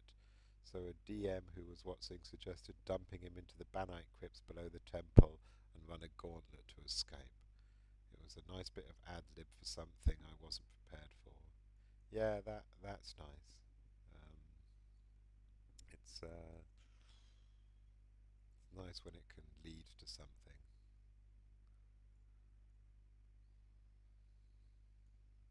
Wow, that Scorch March is huge, but okay. I'm putting these Scorch marks in not because of the traps here, but because the Queen will be casting spells, and there's just put a Scorch mark under these bones. Maybe just a flame next to it.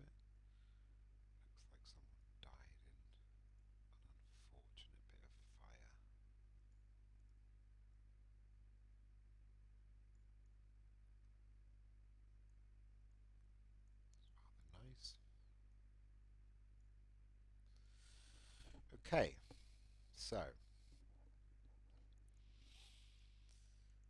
the queen will appear here. She'll be slow to move. She'll have a long perception range. I would like to have her immobile, but as I say, Neverwinter Nights doesn't deal very well with immobile creatures.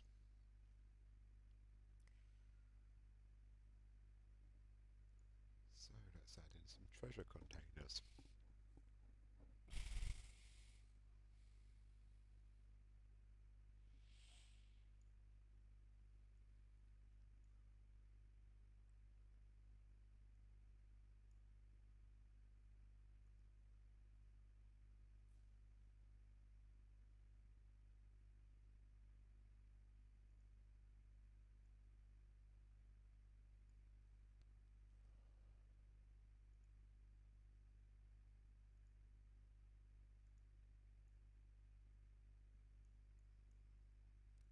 So there is what would be the runic shrine.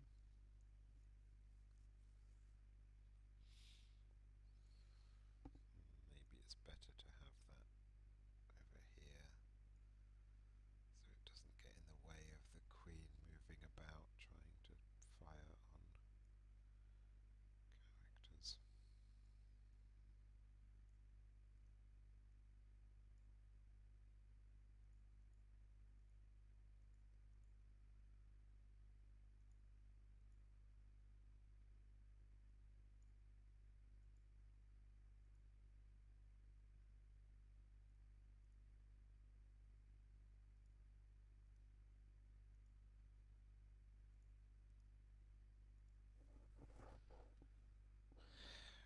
Gold pile.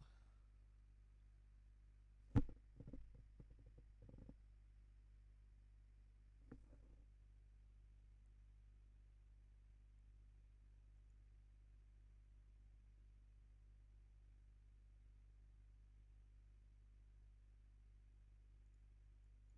remember how those gold piles work. Have to check that script. Yeah, I've long wanted to have a bit more to the fugue, so when a character dies, it's a bit more immersive. But the problem with that is, it has to be something that doesn't get tedious when repeated.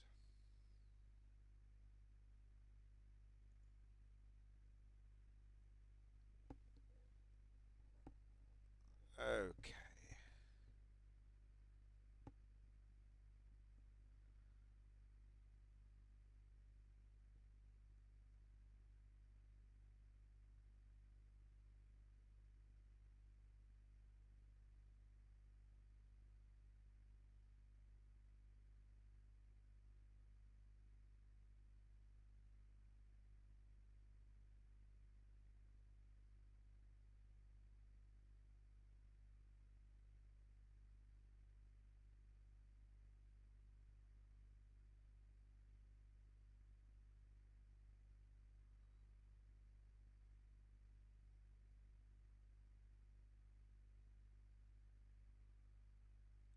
Longer script than I expected.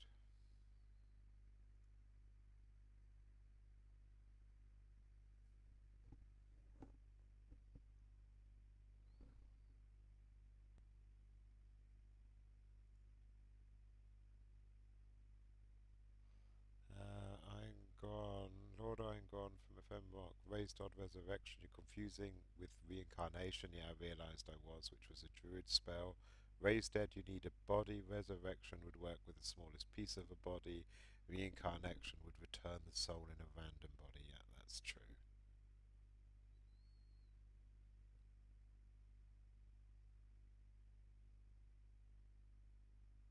Souls should be able to choose if they'd return to their body or not. I mean, someone else mentioned this on the Discord a minute ago that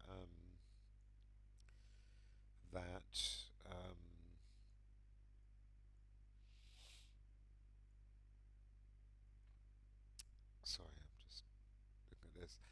That not knowing who's raising you is is an interesting thing. Certainly, give them the choice of whether to be raised, but not tell them who is raising might be an option. But again, it's a bit problematic because people will use tells.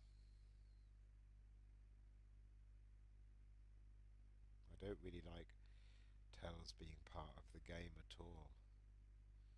I know there are times it can't be avoided, but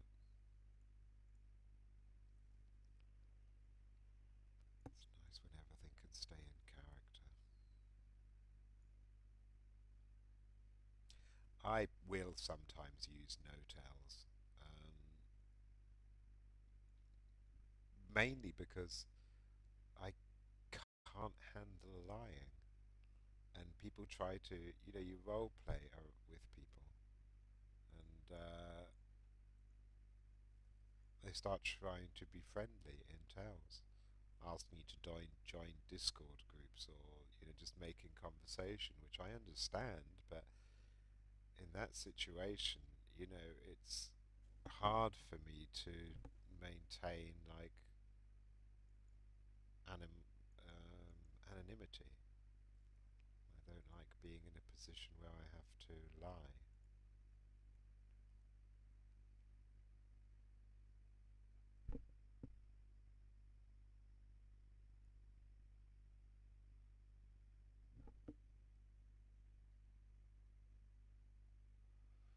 I've had some great prisoner experiences too there.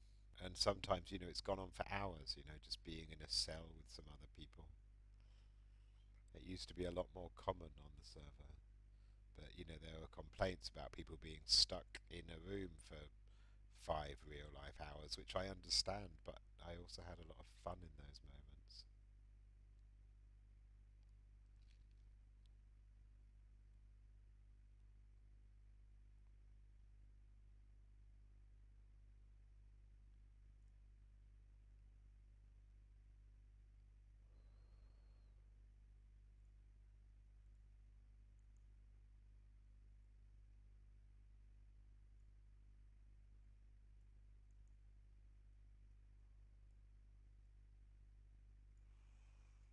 Okay, so there is the treasure. I'll put some sort of resource next to them too. And now it's just a question of lighting this area.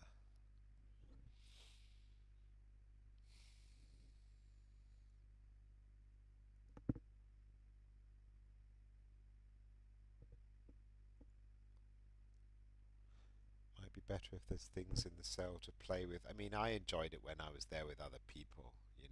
It's going to be dull if you're just stuck in a cell.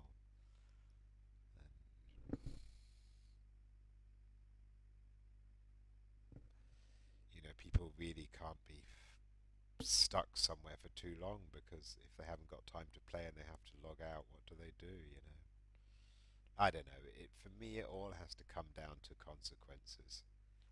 You know, are you in a position that you need to face consequences for your actions, or are you like an innocent bystander that's ended up in a difficult situation? I think if you go spoiling for a fight, then you should be more willing to face those consequences. If you're a victim, particularly if you're like a low level that's been jumped on by high levels just doing some mindless raid role play, the onus should be on them to just not keep you prisoner, not keep you for longer than you need to be locked up for, you know.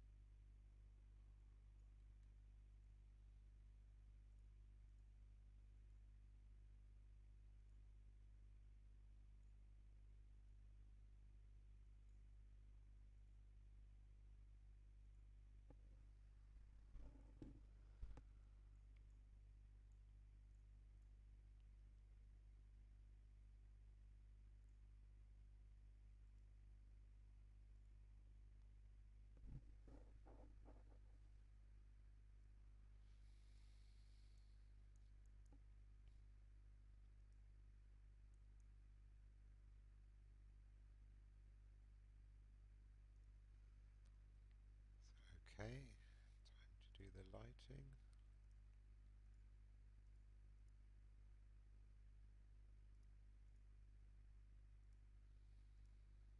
Bit of lighting on the walls.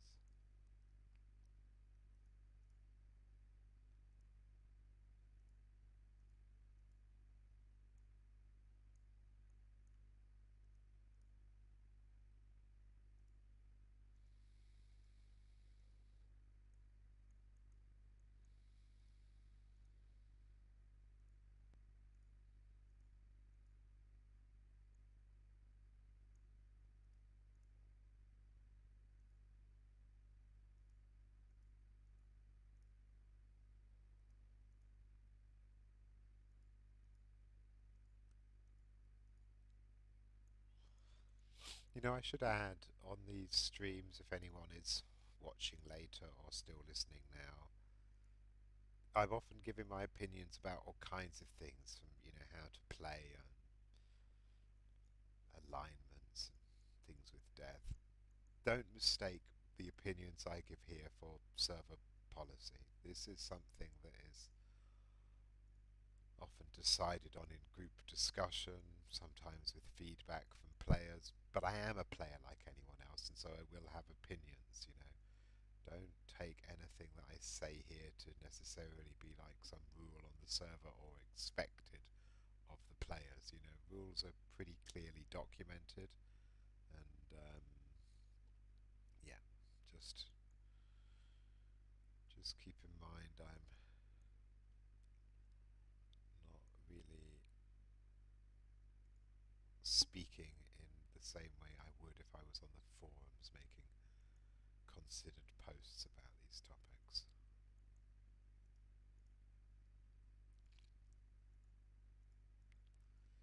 If that makes sense,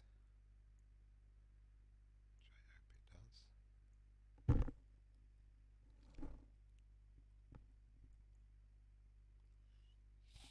Again, you can see the difference that lighting makes here.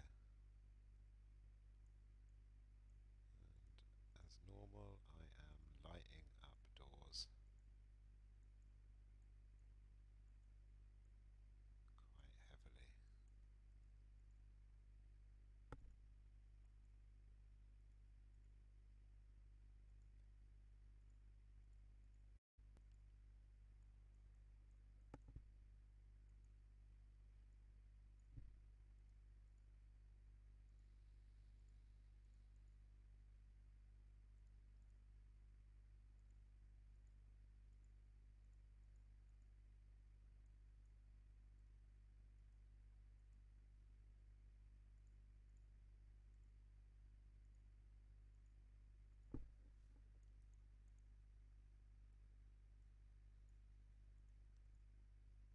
This is a smaller area, so I can do these tiles a bit individually.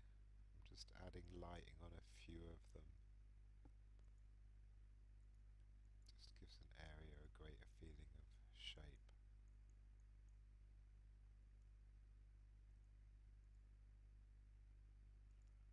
It's kind of hard to get the impression from looking at the tool set of what it looks like in game.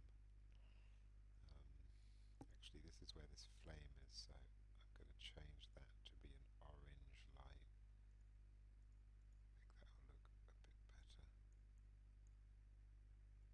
When you're running around areas in game, they can look a bit lighter than they appear in the tool set. This area has got a bit of red lighting to it, but it's kind of hard to make that out in the tool set.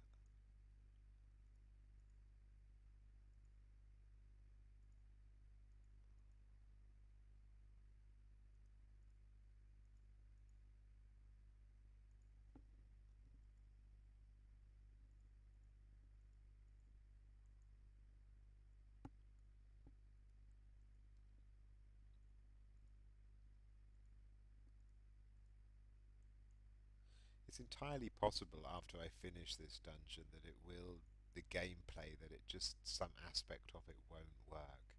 It might be that some of the creatures are too tough, or that the reward doesn't fit the risk. So it's important to watch people go through dungeons, and it's important to heed that early feedback.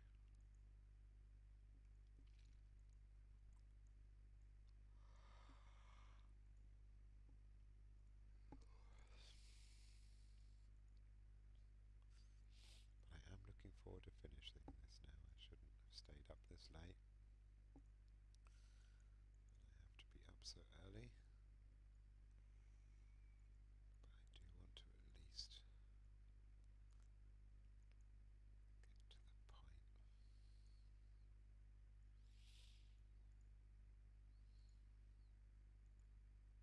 I only have to do sounds. I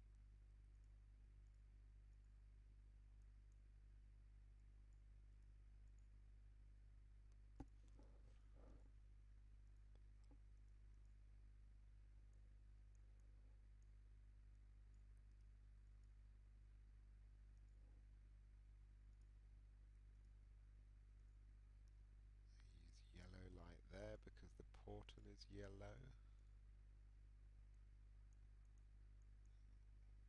That's good.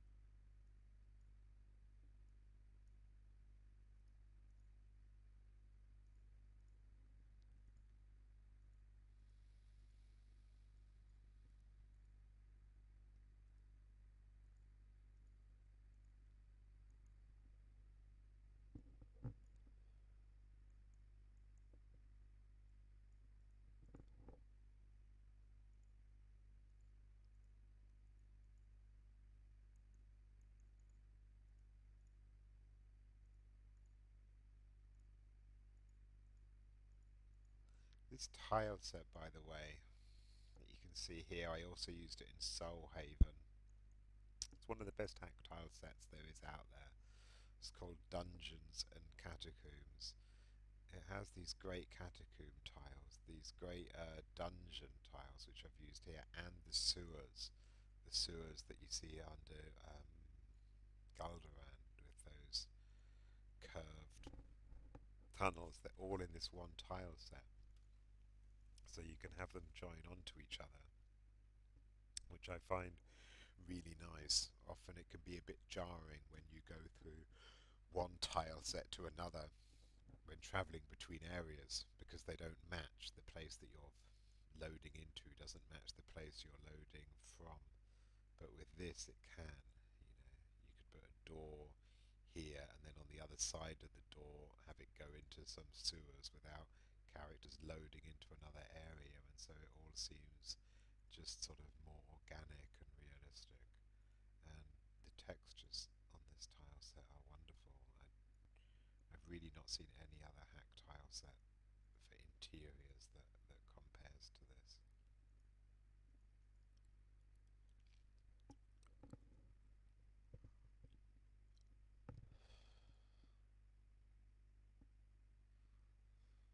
It's 3 a.m., you're tired, rambling, go to bed.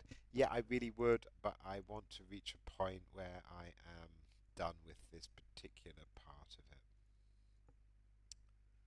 So yeah, I apologise for boring you with the rambling, but there we are. I have done it. The dungeon is now finished, other than the sounds. It's been a lot of work, but that's the last of the main dungeon areas. You can see 6 of them. I will be adding a 7th, but it's mostly going to be like an empty area full of pits, so I'll be doing that at a later time. But that's it. Anyone that's watched all of this has seen me go through doing all of the areas. The next stream will be me doing the sounds for all of the areas. Hopefully not take too long. But yeah, I'm glad to see that done. So I will save it, and as Crystal RL said on Twitch, I will go TF to bed. And thank you all for listening and giving me your questions. The stream was unreasonably long, so anyone that stuck it out is pretty impressive.